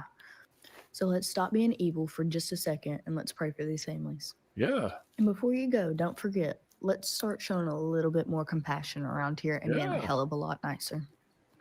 And if you just can't seem to do that, then you have a fucking day you deserve, and the chickens will be coming home to roost for your ass. Good day. Coming from the woman who robbed people of Bitcoin. Yeah, Yeah. kind of ironic. Great job. Got famous off of freaking. Yeah, the well, spit in her we hand. know. Talking about spitting on a talking peter. about spitting on a dick, and got famous over that. Yeah, and then robbed a bunch of people. Yeah, we should all come together. Yeah, well, thanks, Hawk Tua. Yeah, right. Come together, right? Old butterface. Go the F away. So she's seems like virtue signaling. She's really focused on, because this is something that they're really pushing. Okay. One, how could this have been prevented? They want to have that. Okay. They want to really usher in this AI. But then on the same token, she's talking about the girl getting stabbed on the train. Okay, there's been a lot of people get killed all the time and shit, but they're going to focus on that. Oh yeah. I think that's it. That one's a kind of a suspect fucking thing too. I'm not fully convinced of that either. Yeah. Okay. And there's an agenda behind this. And I'm looking at what they're wanting to push and what they're trying to get implemented. And we've heard after that last shooting, they said, if only we had Gideon in place in time, we could have stopped this from happening by recognizing. And he talked about how great it was. And it was like having a bunch of fucking detectives that never take a break, and just really pushing how it's great. And it's going to give us public safety. But at the same time, I think they're really wanting to foment violence between different groups, whether it be left and right, black and white, however they're trying to get it. They don't care as long as there's some kind of chaos going on. But it did conveniently distract everybody from the Epstein files, and they all voted not to release the Epstein files, which tells us everything we need to fucking know. If you had enough yet, have you had enough yet? Have you people had enough yet? I know. I'm not done winning. I think we should win more. Are we winning? Is that well, he said that. Oh, sorry. He said that if we're going to win so much, we're going to say, please, no more winning. Oh, I know. Yeah, please. Well, if that's what winning is, yeah, please, no more winning. Holy shit. Now, I don't know. They've got troops in Chicago now, I guess. I don't know. Did they ever do that? What's the deal with that? I haven't heard anything about it. Away from not only the Epstein vote, as well as troops in major cities. Everybody is focused. You look on X, fuck, that's all it is. The whole goddamn feed of Twitter is Charlie Kirk this and Charlie Kirk that. We're gonna it's be really cursed out. it's really taking up the entire information cycle right now. Trump said he was going to send him to Chicago. Then he pulled back. Then he said, well, I might just hold off on this for now, but we're definitely sending him to Memphis, Tennessee. That's what he said. Why? Well, because Memphis has got such a high crime rate. It's insane. Okay. You know, Chicago, Memphis. Because Chicago's is lower, right? Yeah. Oh, well, they said that Elon said that the new God would be coming out of Memphis. Well, Elon, I think he's on drugs. Yeah, I do too. Listen, this is crazy. Well, this happened while everybody was being distracted. You want to know what they were trying to distract us from in the last couple days? Well, it's this right here. The House of Representatives just passed a bill punishing, quote, politically motivated boycotts of Israel. Quote, in a first step towards a federal law punishing criticism of Israel, the House of Representatives on Wednesday, that was 9/11, mind you, passed a massive defense budget that would bar companies engaged in politically motivated boycotts of the country from Pentagon contracts. The bill would effectively ban contractors boycotting Israel from tapping most federal contract dollars, since more than half of the $755 billion in the U.S. government spent on contracts last year flowed through the Defense Department. All right, so in more plain English, the U.S. Congress is trying to make it so that in order for American weapons manufacturers to supply weapons to the U.S. military, they must also supply weapons to Israel by law. What the is that all about? I also just want to reiterate again that Israel had nothing to do with the assassination of Charlie Kirk. We went over this little picture too. That was an awfully gay picture. It's really gay. We've got this Israeli flag over Charlie Kirk's shoulder, the American flag over his, but this thing down here is Shlomo Pearl. It says the great Charlie Kirk, rest in peace, and then Shlomo Pearl. So why did he include Shlomo Pearl? Hang on, Ryan just messaged me about something. Who is Shlomo Pearl? Okay, that's a very good question. He's a real slow guy. Hang on, You're gonna find out. Bring something up here real quick. And he wears pearls. I'm willing to bet he's probably Jewish. No, he's not with a name like Shlomo. Of course not. Definitely not a Jew. Okay, It doesn't sound like Shalom at all, dude. Definitely doesn't sound like Shalom. Okay, so I looked up Shlomo Pearl. Okay, and let me go ahead and I'll bring it up again. Can I read something real quick? Yeah. It says Shlomo Pearl can refer to multiple individuals, including the prominent Holocaust survivor and author Shlomo Pearl. Yep. Ooh. Got a tattoo on his arm? Yeah, well, no. Here's what it says about Shlomo Pearl. Okay, let me disconnect this for a minute, and I'll connect this right here. Charlie's great grandfather. Okay. No Shlomo. Also known is a German-born Israeli author and motivational speaker. He was born to a German Jewish family and managed to escape persecution by the Nazis by masquerading as an ethnic German. He actually joined the Hitler Youth. His life story is told in the 1990 film Europa, which is loosely based on his autobiography, Ich war Hitler Junge Salomon. I was Hitler Youth Solomon. He also made several visits to various schools to tell his story. But this is interesting because in his story, he joined the Hitler Youth, like hid right under their fucking nose, supposedly, right? And that makes me, okay, in light of this fakeness that we've seen with this whole thing, I'm wondering, what does that mean? Hiding right under their own nose, Shlomo Pearl? Is that what we're referring to? I don't know. Y'all tell me what you think, man. Look into it.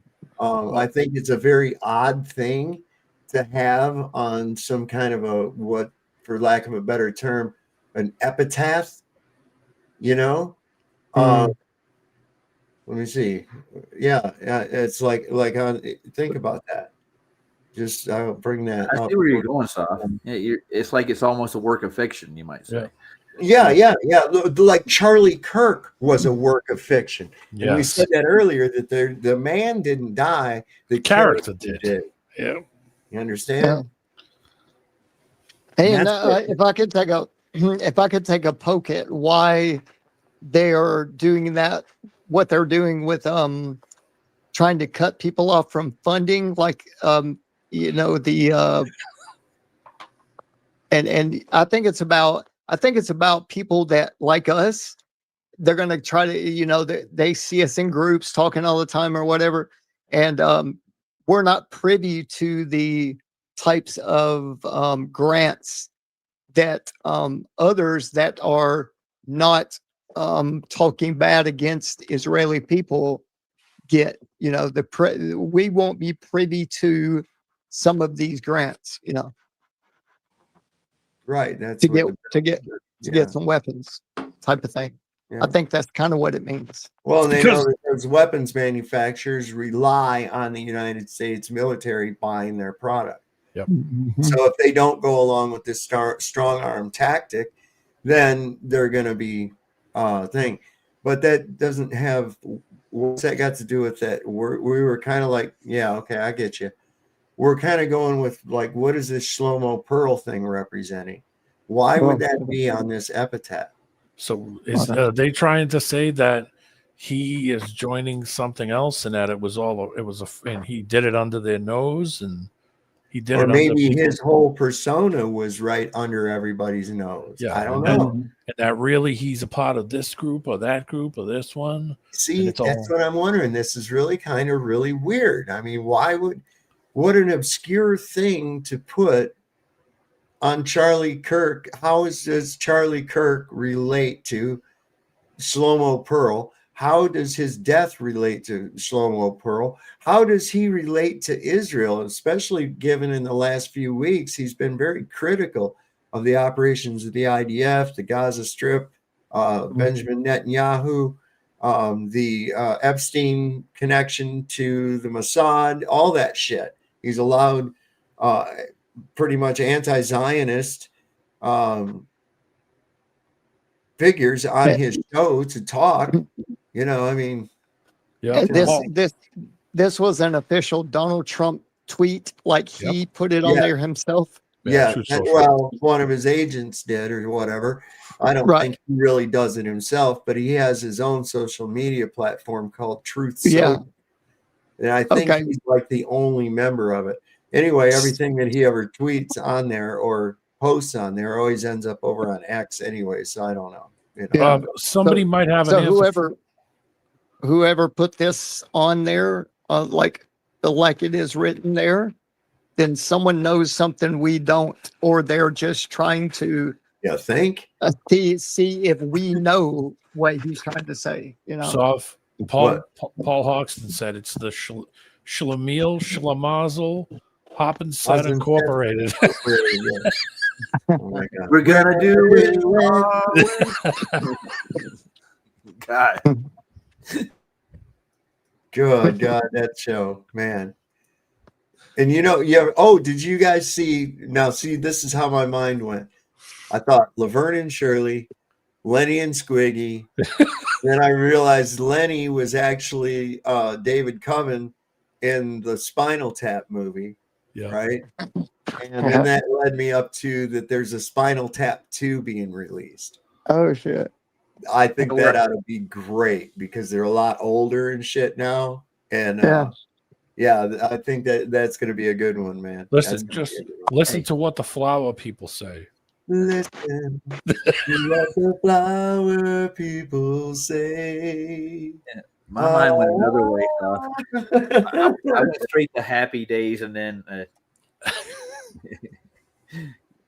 Big Bottom, talk about bomb cakes, my girls got them. The old ass movie, the Cocoons movie, That album, I had the album. I had their album. I almost saw them at Great Woods in Dude, Mansfield. They were great. Listen, them tunes were pretty fucking bitching, And as dumb as the lyrics are, really, Big Bottom, that'll stick with you. Do do boom boom boom boom boom boom boom boom. It's like that bass line is like just sticks in your head, man. I gotta watch Put it to 11. Sex farm, right? Sex farm. Stonehenge. Stonehenge, where the With the- Vikings play. Where they got the munchkin running around the. He says I thought it would be bigger. he wrote it on a napkin, and he wrote 3 inches instead of 3 feet, or 6 inches instead of 6 feet. Fucking, he says, I had the biggest monument in England was in danger of being crushed by a midget. Oh yeah, by the way, Jaden's looking for a midget. Do you got any over there, Soft? He was looking to buy one earlier. I need some, dude. Midget? Little people. Yeah, little people. Nah, midgets. Oh, Hey, Roger, did you ever look into getting one of those tickets for the airship cruises so you didn't have to set foot on land? Airship Airship. Yeah. No, I haven't. No. Yeah, you got to check into those, man. They got Pretty something for bad. Antarctica? Yeah. Yep. Tell them it's not a big deal, and that you'll wingsuit in. Oh, okay. Yeah. Like a squirrel. Yeah. Yeah, tell them you'll meet them halfway in the sky, and they'll pay Golf. half price for Get ticket. one of those things like Fan Man had, and you We'll could just blue beam in, man. That's all you gotta do. Fan Man. So that way you're sitting on a seat, but it's got an engine behind you with a big prop, and you could just blow. You mean like October 7th? Fan Man. We know how that goes. Like the Holyfield fight with Fan Man. Oh yeah, tried he to- came in Yeah. flying in. Yeah, with the parachute. 17 people started punching him in the face and fell into the crowd. I forgot about that. That was Poor crazy. bastard. yeah, look Yeah, here. A man. lot of people are asking the same thing we've been asking. Look here. It says, where exactly did they take him? A hospital? Hospitals record everything like time of arrival, procedures, attempted and pronounced time of death, released to the coroner funeral director. An airport, there should be a manifest with passengers, flight plan, and proof of takeoff and landing.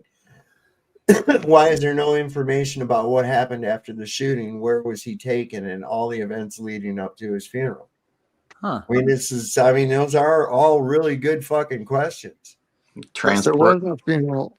Yeah, man, they put him in that little space, you know, what they burn him. Where's the blood? But Where's the fucking blood? Look on the ground. There's no blood. You watch that footage. There's no blood trail. They just chucked him in the back seat head first. Yeah. Transporting a body over state lines.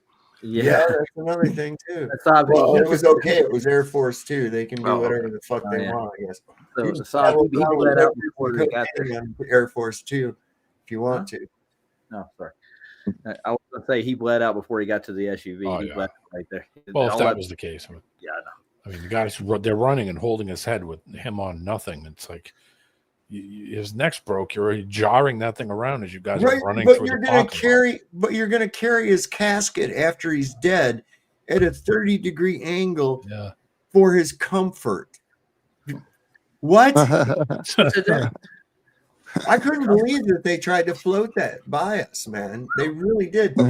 I saved that, didn't I? I did save that. I know I did. Well, when you think about all as a collective that they keep trying to float by us, it doesn't surprise you anymore. It just keeps. Oh my piling up. God, I know. It's insulting. It's fucking insulting, is what it is. They expect you to believe this nonsensical bullshit. And how can you? How could you possibly believe the shit that they tell us half the time? It's for the I mean, battle after of what you've heard, what you've seen from these people, I mean, my God, and people still trust them. People still trust them. Let me see. I gotta find that fucking thing. It's for the We just battle of the watched, NPCs. Go Oliver- ahead. There you go. Yeah, we just watched Oliver Stone's JFK tonight, and me Oh, and good. DJ were talking after that. Like, that's That's- kind of ironic that the man who actually is helping portray one of the biggest lies to mankind, like space, Yeah. actually we want to find out the truth about his death. Like, Oliver Stone's an agent too. yeah, it doesn't make any sense to me at all.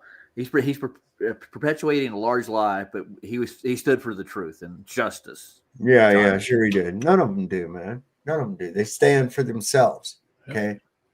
Anybody that's willing to spend more money than they hope to make as the president of the United States, there's something fucking wrong with that. Okay, so where's the grift? Where's the rest of the money come from? Where's the rest of the money come from? You ain't doing that because you give a fuck. Don't give me that shit. They haven't had Nowhere. anybody. They haven't had anybody with that mentality in a very long They've time. never had anybody with that fucking mentality. I always say the only money that is real is the money that they take from you and me. The rest of it's all numbers on a computer. Yeah. Nobody's wealth is real, like the real upper echelon of people. I mean, Yeah, it's all. Well, most of the majority of their wealth is just in ownings, what they own. What sort of. They don't even own what they own. That's why they just have connections. They get put in these places until they speak out. Like I said earlier, they speak out against a certain thing, and then by God, they don't own that anymore. Intellectual properties. Sure. I don't think they actually had an open casket funeral. Somebody asked about the open casket funeral. I think that was when his wife was kissing him. Yeah, but you never saw his face. You saw all those fakey looking hands. Yeah. You never saw his face. And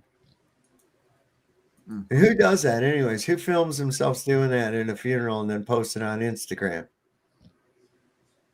That's fucking crazy. But listen to this nonsense. Why did J.D. Vance make sure Charlie Kirk's casket stayed tilted at 30 degrees? Most people didn't notice he was actually protecting Charlie's body.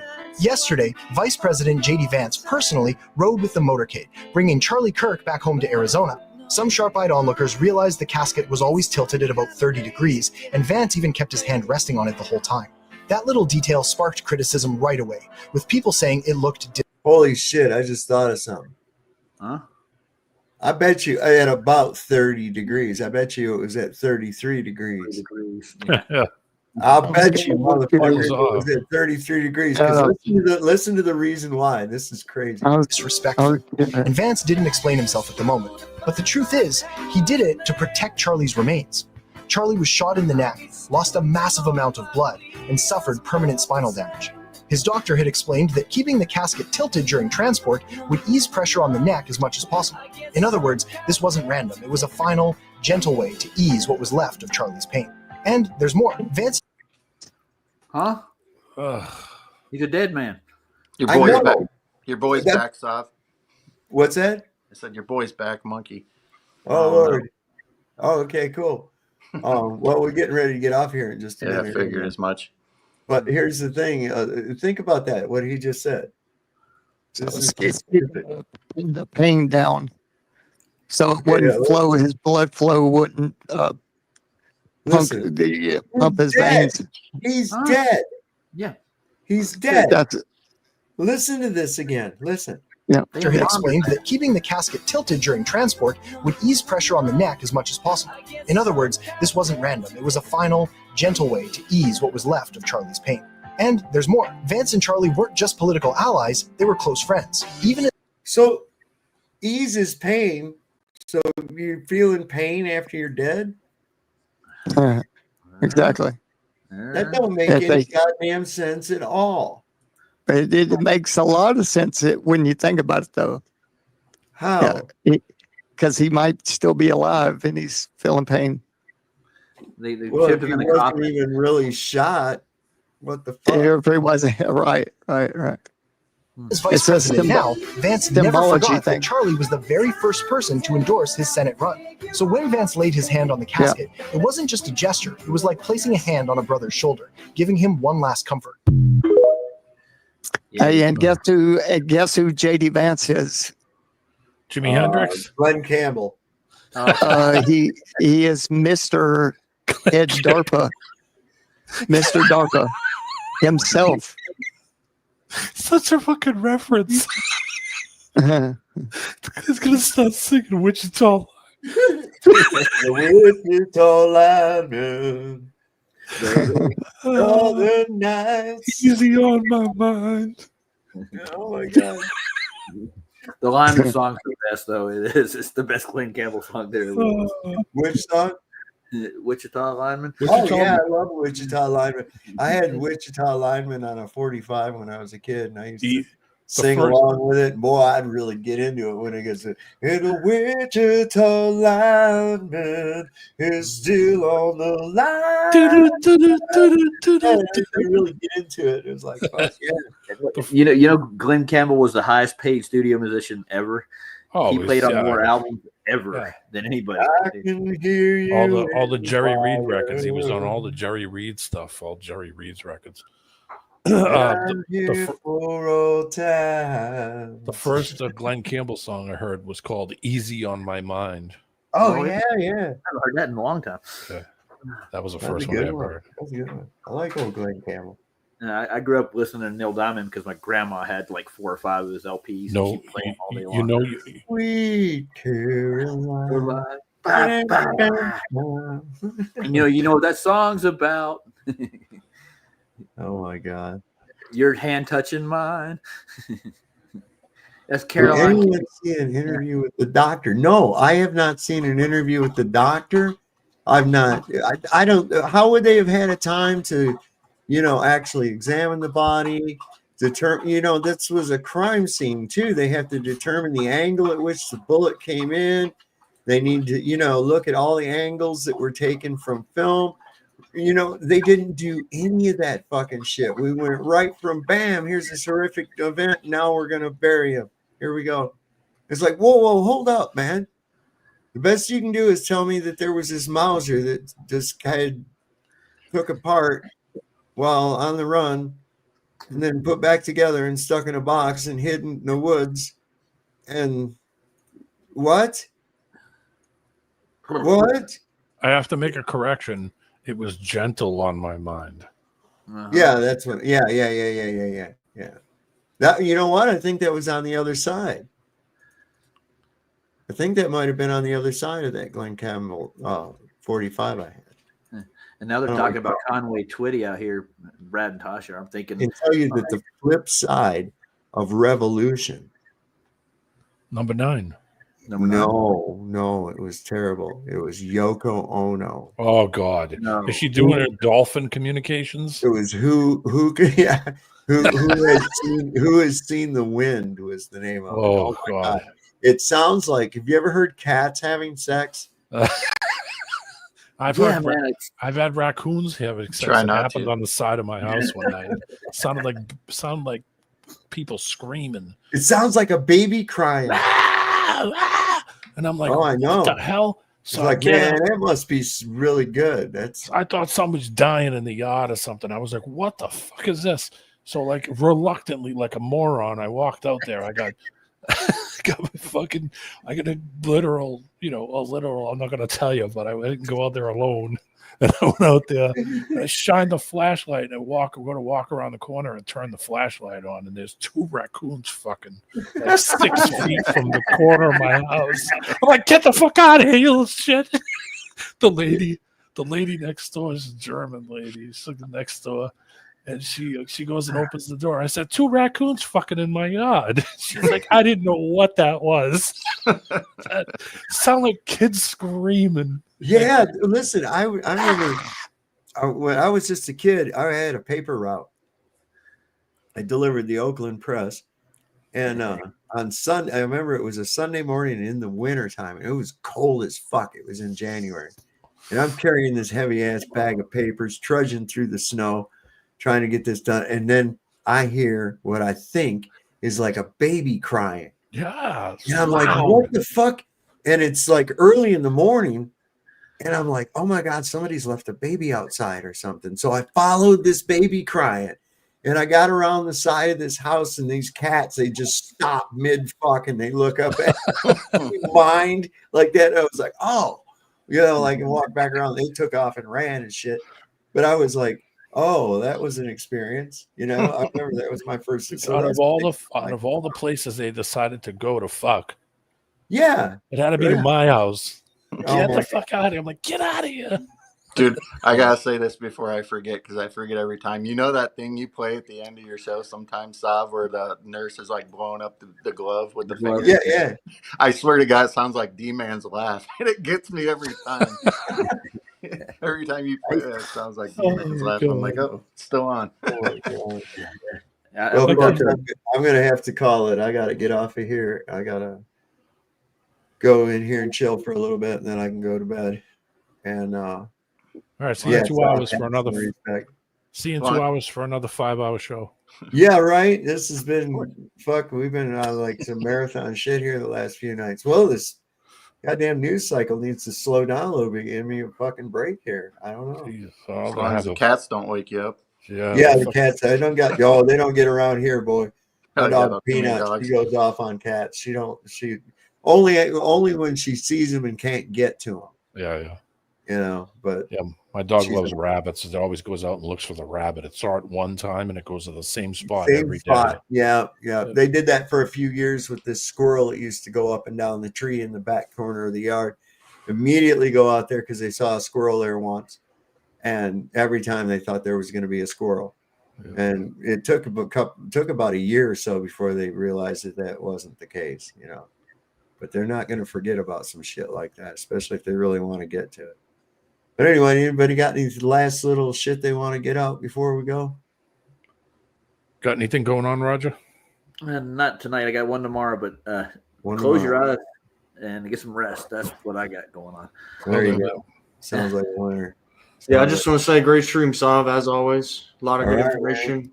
Thank you. Good to see everybody, guys. Hello to everybody in the chat too. Thanks for sticking around. I read all the comments. Great. Yeah, drop a like on your way out, guys. It helps Yep. a lot. Yeah, monkey, cat, pat. No, we don't have time for you tonight. We've been up here for a long time. You should get here, you know, like, Earlier. yeah. I don't know if you're on the West Coast or what's going on, but yeah, 2 a.m. East Coast, man. It's getting late here. getting way late. All right, guys. You guys, thanks for coming on. Everybody that showed up in the chat, anybody who may have donated to the cause via Cash App or PayPal, it's much appreciated. I haven't checked. I don't have my phone and shit here. So anyway, I appreciate y'all, and I'm glad you were here for this journey of ours. And as we always like to tell people, don't forget, Lord loves a working man. Don't trust White. You see your doctor and get rid of him because he'll probably kill you. And if you heard the shot, it probably wasn't for you. We'll see you next time on Sovereign Soul Unchained Mind. Good night.